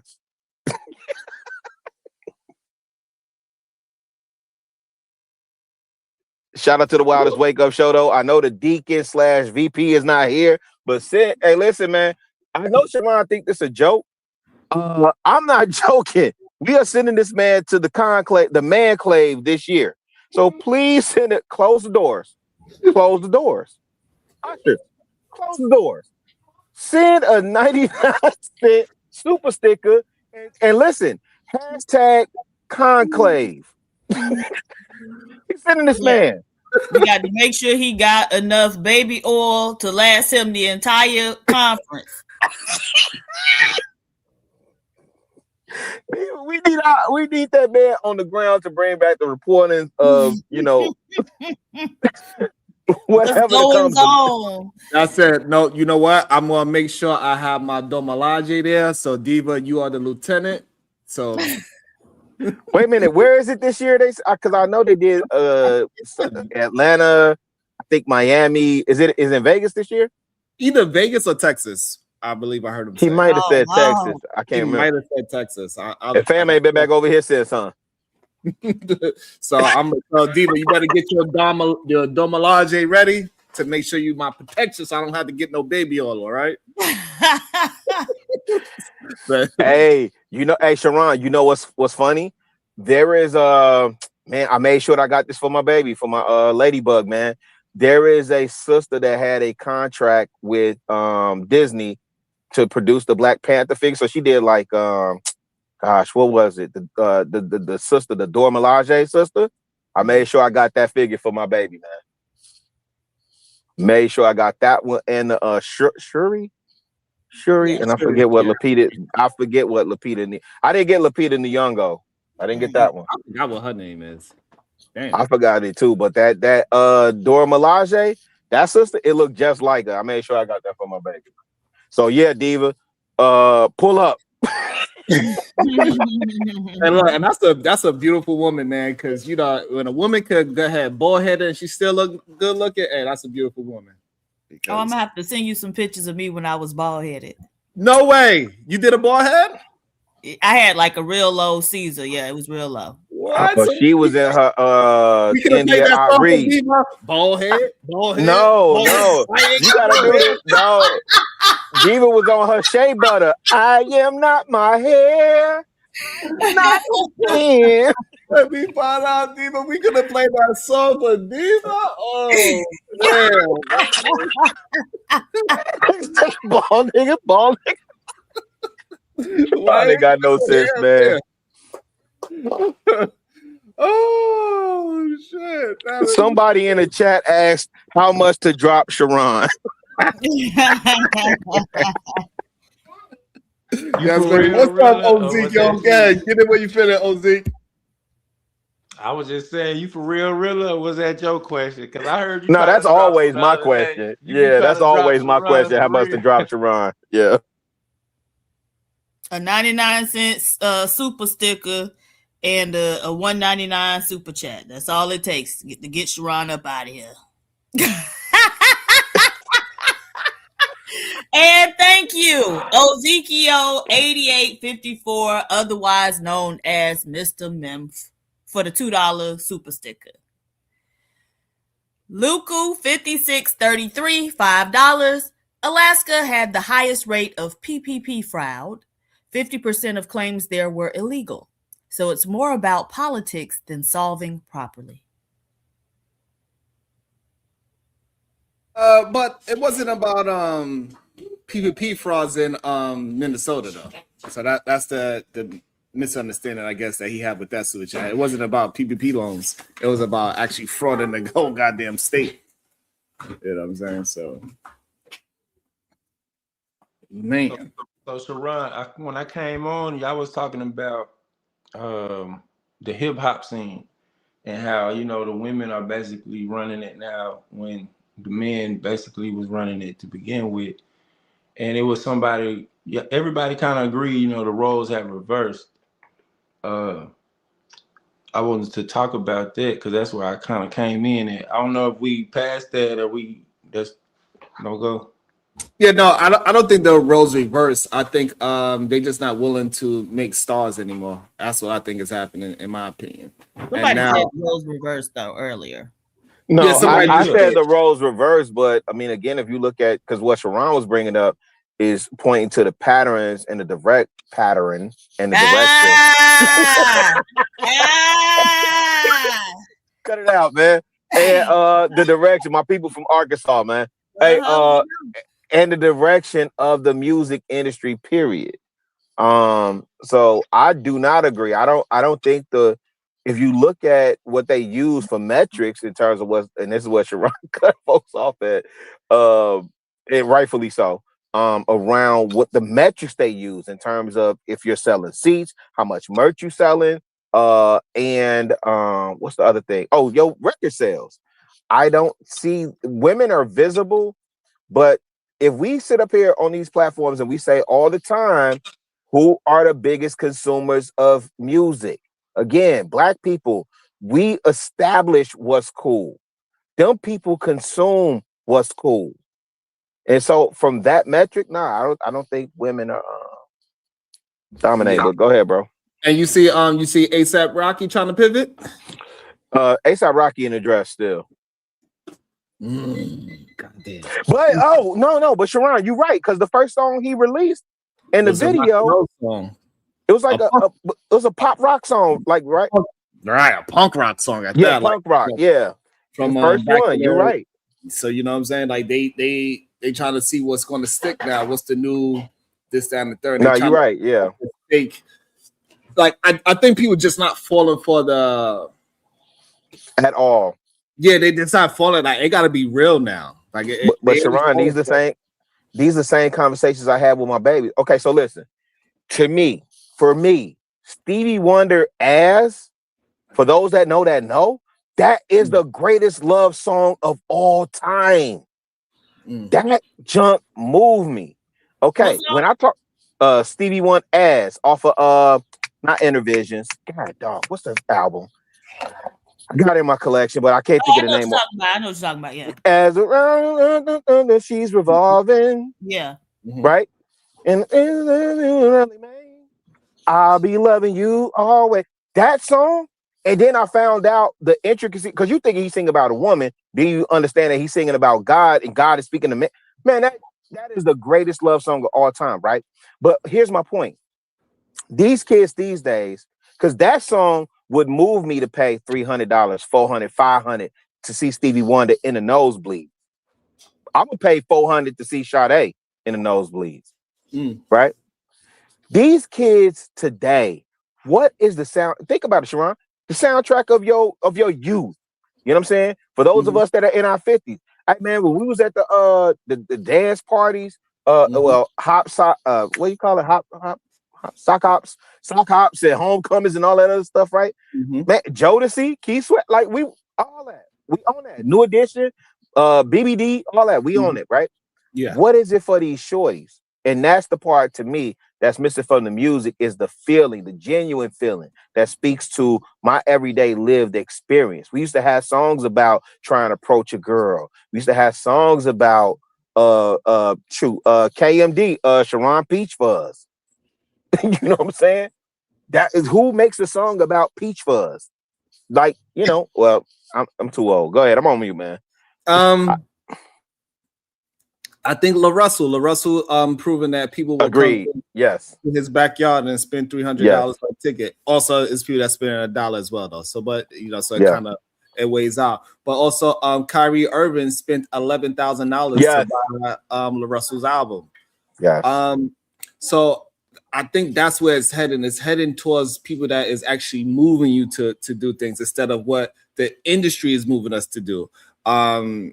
Because before the industry kind of dictated what was kind of hot in a sense, they let something simmer a little bit, like, oh, you started to get some traction on your own, like whatever that limit was. Oh, you got 10,000 people to listen to you. All right, we're gonna push it up to 1 million streams a day or whatever it is, right? Because hey, listen, you get to 1 million streams a day. That's it's a pretty decent check, by the way, especially if you're independent. But in music, yeah, in music right now, 1 million streams on Spotify payout. Usually around 1 million streams on Spotify is not really that good, but on Tidal and Tidal, it's a little Tidal bit, and it's Apple better, is around like around $3,000. Okay. Yeah. That So, was you know what I mean? Let Sharon wiggle. You know Y'all what heard it's somewhere around there. So if you could do 3,000 a day, even though that check don't come into 3 months, hey, that's a nice check. You know what I'm saying? And I think that's the key factor. And I'm really trying to figure out how I can get back into it in a proper way. Because don't do it, Sharon. Because the industry is just moving a little differently now. It's moving and I know you plug too. Don't do it, Sharon. It's moving towards independence. It is. You're right. And you have a chance if you could get one song to go viral, and you got a chance. You don't have to do like back in the day, like you had a hot song, they'd make you wait 3-6 months until that song died down before you drop your next single. Mm-hmm. But in this day and age, it seems like it's more like if you have a hot song, you better keep putting one out every 3 days or something. Because it's just gonna keep pushing a fire. It's like you want to put more gasoline on the fire in this day and age. Now, Sharon, let me draw your attention. And you know what's crazy about it, really? When I'm just saying it, right? Mm-hmm. Like even for example, like we can see with Freezy, right? We'd think that it will slow down if he keep talking about the same subject, but it would not. It's the opposite way. The more he talk about it, the higher the higher the numbers go. But you know that dang, you took my point because I was about to say, even when I look at this content creation, because you know, if I look at from a music perspective, right? Wayne was the one Lil Wayne was the one that really kicked the dough down in terms of volume. And so now that changed the algorithm. And I remember being in the A back there saying like, yo, his output is crazy. So then guess who surpassed him? The Canadian, right? He came out, and so much so that people say he running for 15 years. So guess what you content creators have to do in 2026? And they call that working hard, right? We don't. Here's the truth of it, Sharon. And I'm a consumer first before I'm anything at this point. I don't get to necessarily digest and enjoy the music the same way my parents did. My parents would go in the basement, put on vinyl, and they would let it ride. And then when you hear that crackling, that because it reached the end of the record, they flip it over and sit and listen to it again. You know what we do? We listen for our favorite songs, and we listen about 15, 30, 20, 45 seconds of it, and we go to the next thing, right? And so that's the unfortunate part of what's happening with y'all content creators is y'all got to pump out something every day or you get lost in the sauce. And it's the same thing that's happening with the music business. But the truth is when you show up in real person, because whatever happens and whatever we do, bro, we still crave human connection. I still want to connect to you. And I'm saying, because this is what I be telling my sons. The funny thing, Sharon, one of the things that I connect with over my son, my youngest, I connect with him over battle rap. We have lengthy conversations over battle rap, and it's interesting to hear his perspective and so on and so forth. But the thing of it is, will my son pay out of his own pocket $150 to go see a battle rap concert? Absolutely not. Right? But would I pay my son? No, I'll talk about my fat boy. I know my fat boy. No, but do we have it to spend? When he's prioritizing based on what I taught him and what he's prioritizing, nah, he ain't gonna spend that $150. He might spend, 50, 70 on a battle rap concert. Hey, but here's the thing. Would I spend $150 to go see Little Brother perform their last show? Absolutely. Am I buying vinyl for $50? Absolutely. Because what I've learned at this age and what I'm trying to communicate to young bloods is it's moments and memories. And what I'm saying is, Sharon, they don't have music that create moments and memories for them right now. So now my question to you is this: would he pay $150 to see Sue Surf battle Murder Mook? Oh, he would. Wait, battle who? Murder Mook. Yeah, he probably. Sue Surf. Tell me his favorite one is. I think he would pay, especially the story around Sue Surf. He's definitely gonna pay that. He probably would pay to see Sue Surf battle anybody right now. Yeah. All right. So I think it's just really about the storyline. I think. Who's paying $150 to watch Surf? Who's paying $150 to watch Surf choke again? That's all. Nah, stop. He choked against Lux. Hold on. He's not known for choking though. Who's not known for choking? Sue Surf. That's Sue literally Surf what he's definitely is not known for choking. No, he's not known for choking. What are y'all talking? All right. I'm not saying that he hasn't choked. He's not known for choking. He's 100% known for choking, but it's okay. It's all right. It's all good. Okay, so he choked against Lux and who else? 40. He choked against 40, and then his entire early career was him choking. That's what he was known for. It was really just from like the Hollow battle, and even like Hollow's Hitman. Because I don't know if he choked and conceded, but Hollow Hitman he didn't choke. What? But before we go back to that, I just want to say two things. One, this is a perfect time to plug the fact that Pac had 3 of the greatest albums of all time come out within a year or a year and a half. Within 2 years. I know for a fact it was within 2 years. I want to say it was like a year or a year. You must have been born in 93. I was, sir. Hey Diva, I'm a hip hop historian, nigga. Yes, sir. Pac is the GOAT, and All Eyes on Me, Against the World, and 7 Day Theory are 3 of the greatest hip hop albums of all time.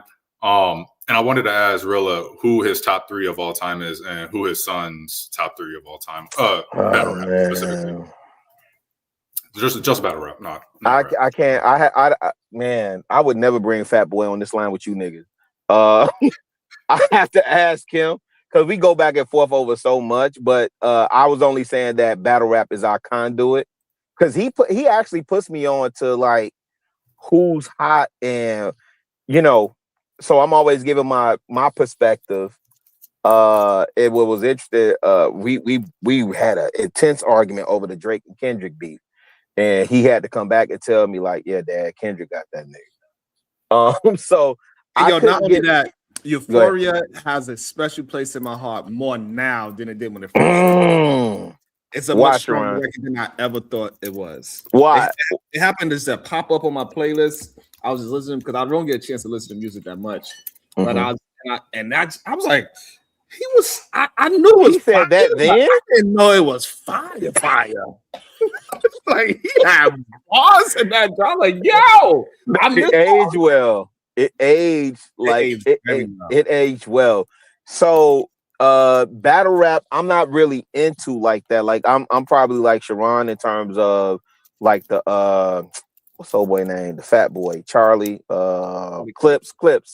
Clips. I know my son likes not Shotgun Suge. What's the other one? I'm strapped in. Twerk. Everybody likes Twerk. Twerk. Yeah, New Jersey Twerk. Mr. Choke himself. He took the mantle from Surf. Y'all like. But he went up against who last? Because that's the last thing we was talking about. Twerk went up against he went up against Loaded Lux, right? Yeah. Oh yeah, and he choked. Man, if I'm not mistaken. No, he didn't choke. He got his ass whooped. He got cooked. He choked against Rock.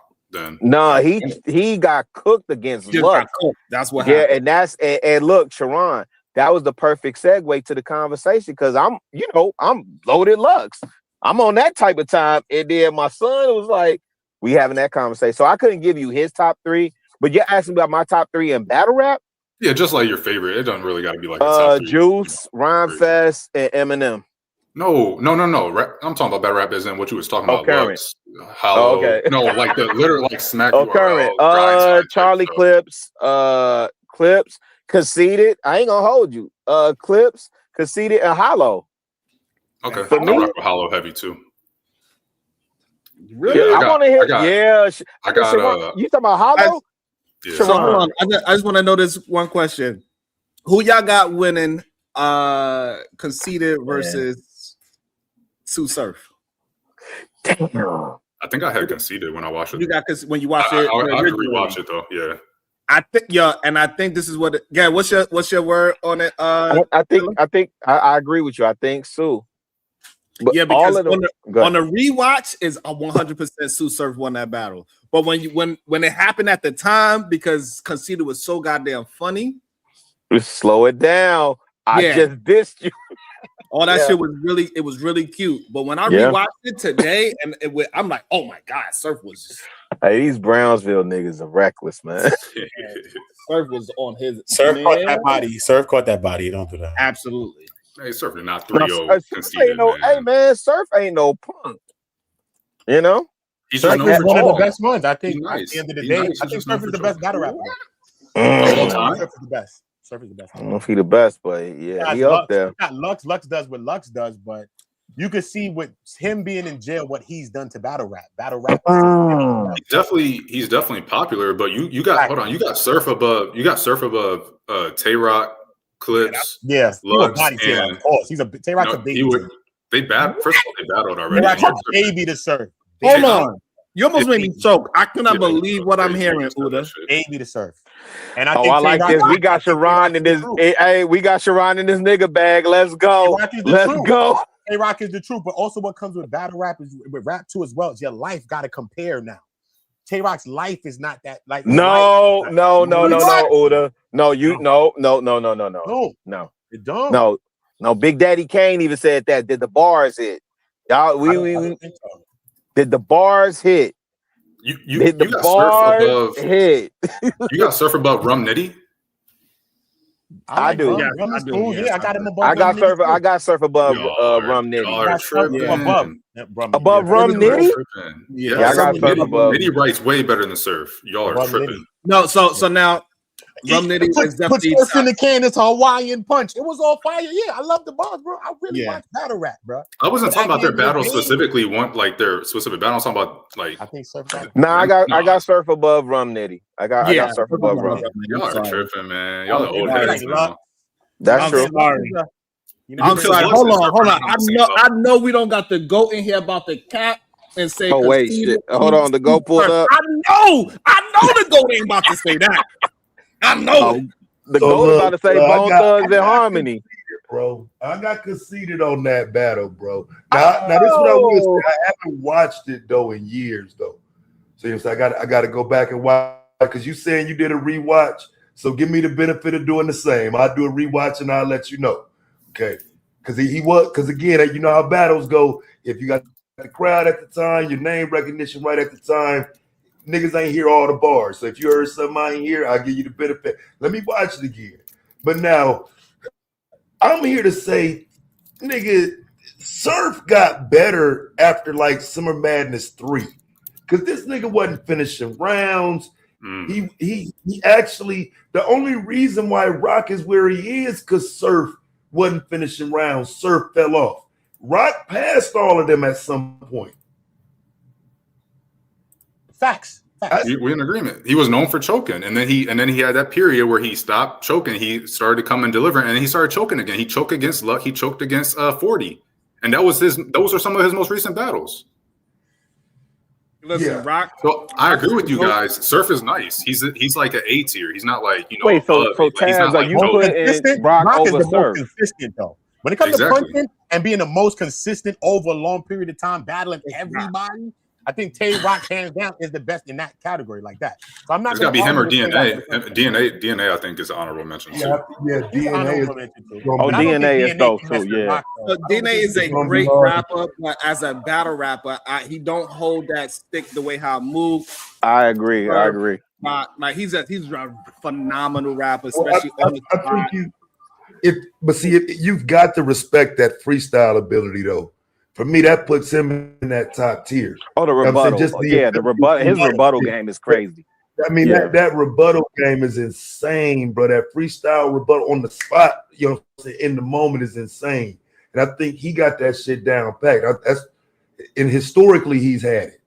You know what I'm saying? So the Clips rebuttal game is stupid. He's one of the best rebuttalers. But you know who's like Chef Trez? Chef Trez is actually that's who my son like. Hey, that's who my son like. Yeah, my son likes him.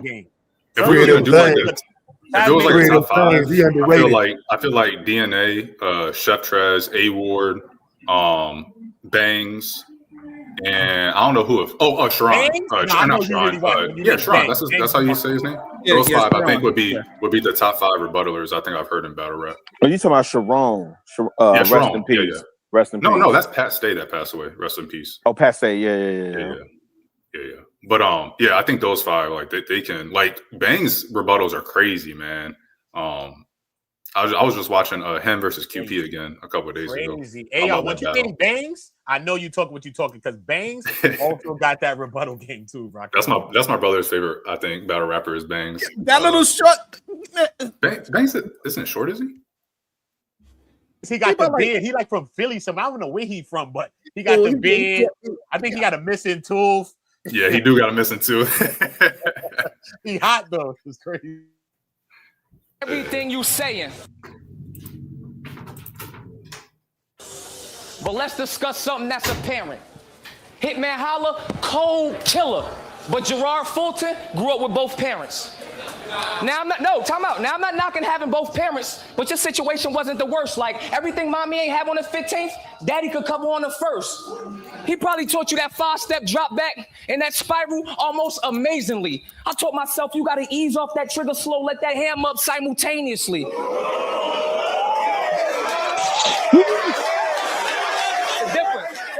He probably time out. He probably taught you about the birds and the bees, chlamydia clapping, all about crabs. Man, them niggas was out the window with the bird throwing up bees, clapping, calling out crabs. You was at practice shooting. If you miss, you do suicides. Them niggas came through shooting. That was our practice. If you miss, that was suicide. The wave. Yo!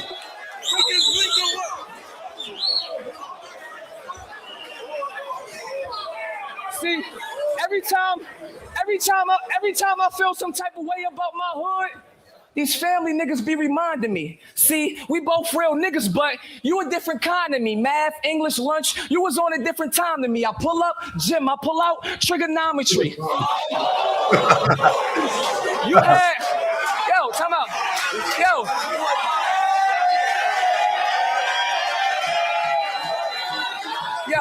Time out. You had X squared over Y. You had X squared over Y. Try to find the remainder, then add up. I'm asking my ex, why you asking me about numbers? I'm trying to bag up.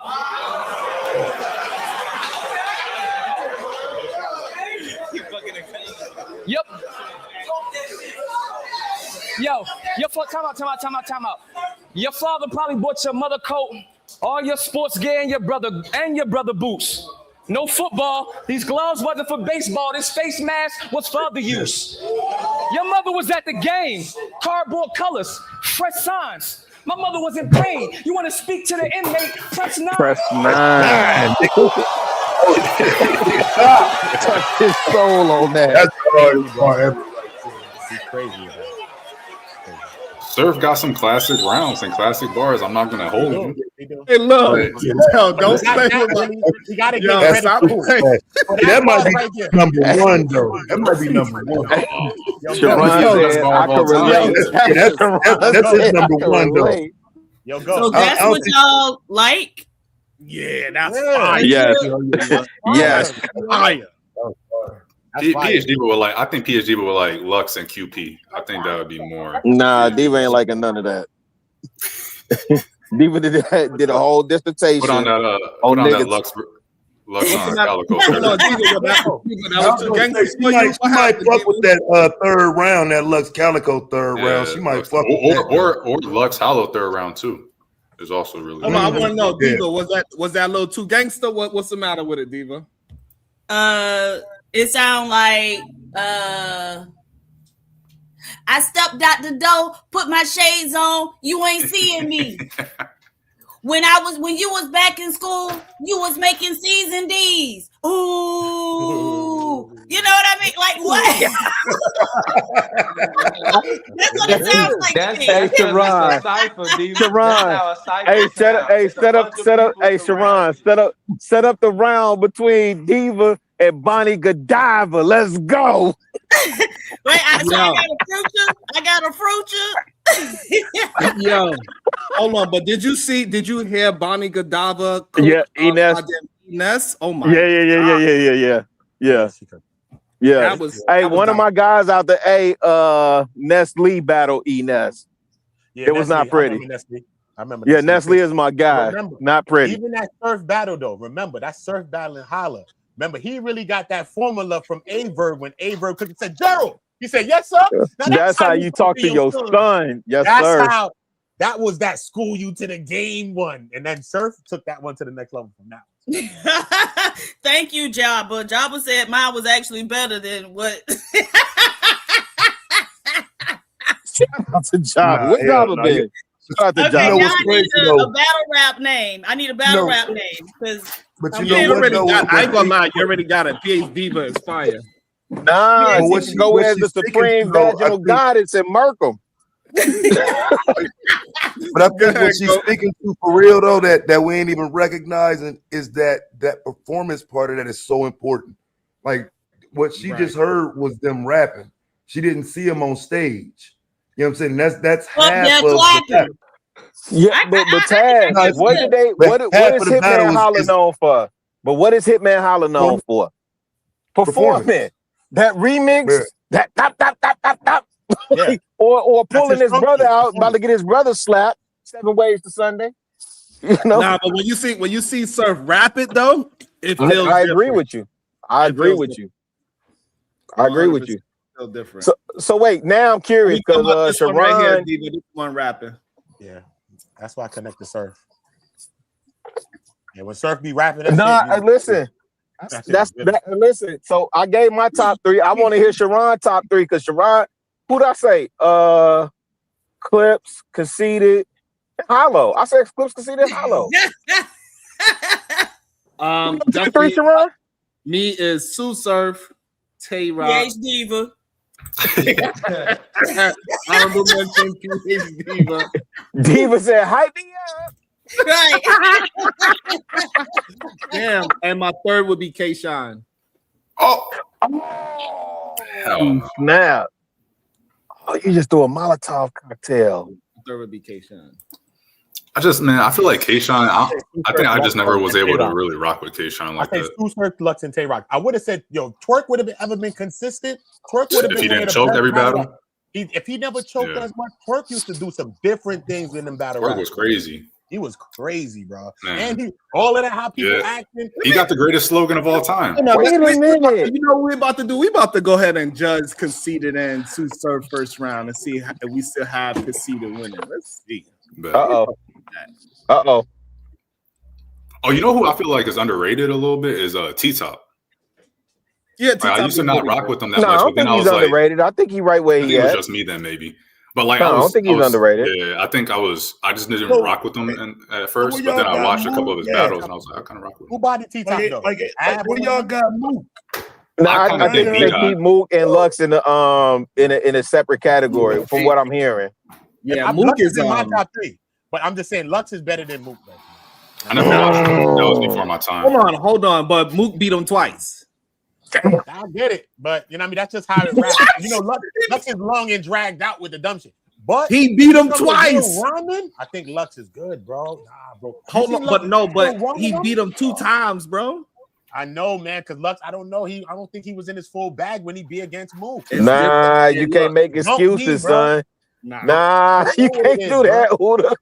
But Lux stayed in the game and he battled the newcomers. Mook just started getting back in, and I think it's kind of debatable if he's won every battle he's been in. That's what I'm saying. When you look at Lux, when you talk about longevity, it could be debatable, but he beat the people that he needed to beat, though. At the time, I agree, but then Lux I'm talking about stayed in today's time, like him, if he lost to what's his name? Even though he didn't, what's that white boy name? Wait,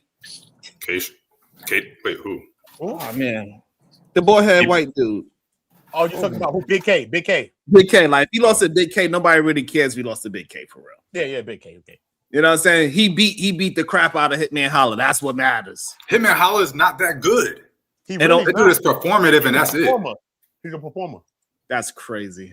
Yeah, it's not crazy. It's just he got bars, but he's more performance than bars. He barely got bars. He got some like hits in his rounds, but generally speaking, Hitman Holla is not going to be. Hey, what's the man that sound like Dr. Martin Luther King right now on the scene? Auntie's uncle on your mother's side. On your mother's side. Well, hold on. That nigga said, hey, my gun's like a chick on a rag. Don't play with her. Your mom ain't got nowhere to live, and you're talking about with her. B-Dot. Lights, camera. That's not B-Dot. That's not B-Dot. Solo. Solo. Lights, camera, action. That's me and my son had an argument about him too, AR. Yeah. Solo. White boy. My son don't like him too much. Solo is hilarious. How much they make you doing this? Like, can you make doing this? In the thousands. It depends on who you are, but yeah. No. I know for a fact. Hold on. I know for a fact Brownsville would probably appreciate B-Dot. That would probably be Brownsville rapper. I rock with B-Dot heavy. I like B-Dot. I think he's like a not Lux, but he's still nice. Hey, Goat, you rock with B-Dot, Goat? B-Dot. Yeah. B-Dot, all right. I'll take Swamp over B-Dot, bro. Yeah, I'll take Swamp over B-Dot. No way. Really? Swamp over B-Dot? Wow, that's interesting. I would have never thought. B-Dot is all right. Sometimes he be dragging it out with the smarts and all of that. Sometimes, But if you look at the highs, though, I feel like B-Dot's highs are way above Swamp's highs. Like B-Dot versus T-Top and B-Dot versus EK or whoever it was on the West Coast, and B-Dot, there's a third one I can't think of right now from B-Dot. But he has some crazy rounds. Like he actually has some. He beat Dom Kennedy. Remember Kennedy? Yeah, Dom Kennedy. Yeah. That's what I'm thinking of. I think. Yeah, like I don't know. You mean Emerson Kennedy? Emerson. My bad. Emerson Kennedy. EK. Dom Kennedy is another person. Yeah, Emerson Kennedy. Yeah, right. Yeah, Dom Kennedy is West Coast. I watched more, but I ain't seen a lot of him to say. Like, I wouldn't even put him in this conversation. I'm surprised he came up. I think B-Dot T-Top is a good battle, though. Is a good introduction battle to B-Dot, in my opinion. I think it's a good one. I heard a Hitman Holla too. He was on Wild 'N Out. Yeah. That's why he always get cooked too, because of that too. Oh, really? Yeah. Let that man make his Hey, money. Diva said, I heard of him. He's over there with Dick Canfield. My man, no Solo say, get your N-word hands off me. Yeah, Solo's fine. All right, hold on. Let me before the VP jump in, let me play a B-Dot verse. Let's see. I found one before we go to Casilla. Let's see. This is versus who, Sharon? This versus who? This is versus Cortez. Oh, I remember that one. That was a good one. This should be a good one. I think this one was a good one. Let's see if Diva and Brownsville be impressed at this. Brownsville, you listening? Niggas went about 3 years shitting on Cortez, though, bro. Yeah, he got the most vaulted battles. Damn. Oh, yo. I apologize. Pardon my anger. I'm just upset with the fact you act like I won't harm your blazer, like I'm just some square from Bel Air, blood cousin to who will, but still swinging arms. This Carlton of bank, you swore. Hold up. Sword versus sword. Where I'm from, we had to sharpen a razor. This is way before I became a conscious, provocative thinker with the mind of Einstein combined with Elijah's behavior. But who taught me? The bangers, the Procurement Power rules. You never caught me with wanksters. They was like, oh, you down with old PP. I guess they can see I was naughty by nature.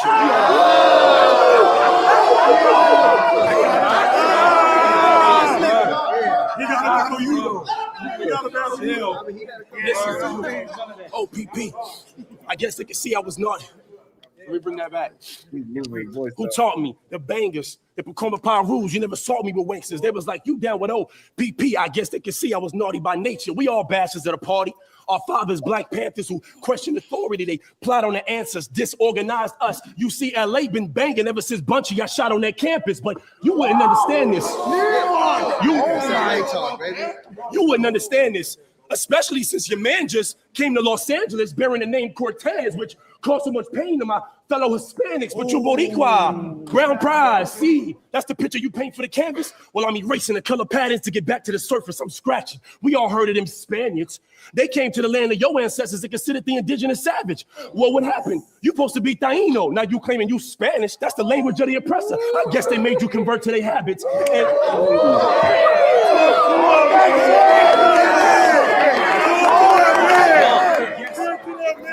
listen,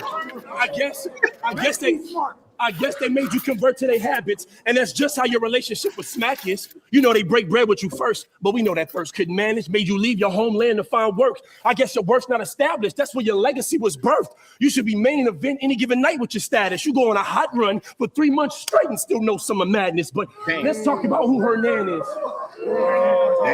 Let's talk about who Hernan is. Hernan Cortez. That's the name of the Spaniard that came to Los Angeles, turned the Aztecs into Hispanics. I mean, Los Angeles used to be Mexico. We probably battled it out on the same spot where we standing. So you got to get shot with the cannon. I gotta do you, send a shot into you. This is Black Love, Brown Pride. Shaka Zulu meets Montezuma. It wouldn't be.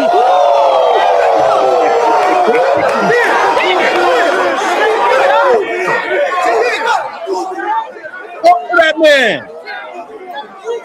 What the? Damn.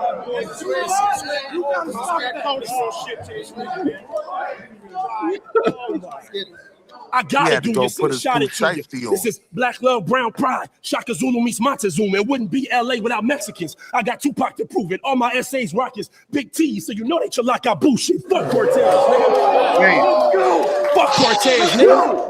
In my hood, all you rock is Converse. On the feet of men unemployed, but that's the ploy designed to make the economic decline worse. We trying to raise men. You rather let the boys be boys, get slammed, 25 to life, now their mom's crying, hurting. For that, I send you 4 bald heads screaming. I turn the bunk into an Onyx concert. You can't, listen, my nigga, you can't define the God's work. Black power, I'm really about this, nigga. On July 23rd, you was here at the bunker. I was gonna pull up and house this nigga, but I was at One United Bank down in Compton. Black money matters, opening up accounts, my nigga. So when you versus Big K was getting announced, go figure. I was literally putting my money where my mouth is, nigga. Nigga. I gotta stop using the N-word. It didn't hurt my people in the worst way, but you not my people, so you should have never used it in the first place. Just be Taino. Reconstruct the culture of your ancestors from their birthplace. Pray to your gods like Zini, Mubuya, you know, the ancient deities that make the earth shake, but you don't know what that mean, bro. You don't know what that mean, bro. You just a gringo that go wherever the green goes, so I'll break it down for the percent.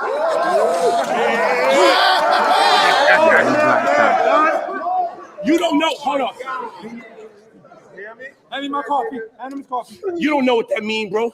You just a gringo that go wherever the green goes. So I'll break it down from the perspective of your oppressor. Tú no eres español. Tú eres un taíno. Porque tú hablas mi lenguaje. Cuando no es tu lenguaje tal. You can't even explain what I said. Dias de los muertos. I just welcome Cortez to the day of the dead. Damn. He don't understand that shit. Know your shit, nigga. Know your ancestors, knuckle. You said Cortez didn't understand what he said? That was fine. Nah, he did. Damn. So look, hey, listen, don't make me call him up, but that's my homie too. What you think about I know. So what you think about Mook and Iron Solomon? Because that made me think about that verse. I think that was a more disrespectful one. You know what I'm saying? Like Mook got Some on people say Iron Solomon beat him, right? Some people say that Iron Solomon got him. Nah, he definitely lost. Nah, He bro, he definitely violated lost Iron that. Like, Solomon, Yeah, bro. he violated him badly. He violated that white boy, bro. Yeah, he beat him up badly. Hey, Diva, what you thought about that one? I don't even like a nigga named Mook. If I catch him on the block, I'ma tell him put up your dukes. That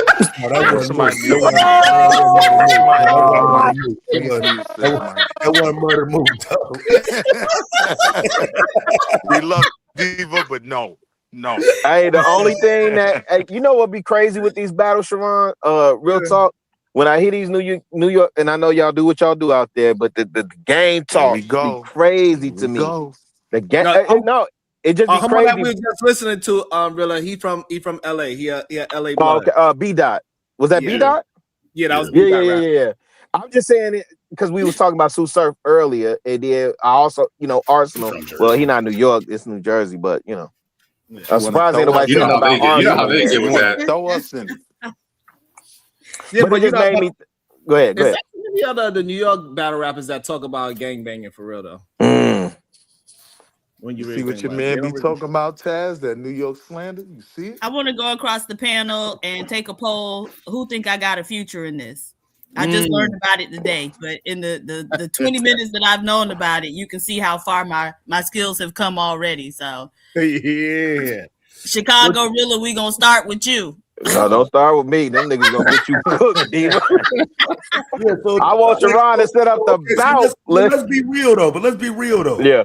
As clever as she is, if she truly put some time into she sat down. Absolutely. Shit up. She could do some damage. I think she would flame a couple of chicks. What's the chick that what's her name? Talked about getting her cherry pop. Chaz the rapper. Chaz. Are you talking about that? Are you talking about Official? Are you talking about the one that said it to her, or are you talking about Jazz? Talking about Jazz. Jazz. I'm talking about Jazz. Okay. Yeah, no. I think if Diva sat down, yeah, for sure. And then also keeping in mind a lot of the the events that Sharon will book. There's a couple of brothers writing for these sisters too. Yeah. So I think Diva could pull it off. If she want to get what she, because she did say what they get paid. What they get paid, Sharon? I know you know. How much money is in this? Some people are getting paid really well. Like you got to get up there, but motherfuckers get 6 figures. It goes from $100 all the way up to people who's getting paid $50,000 a battle. It's a big range. 80. Rum Nitty, he got paid $100,000 for a battle. Yep. But you talking about what do they call it? PG to what's the?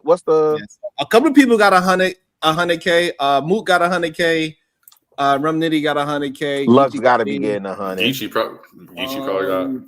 Yeah, Geechee got $100. So but it ranges from anywhere from $100 Diva all the way up to $50,000 is probably more normal. $100K is not a normal thing. That's Hey Sharon, now you got to get that Don DeMarco. Don DeMarco. I can call out that. Do you want to see if he'll hit the link? Let me see. No, hey, now look at Sharon flexing on a Friday. Look at this nigga. Diva, you definitely got the delivery. The way.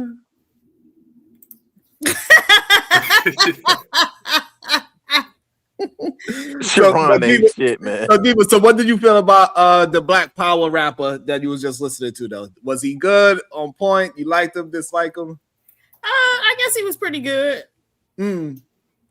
Interesting. No, he talked to that nigga soul. He gave him a history lesson and finished it off in his adopted language. That's crazy work. But Rilla, be honest. Be honest, man. Did you hear it, Brownsville? Can you hear me? Yeah. Did you hear the Black Power rapper just now? Yeah, but he played that for you, Brownsville. Be honest, man, and especially Rilla, right? Like, how many of these battle rappers would have been around in the early 90s, late 80s? Oh, you know what I'm saying? Like no. Did they have the ability, or do they have the ability to battle people like Nas You know what I'm saying? Young like a Nas. Cool G rap. No. Yeah. Young Big. Yes, they do. Y'all are A tripping. young, No, no. Man, these niggas will run through Nas, bro. That's what I'm saying. Nas, you said Nas are all people? Hey, look, Respectfully. B Dot will cook Nas. I'm sorry. Oh, y'all are These niggas tweaking. do Nas bad, bro. Wait, hold on. Let me say this because Brownsville put the question to me. Now, On the listen, battle rap. You see we're Joe Budden saying go up that. there. No, I get that, and that's because y'all pitting songwriters. But again, Nas come out of battle rapping, right? And I get it. The talent, Big did too. yeah, I think the talent level is different then. But you talking about putting some of these cats up again? Like I gotta sit in a Joe Budden mindset is different because I forget who else was on the card. So yeah, Hollow cooked them. I forget who else was on the card that night, and that was I think that was Mook. That was the Hippopotamus line. Wasn't that the same card? No, but here's what I'm saying. Because when you think about the late 80s, early 90s, like for me, I'm thinking about battle rap. The first person that comes to mind for me is a KRS-One, a Cool G Rap, or a Big Daddy Kane.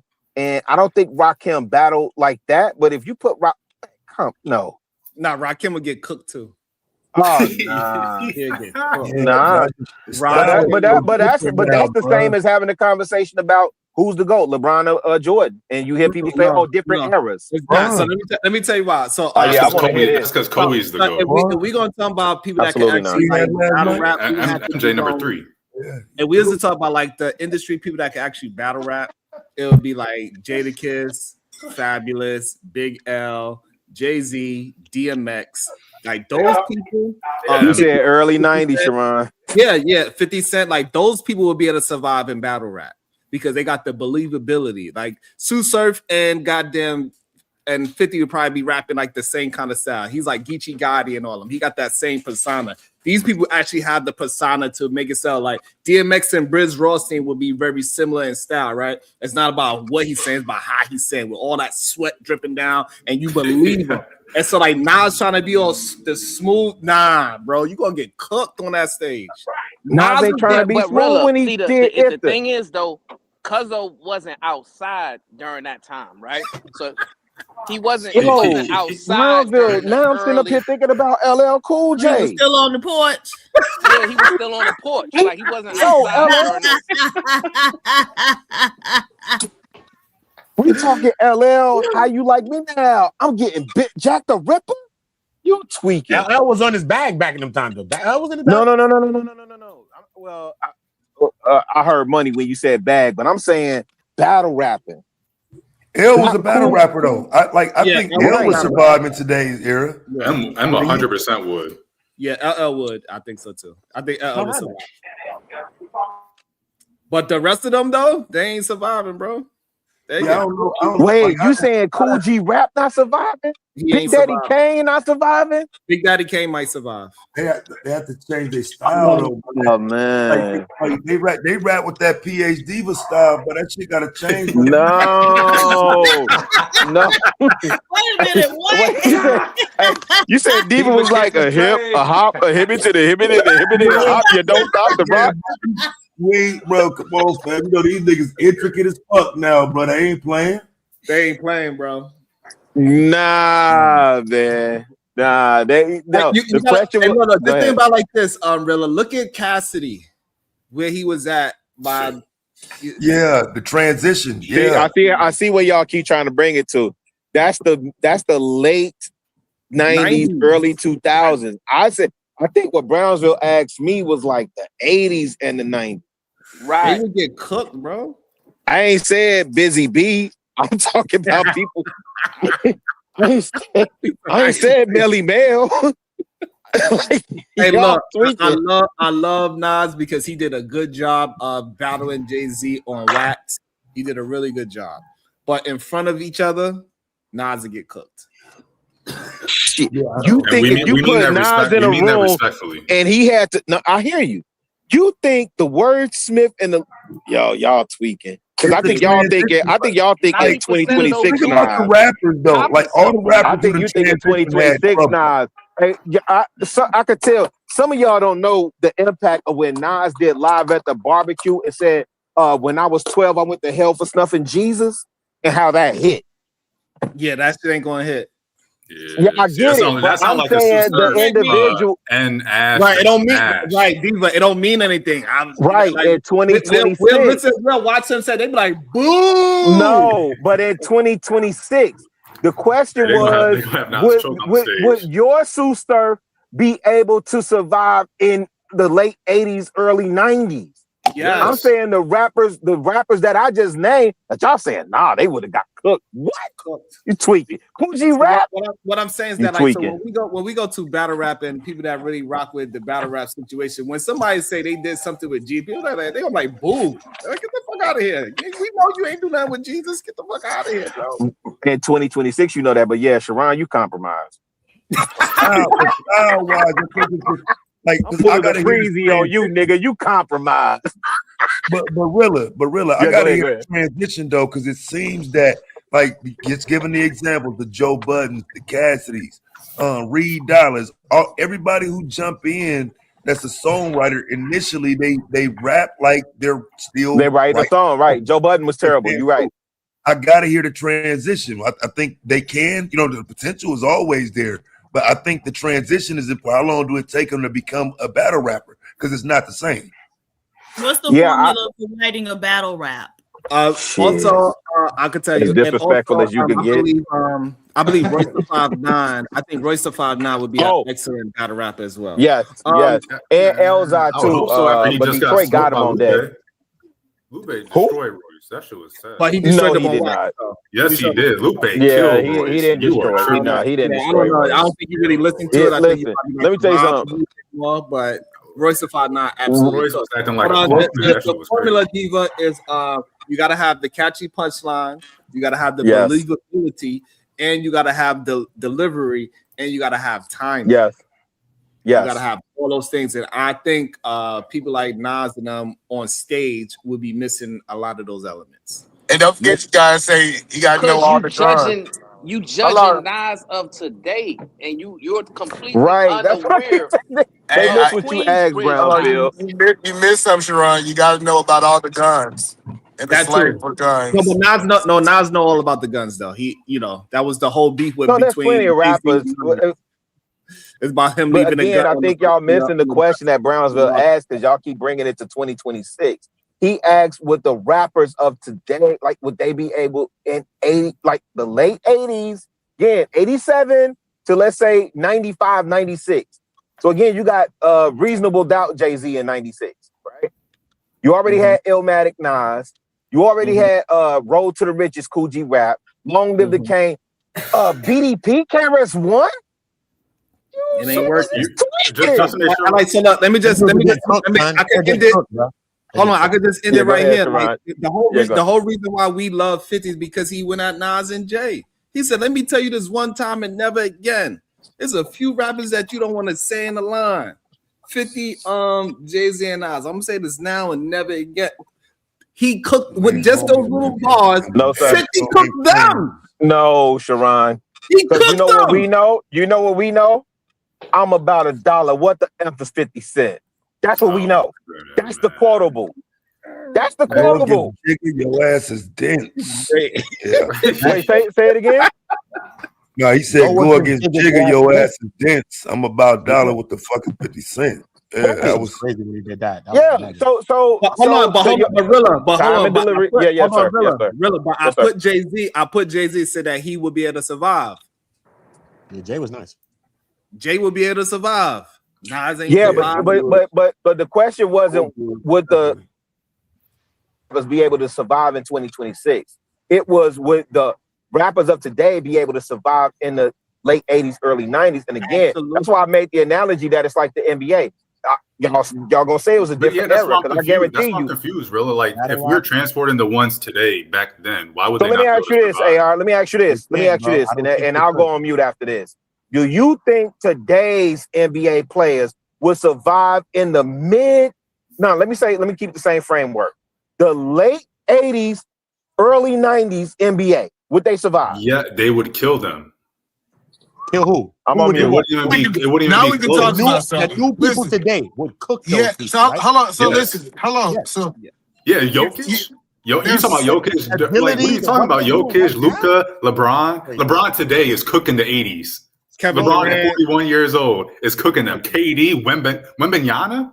What? What are we talking Yeah, about y'all right now? definitely ain't never seen. I don't know about Wemby is 7'3" with a handle like what are we Yeah. talking about right now? Yeah, He's you shooting definitely three. ain't never seen Hey, y'all, Detroit. don't forget, we You said definitely ain't never seen Detroit Bad Boys play. Just to be clear, You Sean, definitely ain't seen Boston Sean, play. they can They only was play catching man. niggas They in the couldn't play air and zone. slamming them to the ground.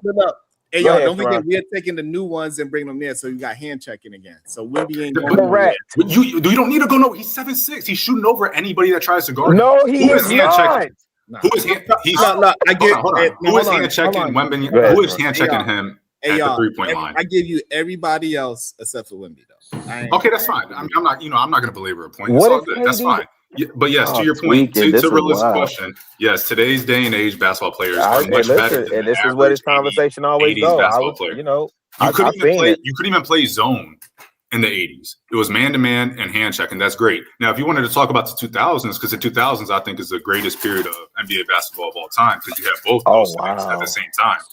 Then we can talk about it, I think, a little bit. But to your question about NBA players and rappers today, yeah, battle rappers today, Hey, it they makes sense. elevated from what was back in the 80s and 90s. So why wouldn't you be able to put them from now to back then? They can do everything that they can do. So why wouldn't they fit? That's So, my like, question. I think my problem is this, right? If we Mm. used to really put Nas and Jadakiss on the stage and tell them to rap, do we really believe Nas is going to be Jadakiss? No. Do I Yes, believe? back if that took place back in '89, Nas would win. Oh, hands 89. down. Yeah. Hell no. In 89? Hell no. Hell no. Yeah, but Jadakiss wasn't even there. Yes, he was. Yeah, I mean, Jadakiss did in 89. That's what I'm saying. Illmatic didn't come out to 94. What I'm saying, Jadakiss was rapping his ass off. It took him a while to it took him a while to get the cosign. Yeah, they was developing their styles and all that. I agree with you. I mean, Nas too. Again, Nas was live at the barbecue. Well, not 89. Was that 91? It was 91. Somewhere around there. But I think it was like 91. Jadakiss, that's what I'm saying. Jadakiss, DMX, Big L, Jay-Z, all of them was on their way. They was on their way battling in bodegas. You know what I'm saying? Hey, shout out to Brownsville for contributing to the foolery. I definitely I support all of it because I'm thoroughly entertained and I'm glad to see the art form, you know what I'm saying, and the culture progress. You know what I'm saying? There's some really dope lyricists out here, but I'm standing 10 toes on mine. 1,000 ain't nobody seeing Cool G rap. Ain't nobody seeing Big Daddy Kane or Rakim. I don't care what y'all talking about. His baby mama seen him. You got a Kango on right now, don't you? You got a Kango on, Rilla? The bucket, the EPMD fisherman Hey, hat. so let me ask Go. Hey, Go, do you think Nas in 89 is beating Jadakiss on the corner in Brooklyn? A street corner in Brooklyn.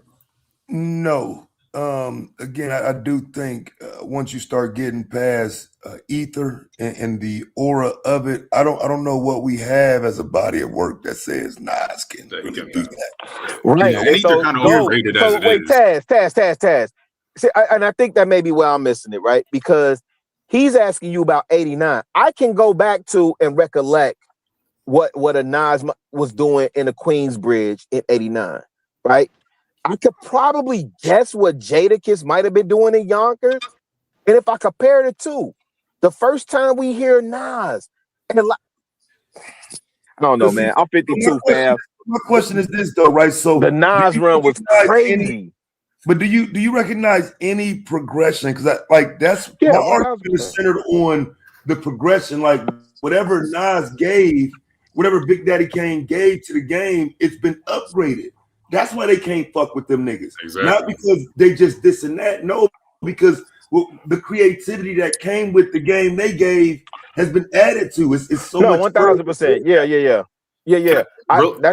Go ahead. I just Is there anybody that you listen to QP Quantum Physics, right? You've heard him battle rap before, or No. even Nitty? Okay, Nit, all right. Rum, Well, you heard said Rum Nitty? Yeah, Nitty. Nitty and QP have a different style, but kind of similar layered, or even Daylight, who's super layered as well. I mean, Lux is super layered. Daylight is, yeah. You think there's someone that's equivalent to them back in the 80s and 90s? Right. Chino XL would have been equivalent to Daylight. Rilla? Are you serious? Wait, Sharon, are you? Wait. Ain't no way. Ain't Okay, no okay. way. Wait. Chino XL. Okay, let me ask you this, Sharon. Cannabis. Cannabis lost to Emmer. Cannabis no, sir. folded in battle though, fam. Yeah, dog. He lost to Disaster. I'm asking. Let me wait. I just want to hear Sharon on this, just really quick. I hear y'all. I accept that, but Sharon, I'm asking to whoever he just named, right? Because he said it's layered, and when he said Daylight, I understood it. It clicked. So the equivalent for that time is what I'm going to. I didn't say whether they would, the equivalent for that time would have been Cannabis. Cannabis got Chino cooked by, XL. But no, that's my point, though. Hold on. Cannabis got cooked by LL Older, Oh and then Be going and mute. then he got cooked by Disaster in battle rap. Literally, he got his ass cooked so because it's. I don't think y'all understand how different it is when you in front of somebody and the crowd is going I agree. crazy. Yeah. And when that happened to Nas, like all that, because when he get on that stage versus somebody like Jadakiss, Murder Mook, or any of those dudes that knows how to get the crowd behind them, all that intricate rap that he got is gone out the window. He gonna lose the room. But that's not true. And see, this is where ignorance comes into play. Because what you don't understand is rap was created from the battle rap culture. That's what created rap in itself, right? So before we was able to go and buy cassette tapes and we was able to hear rappers on the radio, they would get together at lunch, they would get together in the high school hallways, and you had somebody beatboxing, you had somebody rapping, and you had somebody else coming in battling them, right? So it was a test of will, it was a test of intellect, it was a test of improvisation, right? And the best of the best is what stood out, right? There's a reason why Puff took Big to all 5 boroughs just battling people, right? And Big cooked everybody. And that's how he got his deal. So now, but you talking about, we ain't talking about Big. Big might be able to survive. He'd be like, he might survive. Nas ain't surviving, bro. He didn't have the lyrics to survive against like Jadakiss. He don't have the ability to beat up Cassidy. He don't have the ability to beat up Big L. He don't have the ability to beat Jay-Z live. He don't have the ability to beat DMX live. These people will cook him live. Like if you take a poll today, and this is why I come back to ignorance. Because if you take a poll today, and it could be worldwide, and you can name your top 5 rappers of all time, Nas is gonna come up in the top 3, pretty much all across the spectrum. Never. No, that's a generational thing. This is how you know when you're talking to old head, because they be harping on that stuff. And you can tell Rilla and Brownsville are around closer to the same age than everybody else, because they still talking about these 80s rappers are somehow and 80s basketball players can somehow guard today's day. Nas is Kyrie would be arrested for witchcraft if he was out there doing what he does with that ball in the 80s. He would be arrested. He would come on, let's be real. And y'all Kyrie sound has crazy. No, you guys sound crazy. Kyrie wouldn't even be able to get that off. Are you kidding? What I'm saying is that the people that I'm naming is literally known for battle rapping. Jay-Z is known for going from corner to corner in battle rap. But you think Nas wasn't though, Sharon? Not like them. No, he was. All right. You know what? Fair enough. Hey, let's get Brownsville to hip hop though, man. Hold on 1 second. We need Brownsville to get a hip hop show on the network. Hold on, y'all. Hold on. Talk to the VP. Right. To prove the point, who did Nas battle that is worthy of saying? Everybody that was on the barbecue. Be quiet. Not lying. And here's the thing, Sharon. No. Go ahead. They don't want to answer the question, Sharon. You see what they're doing? Pass it. Who did Nas battle back then that is worthy of noting? Are y'all serious? Everybody's the answer. Come on, hold on. Give me some. So No. He's talking about this nigga Willie is Off the wax. Off the wax. Off the wax. no. Off the wax. Let me go into the recesses. So, because this was a lot of Queensbridge activity, right? And we're talking ciphers at this time, right? So at the very least, you had Cormega, right, Prodigy, Large Professor, right? Havoc. Okay, so we know everybody that was in Queensbridge at the time. Nas was considered the king. That's why he was able to rise to the top. Correct. No, hold on. Let's slow down. So, Prodigy was probably like 12 at the time. Nas came out in 94. Yeah, he was like, because Nas came out what 16, 17, something like that. 18 years old. Well, Live from the Barbecue. It was a little older in 94. Yeah, he was 21 in 94 when Illmatic dropped. So what I'm saying is this: Big L got notable people that he rapped against. Sure. In the street, Jay-Z got notable. He got two notable people. Jay-Z battled Big L and DMX in the street.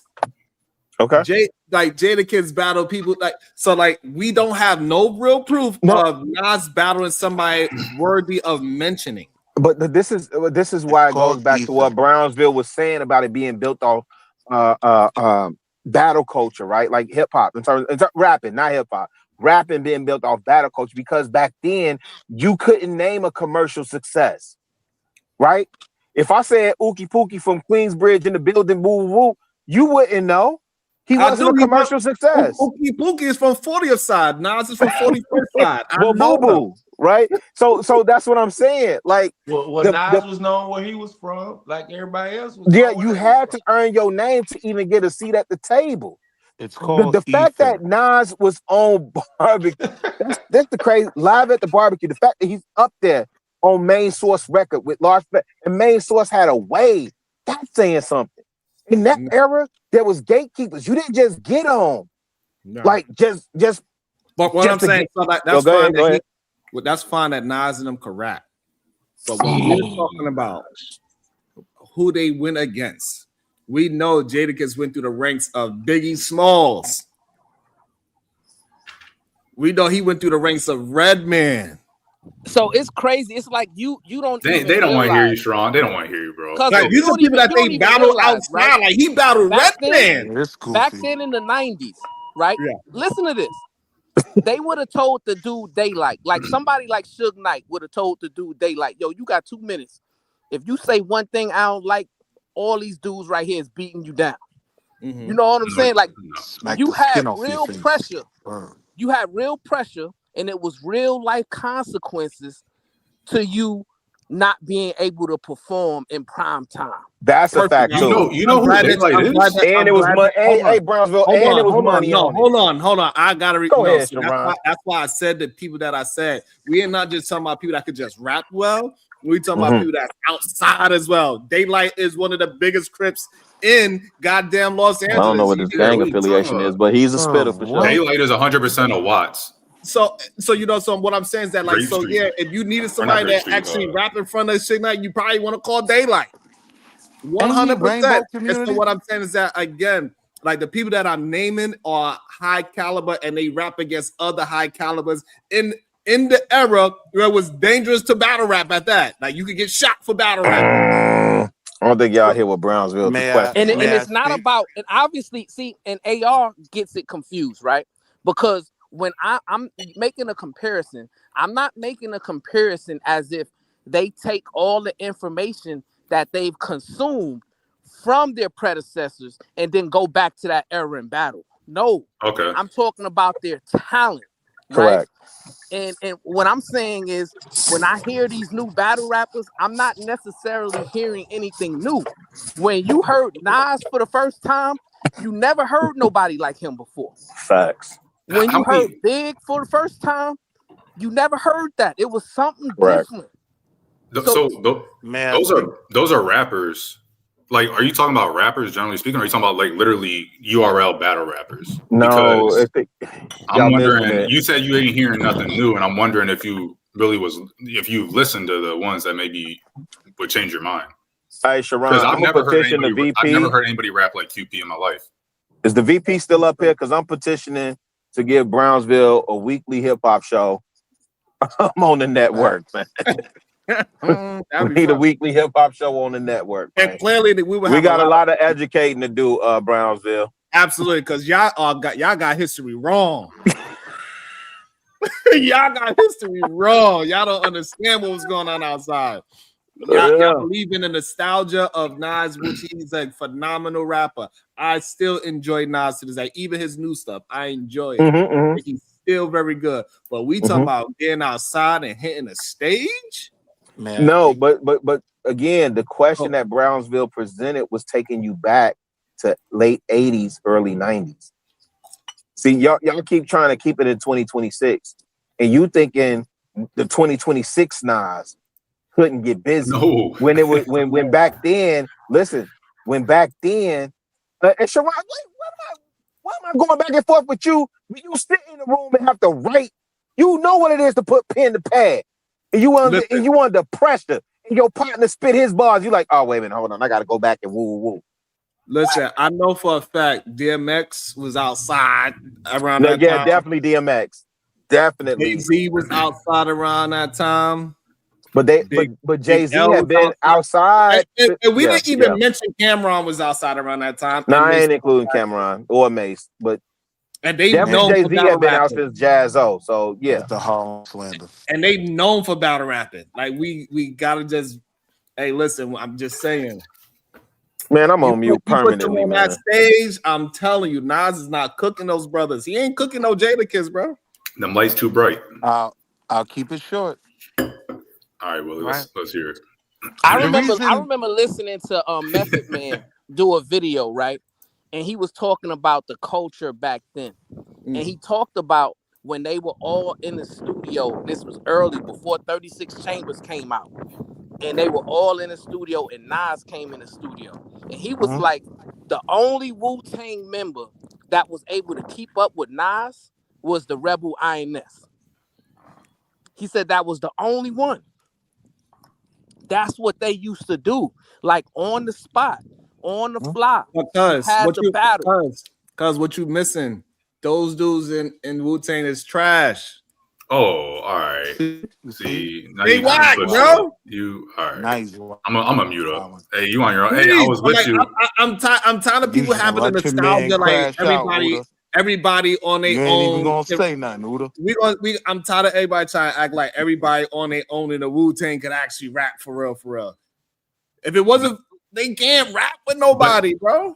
So you're saying none of the Wu-Tang members, except for Method Man. Who else is going to be able to rap with somebody that is battle rapping? Method Man to tell you that Inspector Deck was the best rapper. My nigga Brownsville. Trash. You ain't like Cuban Links? Who was it? Rilla, don't make me pull up no lyrics because you know what happened last time when we started pulling up lyrics. Atomically. Hey, that's the only one. That's the only rap you can pull up. I ain't gonna front that.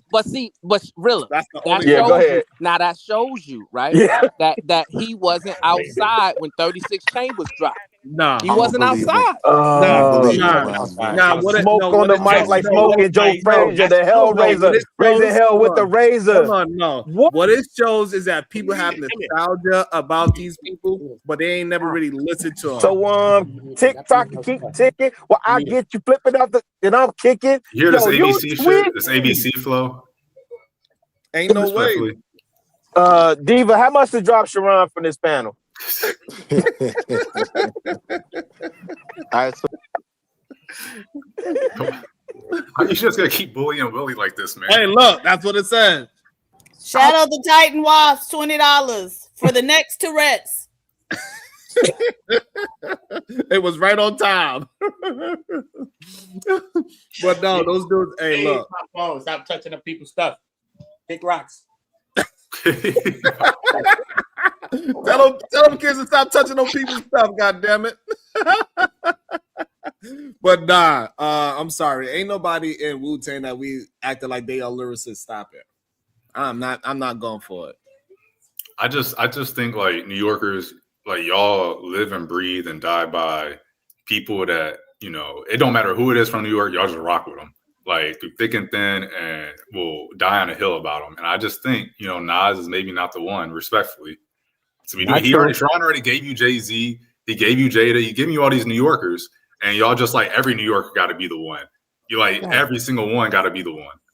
A lot of people was whack from New York too, so we ain't gonna say that. Hell yeah, a lot of those Wu-Tang members was trash. But that's what I'm saying is that I had a like, few y'all of are them saying that like the were wackest of the whack, but you're saying like anybody that had a name has to have been. No, but AR, here's what you're missing, brother. That's the killer. Again, but Uda, hold on 1 second, just really quick. This is the thing that people are missing, right? When you talk about the gatekeeping that took place in rap, you did not just come up just because, you know, that's my man's or whatever. Woo. Yo, you had to battle. You had to get in the cipher. You had to have your bars up. And again, the era I came up in, you had to be dropping science and kicking knowledge, right? So now most people, Heavy D did a whole song with no curse, right? Had Kool G Rap doing a whole track without cursing, right? There was a certain skill set and level that took place. So it's not like the New Yorkers like everybody from New York. They know that, well, at least back then, the quality test, the quality control that was on rap music for back then, the era that me and Brownsville is talking about was top notch. That's why you have so many of us reminiscing. I'm gonna be to the crib in 5 minutes and I'm gonna just start putting albums on the screen.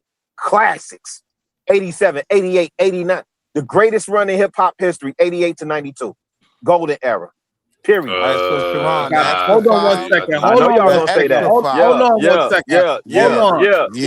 Hold on. Wall Street Willie said, "Hey, listen, I need my 5 minutes in the box." He said, "I'm tired of y'all playing around with me." He put 25 on it. Go ahead, Wall Street Willie. What you got? It's real quick, right? Like the reason why you regularly drop me from the panel, there's a colloquialism, right? Say it for me, Diva, right? It's called getting ethered. I ether you on ideological topics we're talking about, and that colloquialism was created by who? You goofies sound insane, right? Nas literally changed the format of hip hop, right? But if you're talking about the biggest battles in hip hop history, yes, now you can talk about Kendrick and Drake, but for maybe 20 years prior to that, the biggest battle in hip hop, right, is what I do every time Sharon drops me. I've just finished ethering him. Habaragani, I yield my time. I almost said that can't be right because Pac and Big, but then I remember Big never really responded because he was doing too many subliminals and shit. So I think you got it right. The biggest one. This beef was going to Summer Jam. This beef was in these arenas that we're speaking of. Listen, right? when you had Jay-Z do Super Ugly, like it was like, oh, okay, we going there. And then had to come back and apologize like J. Cole. And I just want us to be honest. If that was on a URL stage or something of that nature, Jay-Z and Nas, and we really let the lyrics go, Jay-Z wins that battle. But that's just an Arsenal thing, right? Like, no, what I'm saying was Jay-Z would have he's saying Super Ugly on the URL stage. I agree with you. But the only reason why Jay-Z lost is because we don't have that code anymore, right? We had the code back then. It was too much. Yeah. You started talking about. Yeah, we didn't know about Babies on the Currency. The only thing me and AI got more in common. Like we ain't know. Yeah, we ain't know. So, but like, so it was. Hold on. So, but what I'm saying is that on a stage, again, Jay-Z wins that battle. But in politics wise of battle rap, industry battle rap. No, the structure for that time, yeah. That's wait, whoa. Why would Nas win in battle rap? Nas. No, you're not listening. So what Sharon is saying, if it was URL, Smack URL, or all these other leagues y'all got, right? King of the Dot and all that other stuff, right? Yeah. Jay-Z with Super Ugly would have won the battle, which I 1000% agree in that climate. But in the climate as it was, because it was rules and regulations, and then Jay-Z kind of showed his hand when he went that deep, because you hadn't heard people go that deep outside of pop. Right. You hadn't heard people go that route with it. So let's real quick. Politics wise, Yeah. Let's not leave out the fact that there is You know, see, Willie, this is a problem, Willie. Though we was having a conversation, but I am too. I'm just having a conversation. I'm quick. Ask my wife. I'm Ron quick. ain't shit.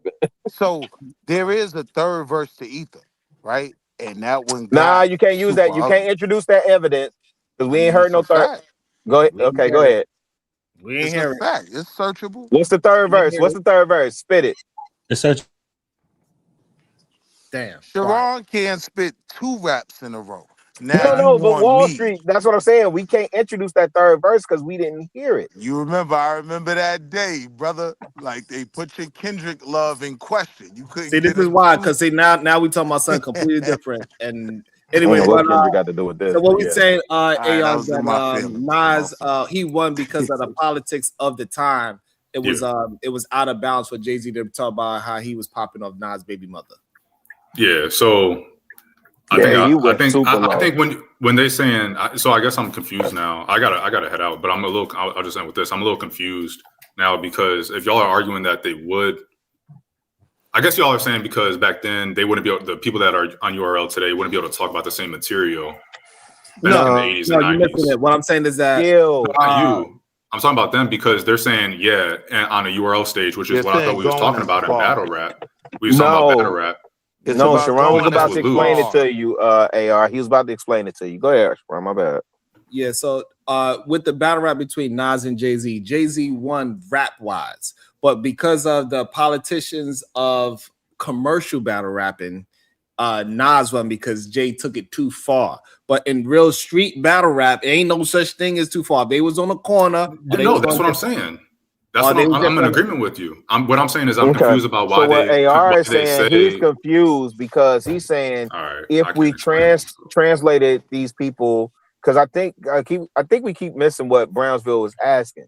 He's saying if you translated Sue Surf back to '89, to the golden era of hip hop, right, where you had all them MCs and all them people competing, would Sue Surf be able to survive? And the argument that the argument that I have been making is based on the criteria that was laid out earlier, right? For battle rap, you got to have delivery, timing, so on and so forth, and the climate for that era.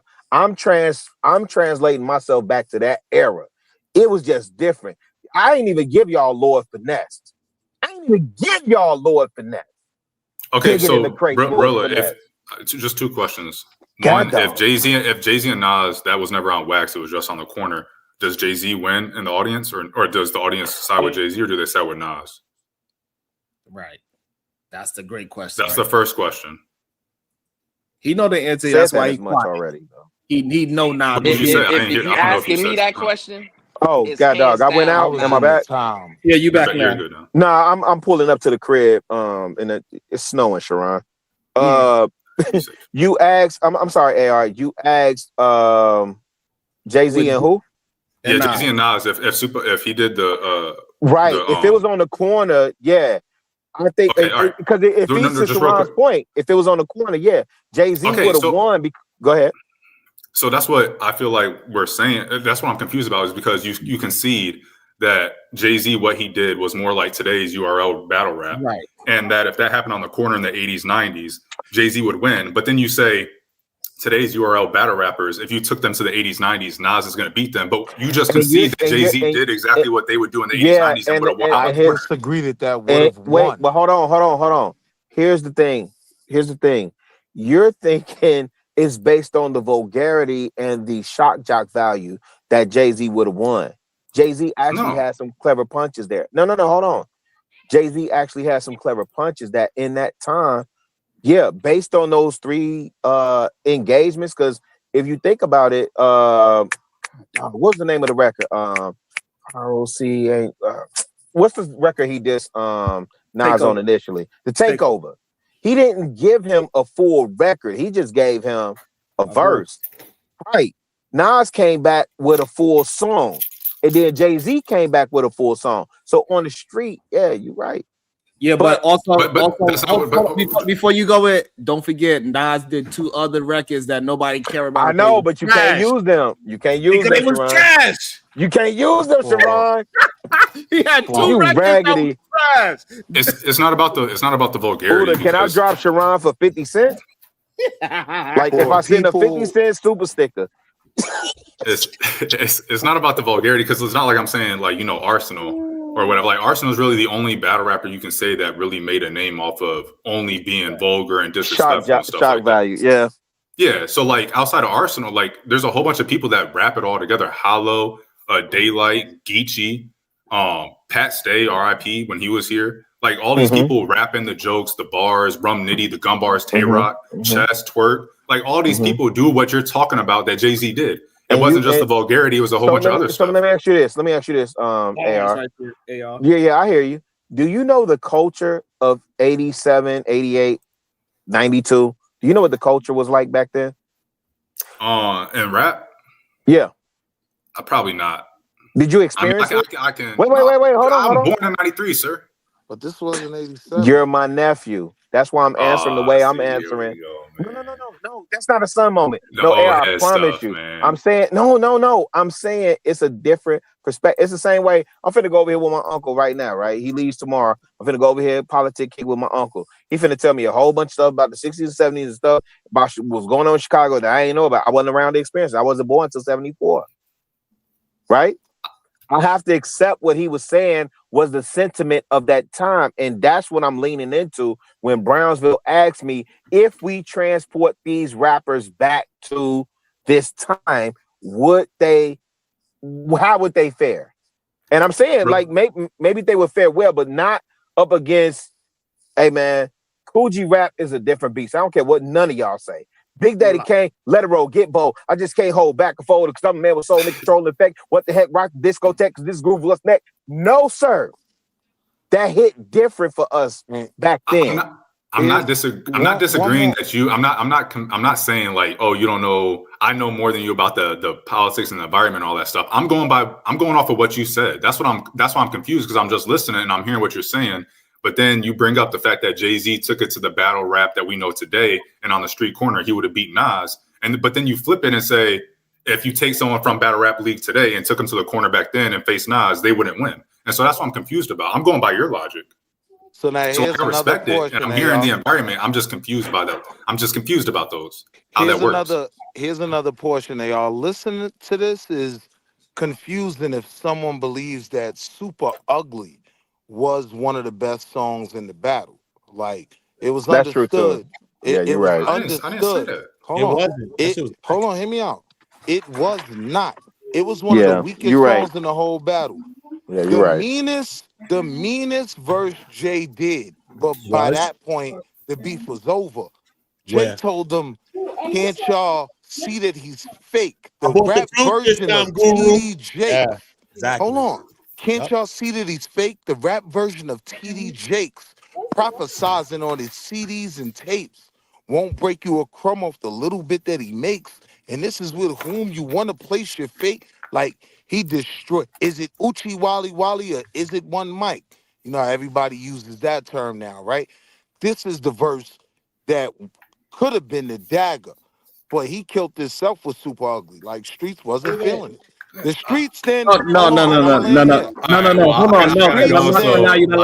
I appreciate y'all having me. And I'll be listening in the back. Hold on, Willie. No, don't say the street wasn't feeling it. The politicians wasn't feeling that he started bringing the baby mother into it. It wasn't the street. The streets was like, yo. If I could just finish my point. Right? No, but you want to lie in the streets, so don't do that. We know the streets determine how a lot of these rap beefs go. I was the streets then. I'm telling you, people just wasn't feeling Super Ugly. You was actually a goofy. Hold on. You know what I'm saying? Hold on. On an actual, can I just finish, bro? On an actual stoop, right? You was considered a goofy if you thought that Super Ugly shit was flop. That was the culture at the time. Why? Not because of lyrics, because what he said about his baby mother. That was the only reason. That's the only talk about it. Niggas just wasn't feeling the song. I think it was the condoms on the baby seat. That's when it, as a song, just went too far, right? Like that was whack. You know what I'm saying? Because he's saying the same thing I'm saying, but he just saying it in a stupid way. No, listen, you're not hearing. Right, it's because he was talking about the baby moms. That's why I was right. It wasn't because of the lyrics. Stop. And again, let me say it slow for you, so maybe you'll understand this time. It was about a child. You got a It baby wasn't by about the that baby broad. You mother. can't disown her yet. Where do the It, lies end? Where do the truth no, begin? When does reality set in, or does it not but matter? here's the You thing, gotta though. hurt on your baby mama's Here's the famous thing, rap. though. No, Right? fam. What the street. Stop. Yeah, Liar. we was listening to that shit, fam. You lying, Ain't bro. nothing goofy about it now. Come on, bro. You Hold doing on, it right. nah. But the end all be all for the streets of that time was condoms on the baby seat. That was whack. Niggas Okay. wasn't with that. Okay, so stop. So again, Shit was corny. again, so you are saying what I'm saying because people were so offended that he was No, I'm talking saying the about the baby. baby mother. People were Not so talking mad. about the broad. Okay, forget it. You just want to talk over me.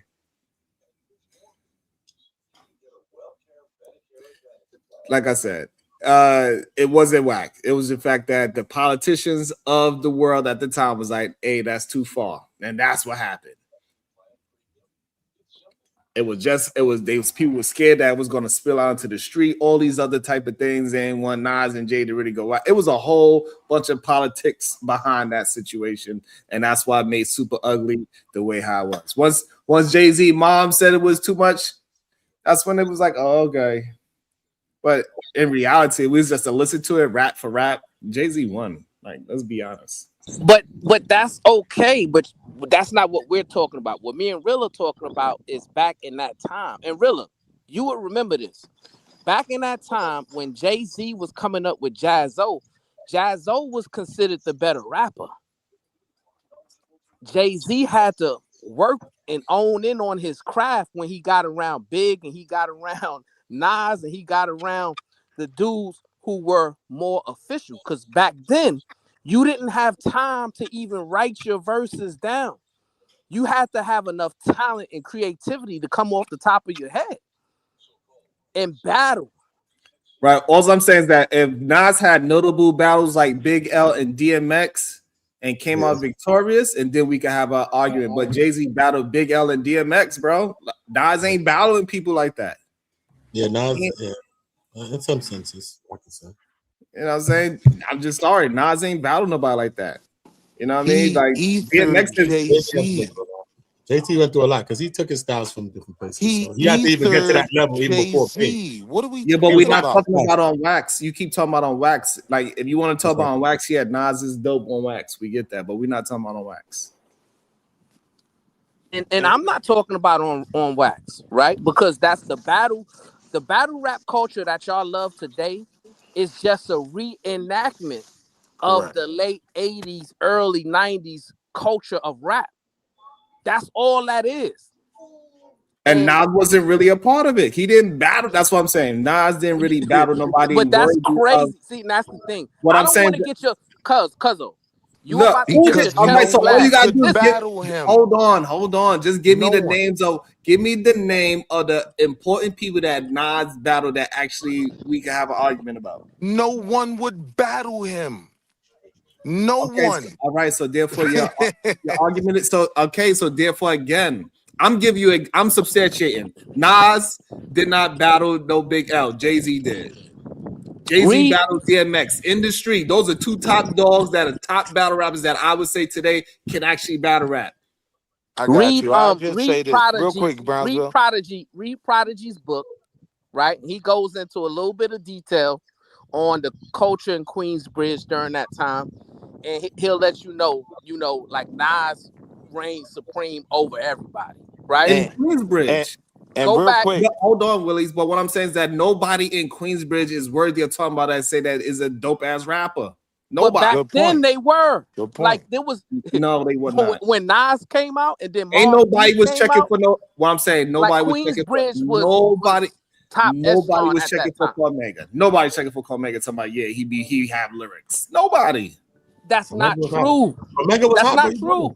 The Testament, the album, the only the thing Testament that album, and all that. I like that shit. What derailed Cormega was a stint on Rikers Island. He did like almost a 2-year stint in Rikers Island, and that's what kind of derailed him. Because during that time when he was in jail, that's when Nas got his deal. That's when Mobb Deep got their deal, right? So by the time he got out, it was already too late.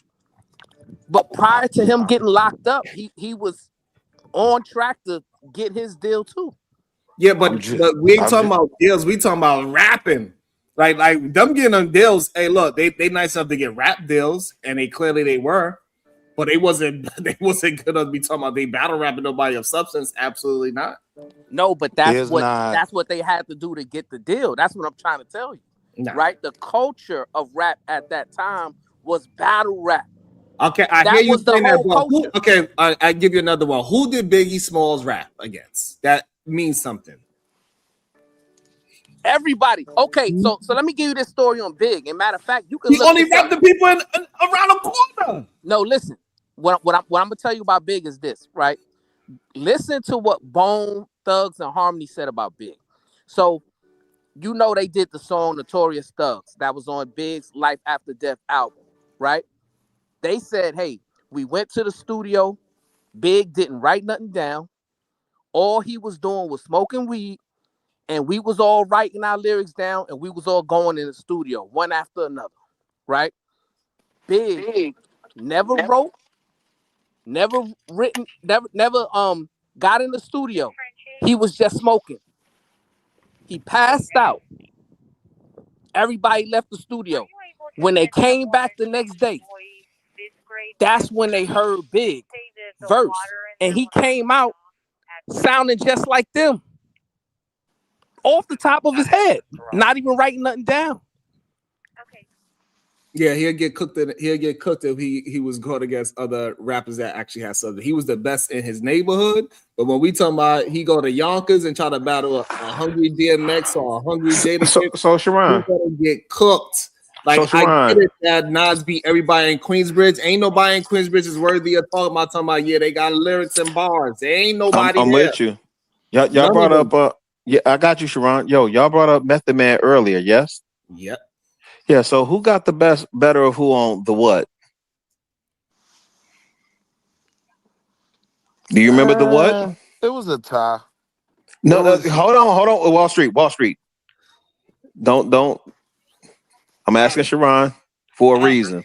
They don't know what song you talking about. You know And that. so again, it proves this is the point that I was about to go to, Wall Street, because they both pushed each other.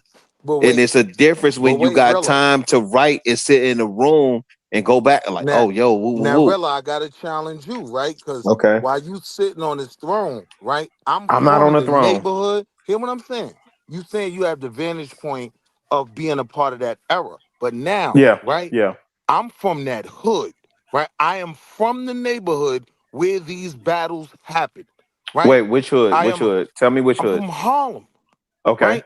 So I'm a testament. Like most of these dudes, first of all, what you got to understand about these battles that a lot of these goofies don't understand, all of that smack URL shit, you cannot say that on the block in front of nobody. That's a fact. That's correct. That's not true. That's a lie. That is not a fact. Absolutely In that not. era, he's saying in that era, Sharon. He's saying in that era. I won't allow it. Can I just lamb? Allow it. Absolutely not. That is In that a era? lie. That is Sharon, let a me lie. share Now, some real hip-hop Wait. history. now, whether we get into Brownsville a just fight, said the same thing. hold on, In whether that we get era, into a- Sharon. hold on. Whether we get into a fight night, Big L, he said what he had to say. Murder Mook and what's the name? Right there on 125th Street, they said what they had to say. Cameron battling Big L, he said what he had to say. Nah, son. When he was murder, when Mace was murder Mace, they said what they had to say. Whether we went scrapping after, that was a whole different story. But like, listen, I'm just saying that. Sharon, there was Sharon, money you on the heard line. Scratch You Dog? wasn't saying that disrespectful stuff that they were saying smack URL in. Yes, they were. There's no way. They were talking about shooting each other in the head. Yes. Yo, Sharon, you heard Sirius Jones, right? Yes. All right, Sirius Jones is the one that ended my battle rap career because he told me I threw your album off the roof just to say that it dropped. That was it. Everybody went crazy, right? Listen what I'm saying, right? This is my listen what I'm Hey, that's what the nigga Sharon, talk. Yo, this the wildest wake up show, man. Wait a minute. We gotta acknowledge that. This the wildest wake up show. If I'm lying, I'm dying. He told me I Oh, threw say your it again. album off the. What he told you, Willie? Yo, he told me I threw your album off the roof just to say that it dropped. I remember that verse and the cadence and everything of that moment, It right? cooked you. My career was over. But I'm outside. Hold on, but before you go with your story, Willie, because you know your story takes like 10 minutes. Nah, the story over. So what I'm saying is that like so we cannot negate the fact that once those lines hit and we see the crowd jump like that, it changes the battle, and that's where Nas would not be able to keep up because people like Jay-Z, DMX, Big L, they say lines that make the crowd go wild. Nas does not. Nas say things that make you go, "Oh yeah, that's fire," and that's where he would lose. You said it 1,000 times, right? And I'm gonna again keep it short, if I could, right? Again, to the whole culture of battle rap thing, it was more of a cipher. It wasn't I'm coming at your neck and talking about your baby mother and your dead moms and your All right, daddy stop. was a All right, crackhead. okay, hold on. So should we Willie pull up Eat the lyrics and rap them, and we'll see how good they sound live. Go ahead, pull it up, Willie, because you want to talk so shit. Might as well rap some Eat the Is he lyrics. Dame Diddy, Dame Daddy, or Dame Dummy? I swear, Taz, that's where I was about to go. I swear that's where I was about to go. Can I make my point before we get goofy, right? And that's the This guy the you thing. chose to name your When company niggas is after. talking about these Get it people and these together. battles and all that back then, Y'all rock fellas. Hey, shout out to Taz too. Happy early born day, fam. For sure, I appreciate hold it. on though. Just let me finish making my point. No, because I want you to make the point of what I'm talking for. Go ahead and see. At least Goat knew the lyrics. He knew the lyrics. that Y'all was just hard. talking. This is the problem. Y'all just talking, bro. Y'all not Bro, actually. Let me ask the we're GOAT not a breaking question. down. I want to ask the GOAT a Hold question. on. We're not spent breaking. money Hold with on, you. Willie. I I got don't two want you to just sentences talk out. every Yeah, time. we done heard. And you Willie. cut me off. Look, Yes, because every time you're not talking to what I need the conversation to go to. You're just saying whatever you want to say. Hold on, but when niggas get to crying about people not supporting, I spent money today and I couldn't even get 2 sentences out. So you say I should let you just run everybody off the channel? I'm not running anything off anywhere. We're all talking. We was just at 110. Don't nobody want to hear you. We was Shut at up. 110 just now talking about All right. music, and now we at Nah, 78. you're right. Habaragani. You got it. Don't worry about me. I swear y'all think y'all be doing what y'all be doing, but y'all don't. Hey, so back to the Anton Daniels. Oh, you thought I was reading them lyrics from Google? No, bro. Why would you think that? No. Hey, Taz, don't pay attention to the chat, man. We trying to get the numbers back up. That's crazy. So all I'm saying is I'm trying to get Willie to understand instead of him just rambling. Like if we go bar for bar, we'll see which ones will actually live outside of the actual song. We understand what the song did, but we just rap it and treat it as a battle rap stage. It'd be a clear winner, and most likely won't be Nas. Especially when you put his voice into the fact of the matter. He ain't got it to be outside like that. I don't think Nas wanted that smoke with Beans for real. You know what I'm saying? Like Beans would have fucked Nas up. Absolutely. And we know because and we know Jadakiss could really rap. He could rap on wax and do it outside. Because we've seen him do it against Beans, was probably one of the dopest battle raps we've seen in a long time as well. We go. That's kind of my issue with because again, like Beans on Special Delivery, he threw some bars at Nas on that Special Delivery freestyle, and he never, Nas never responded to none of that as far as Beans go, and so I always felt like he should have instead of kind of shouting him out. But that was the culture during that time, Taz. Like, because Nas was already established. Beans was still trying to get his footing in the game. You know what I'm saying? So, obviously, the way you get your footing in the game is to come at somebody bigger than you, and try to get them to respond. And once they responded, that kind of elevated you. So, oftentimes, the bigger rappers wouldn't even respond. And let me just in case Wall Street really still there, he can still hit the link. But just because you doesn't mean that you just take over the show. Like you understand what, like we not understanding you, bro. You ramble. But Diva, you there? I don't know why they could just ramble. Like we gotta still have points. Like as soon as you left, the numbers went right back up. Bubba Homeschool, $5. Stop rushing me. Listening to middle-aged men arguing about 90s rappers is just like listening to 12-year-old boys argue about Dragon Ball.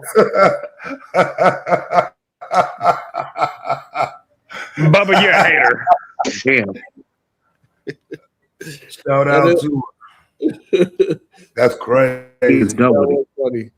But it is okay that like we get it. Nas is a big name, but I'm sorry, he ain't it. If you trying to look for aggression and lyrics, he's it. If you trying to look for smooth. Because I thought when y'all started this conversation, I thought somewhere along the line, like there was some Nas battles or some shit I hadn't heard. Right. So yeah, I thought maybe like people had some Nas battles or some, you know what I'm saying? Because I ain't heard no stories about Nas being a battle rapper even like that. Did you read Prodigy's book, Taz? Absolutely not. Right. If you read his book, the book that kind of got him into a lot of trouble because he was telling a lot of secrets that he shouldn't have told. You know the Dr. York nigga? Yeah, the Prodigy nigga, he was following Malachi Z. York, wasn't he? Yeah. Right. But he did a memoir and he went into, his origin and the culture back then. And he was telling and retelling a lot of stories that a lot of people got offended by. But he told a whole bunch of stories about Nas battling people and things like that. It's a good read if you're interested in understanding the history of the rap culture back then. But you still didn't give us no name though. Who did he battle besides the people in Queensbridge? He battled everybody. That's the thing. When they got to a studio, that's what they had to do. They battled. It's not like, yo, who this? Yo, this Nas. Okay, let me, you know what I'm saying? Let me hear you spit. Okay, now you spit. And like when Nas opened his mouth, he said, you know what I'm saying, some stuff that nobody ever heard before. And that's what set him apart. Come on, man. Come on, bro. Bro. Yeah, that's it won't work. That ain't like that, because that sound, because I don't think people don't say things like that, right? Because it's like I just wonder again, when we putting you against somebody in terms of a battle rap, like in today's culture, I don't see the upgrade. I don't see what they do now without the upgrade. You know what I'm saying? Like it's gotten better. And I just like Nas didn't graduate into that better. He's already established. He's already did what he did. He never rapped in that culture that you see today that is much better as far as creativity and integrating storytelling into your rounds and whatnot. Battle rap is just so much more intricate today. But probably 95% of them, benefited from what Nas contributed to the game. You know what I'm saying? He innovated a lot of conscious rap storytelling, clever lyrics, intelligence. Like a lot of the things that he brought to the game was innovation. So obviously they're benefiting from the information that they downloaded from his specific style, his specific skill set, right? Yeah, I won't argue with that. I won't argue with that though. Right. So that's what I'm saying. I'm not saying that they haven't taken his style and elevated. I'm saying, are these battle rappers of today just as creative and innovative as the rappers when the culture was created organically back then? Absolutely, way better than him. And I'm not seeing that. Right?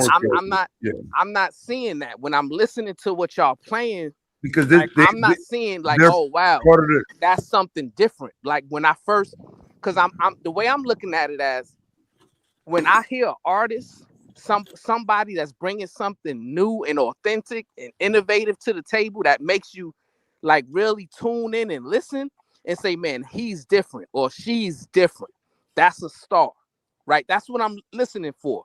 And back in the late 80s, early 90s, when you heard Nas for the first time, you knew you was listening to a star. When you heard Big for the first time, you knew that was something different. And when I'm listening to these battle rap, because I don't follow battle rap like that, but when I'm listening to what y'all playing, I get the same kind of reaction that Diva got. Like, oh, he's saying, you know, it's nothing that says, okay, yeah, that dude's a star. Did I attract clientele? My mic check is life or death, breathing a sniper. It ain't hard. It ain't hard to tell. I excel, then prevail. The mic is contacted, I attract clientele. My mic check is life or death, breathing a sniper's breath. I exhale the yellow smoke of Buddha through righteous steps, deep like the shining, sparkle like a diamond, sneaker Uzi on the Allen, and my army jacket lining hit the earth like a comet invasion. Nas is like the Afrocentric Asian, half man, half amazing. Cause in my physical, I can express through song, delete stress like Motrin, then extend strong. I drink my wet with Medusa, give us shotguns in hell from the split that I lived in hell. It ain't hard to tell. Boy, we gotta hear Nas, bro. That's my favorite verse. Yeah, that's shit trash. I'm sorry. And look, if he was to rap that against what we just heard Sue Surf did, he getting cooked. He getting cooked. But what we gotta understand is not at that time. At that time, these were more ciphers than battles. So it wasn't about talking about your baby mother and your crackhead father, right? Why are you making excuses? This is the problem we keep having. This is a problem we keep having. Like, you want to talk about something, not what we're talking about. No, this is not an excuse, though. This is what was actually going on. I ended like this, right? You would sound like a whole goofy trying to sell that to any of your favorite rappers. Habaragani. It's his use of metaphors and alliterations during that time was completely new and different than what everybody else was doing. That's what made it stand out. When I was 12, I went to hell for snuffing Jesus. Game time. Whoever just snuffed Jesus, nigga. This was never been heard at the time. Like, this was crazy. So go ahead. You good. What year was that? Maybe I am a little bit biased because yes, Nas and Pac neck and neck, pause, for my favorites, right? You got to understand, anybody on this line will consider their favorite rapper. Nobody, I don't care who you like, does not put Nas in that conversation and them competing with him. Like J. Cole might be somebody's favorite rapper. I let Nas down. It's J. Cole talking to you. Goofy, do you not hear what I'm telling you? The GOAT. Wouldn't even make my top 5, fam. I'm just telling you. Hip-hop. You can't find nobody else who's a great that doesn't factor him in somehow. Even with if my other great was Pop, even if you go that lane, he was beefing with Nas. Gotta give it up to my homie L.A. Blows, that little shorty with the big mouth, the bank That, is no, closed. he wasn't The beefing symbol on with my him, he arm just is off checked limits to challenges. You He hold was the rusty beefing with swords, him, I swing the Taz. Cut the Excalibur. shit. How dare you step up in my dimension? Your little ass should be somewhere crying on detention. Watch your mouth, better yet, hold your tongue. I'ma do this shit for free this time. This one's for fun. Blow you to pieces. Hey, yo, Uda, Leave you chill out, covered in B. pieces with one thesis. LL. I'm sorry, but you can hear the difference in the tone and like, hey, look. If you can, so find Live at the Barbecue, right? And just listen, not just only to Nas, but everybody else who raps on that track. And then you'll be able to tell. Is it music or is it just rapping? It's a Now song. it's a song. Yeah, right, See, because I can't. this one If I you don't even play the get no beat, vote. You don't know what you talking about. what I'm saying, like, can I find it without, like, the way how I'm finding these without the beat? Type Yeah, you in can find live it. at the barbecue. Yeah, just type Done. in live at the barbecue. One of the greatest Nah, hip hop songs ever Willie, you created. gotta stop with the Tourette's, my brother. I ain't no Like, I don't- Tourette's. Yes, like, I'm talking to somebody. Sitting here listening, you sound goofy. If you asking what live in the barbecue at the barbecue is, respectfully, you don't get to have an opinion on hip hop. Respectfully. Type in live at the barbecue. Yeah, but y'all not. But the problem is that y'all not talking to what we are talking about. Like, we understand Nas is a great rapper, but he ain't a great battle rapper. That's just what it is.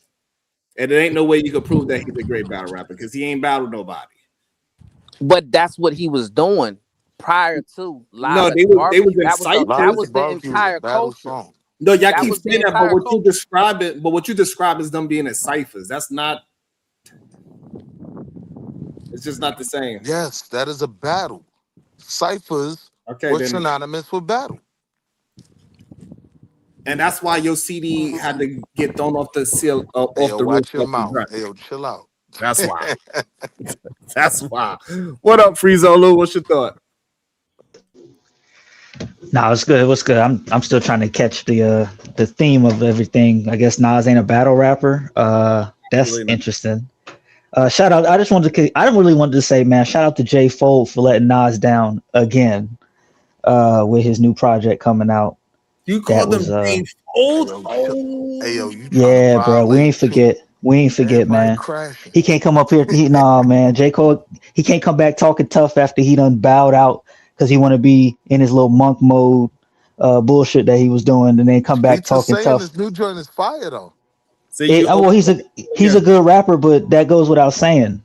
Nigga, you not in the top conversation no more. You out of here. They say he spoke to that. They say in like that song, he said something about I got to the top and ain't even want to be there no more and dropped out and some fly shit. I ain't hear it yet, so I can't give a direct opinion. But come on, man, Cole that dude. You can't deny Cole that dude. He's nice, but at that level, you gotta have more than that, man. You gotta have more than that. You can't just when it counted, he decided to hop on his bike and go back home. I think because they were friends and worked together, I think Kendrick played They Not Like Us for him and told them like, yo, I got a verse for you. Like, just stay out the way. This is about homie. But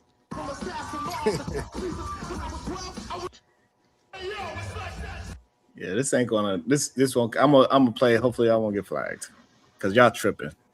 Yeah, you need instrumental versions, bro. Yeah, man. Yeah, though that might be good. Might nah, not. that's a It show. might. though. It might not. It might not. That's the show though, so it should be Yeah, good. that's the show. It's an actual song. Oh my God, Willie. Yeah, it's an actual song. So wait. So you wouldn't consider Nas and Jay-Z a battle? You wouldn't consider that a battle?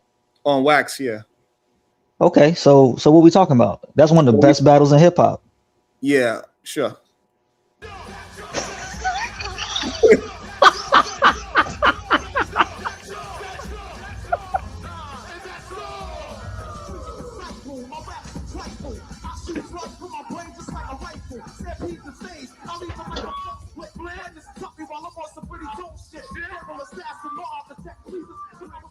I went to hell for stuffing Jesus. Yeah. I was the rebel to America. Cross in the stereo. My troops roll up with a straight force. I was trapped in the case and got out by the main source. Swimming and women like a lifeguard. Put on a bulletproof nigga, I strike hard. Kidnap the president's wife without a plan. And hanging niggas like a Ku Klux Klan.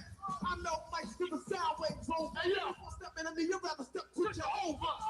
Slamming them C's on some man. Cause verbally, I'm ill than an AIDS patient. I move swift and uplift your mind. Shoot to death when I rip and rhyme. Hey up, weapon sniper. Hey up, speaking real. Hey up, folks react like Steven Spielberg. Poetry attack, paragraph punch on. My brain is insane. I'm out to lunch, dog. Science is dropped. My raps are toxic. My voice box locks in Excel. Hey yo, it's like catch up. That's hip hop. I'm ill in an AIDS patient. Yeah, that ain't. Y'all tripping. Hip hop. Right, but that's not what we're talking about. I don't know why you keep saying the things that You're is talking about a obvious. bastard baby of hip hop, but it's attached to hip hop. Let's be clear. Like this is rap. It's hip hop. God, but you're not talking. Are you talking about what we talking about right now? Yes, battle All rapping. right. So you saying that? You saying that? What about your that? nigga hands off me. Yes, battle rap. Solo. Your jokes are horrible. That wasn't my Bothers me bars. that That you was are not Solo. able to talk about the topic. That bothers me. That is the topic. You No, it's can't not. talk about the topic. You're All right, making so a what about comparison what to he something said you right don't know there? about. What about what he said right there was fire? In that, Yes. when I was 12, I went to hell for snuffing Jesus. Trash. Like That I'm was whack. illing than an AIDS patient. See, That you was think this fire. is trash because to That's fire. Brownsville point, Go ahead, you name the wasn't bars. Why you outside. just can't name again? This is what I can't stand. That was trash. You gotta deal with Him context. kidnapping the vice president without a plan. Yeah. Trash. There's the roping somebody up at KKK. All right, that was fine. Like if we really was That's your I opinion. think y'all caught up in But to nostalgia. everyone else, I think y'all caught up in nostalgia, and that was actually what we were talking about, which is that if he was on the street without that goddamn beat and everybody jumping up and down, and he had the flow, like his flow was cool. Yeah, it was fine. He had the good punchlines for that flow. But if he was a cappella rapping against somebody, that shit is trash, bro. all right, so if we gonna make that argument to get to the point of Sue Surf, right? Tay Rock, Arsenal, all of them. I did not ignore your chamber. Do we just get to that point or do we start somewhere? Okay, so that's why I'm saying you can't have the conversation. You asking me questions, you can't articulate what I'm talking about. I thought we was talking about rap. Well, you can't compare something that came out in early 90s, 91 to battle rap now. Maybe Like it'll make those are sense if two different somebody arenas. else say it. Right. So the issue is that what we are saying is that if we was to take Jadakiss, DMX, Jay-Z, and them, and we was to put them on a corner, Nas ain't fucking with them straight up, especially with what you were showing. He can't fuck with them, and it is okay. And they will tell you sound retarded. Right, because of his Everybody name. Right, that's because of his name. will tell you sound Yeah, I mean, in respect. I mean, it's respect too. Like, I mean, think about it. Like you saying it's somebody who don't do it no more, ain't rapping like that, ain't in your lane. Like, nah, you give him a level of respect. It's Nas, bruh. Like, come on. I mean, niggas did learn some level from, you know what I'm saying? I don't think it's got to be disrespectful to say we learned the culture from you and elevated it. We're beyond you. If that's the case, take it back to the moment when this was happening, right? So if we're going off the moment when this is happening, it is without. Oh my God, my brain cannot function this. I ain't gonna lie. Like you just be talking, bro. Cause my question is, do it gotta be negative? I mean, is that the only way to see it? Does it have to be negative?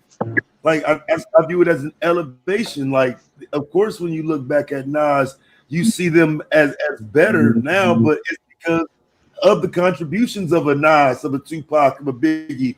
All of their contributions led to what we see as being better now. That's my thoughts on it. I mean, what happened to the elevation of culture? Yeah, and I don't know. It's just crazy how we just. I get it that y'all got the nostalgia of Nas and who he is and what he means to hip hop. One of the biggest rap stars that we ever seen. But to say that he was battle rap ready on the corners, like how, nah. It's not a coincidence that we know Jay-Z battle Big L and DMX, right? That's not a coinkydink. We don't hear those stories about Nas battling somebody that is another great. Big L is a great. DMX is another great. We don't have those. Not by you. Okay. Go ahead, Diva, because this man cannot hold this. Allow somebody else to talk. Is crazy. Shiesty Bum, $2. Damn, that gangster rap still has a hold on black men. I see got some goddamn nerve. You put on the right Sexy Red song, she be singing her ass off. Get it sexy. Right. Get it sexy. Shadow the Nas Titan. isn't gangster rap, but go ahead. Why are you speaking? Shadow the Titan Wasp, $2. You ignored my chamber, sir. I did not. Shadow, you there? What you talking about, Shadow? Hey, PhD. Yes, sir. That nigga thought he was me. That nigga thought he could talk. Tell him to be quiet. Nigga ain't me. Shadow, what you talking about? I ignored your chamber. He should have just got that bullet because it was for whoever had Tourette's. Yeah, Wall Street really got kicked off, but he Oh, did he? Yeah, but Oh, he yeah. paid to get himself back up. He fought That's back. funny. All right. Yeah, he fought No, back. I got you. Pay attention, Yeah, sir. plan foiled, garbage man. I dropped the bag too. Go ahead, Eater Man. Eater Man mad that we talking about music. No, this not my expertise. I'm listening. I'm the student. I'm still trying to figure out how this is gonna help me in my life, but I'm trying to be the student. You ain't shit. I think people really need to take notes when you don't know something about something. Shut the hell up. There's a lot of people just be up here talking and they don't know. I'm like, I don't know this stuff. I'm not about to sit here and act like I do know it. So I think Sharon and Chicago Rilla and Brownsville are the experts at this. So I'm just trying to see what I can learn. I ain't learning that much, but I'm trying. He ain't shit. Well, we talking about rap and how powerful music is and the power of lyrics, how you can move people and put words together and tones and all that. It is important. It is a part of our culture. So this is just a small part of our culture, how we figure out ways to unwind, okay? Shit. I think rap is a great entertainment. Like if we talk about like entertainment, move out, I think it's a skill. It's a great skill. But no, I'm just I haven't. It's just funny. The wealthiest people on this panel won't know nothing about this. That's just a coincidence. Me and PhD, but don't know nothing about this. I'm just saying. Let me play some Florida music. Let me see who's the best scraper. She'll know all the history about that.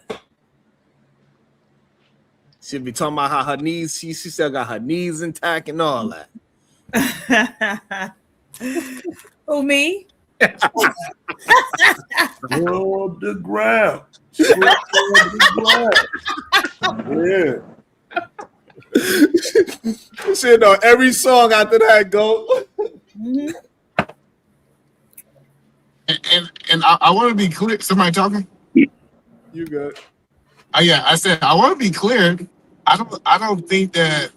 I think that these, like when I listen back to it, I can see why they like this skill and why this. I'm not saying that it's not good skill. I'm not hating on these rappers and that these rappers are not doing a great job at what they're doing.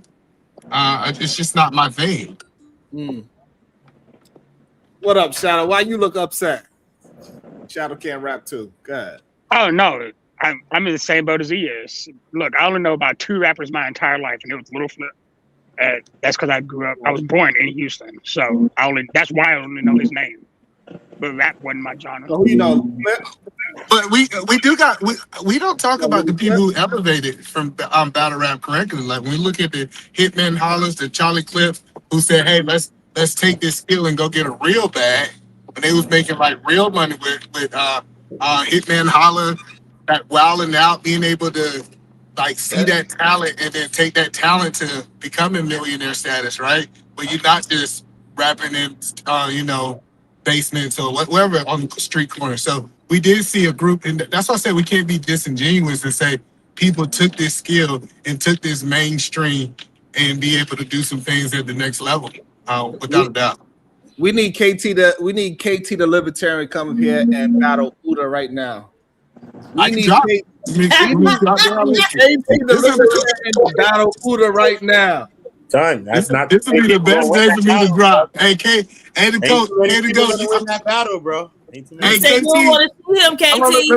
Let me see if he here. KT, are you in the chat? You don't have to drop for him to come up. He can still come up. You'd be okay. It's all right because you just be in the back. I got enough space back there. Okay, but, just put me in the back. I want to hear. What you said, Uda? He ain't ready. Oh, they muted me. Yeah. Oh no, come on, bro. You can't do that, bro. Come on. Ain't nobody muted you. Why you be lying? Music is what I did. Uda, you saying you got a hot 16 for KT? He don't want no problems? Listen, bro. That's what I did for a living. Come on, I Uda, did let's that, bro. go. I need to practice for my new career as a battle rapper. So let's go. Y'all missed me when I was doing all of that. When I was doing all of that, I was around all these people. You know what I mean? The battle rappers. He said, Uda, he said you don't want no smoke. All right. You better ask somebody about Uda, bro. Uda say he stay ready. I got paid to write music in the industry as well, son. I got paid. I should do this, bro. I did, bro. I'm a songwriter, bro. Oh, y'all forgot he was a rapper. K the Goat is a rapper, ain't he? I'm a songwriter. Well, K the Goat, he's a rapper too. KT say he played one on TV. Coming to the stage, we got Uda the Noodles, the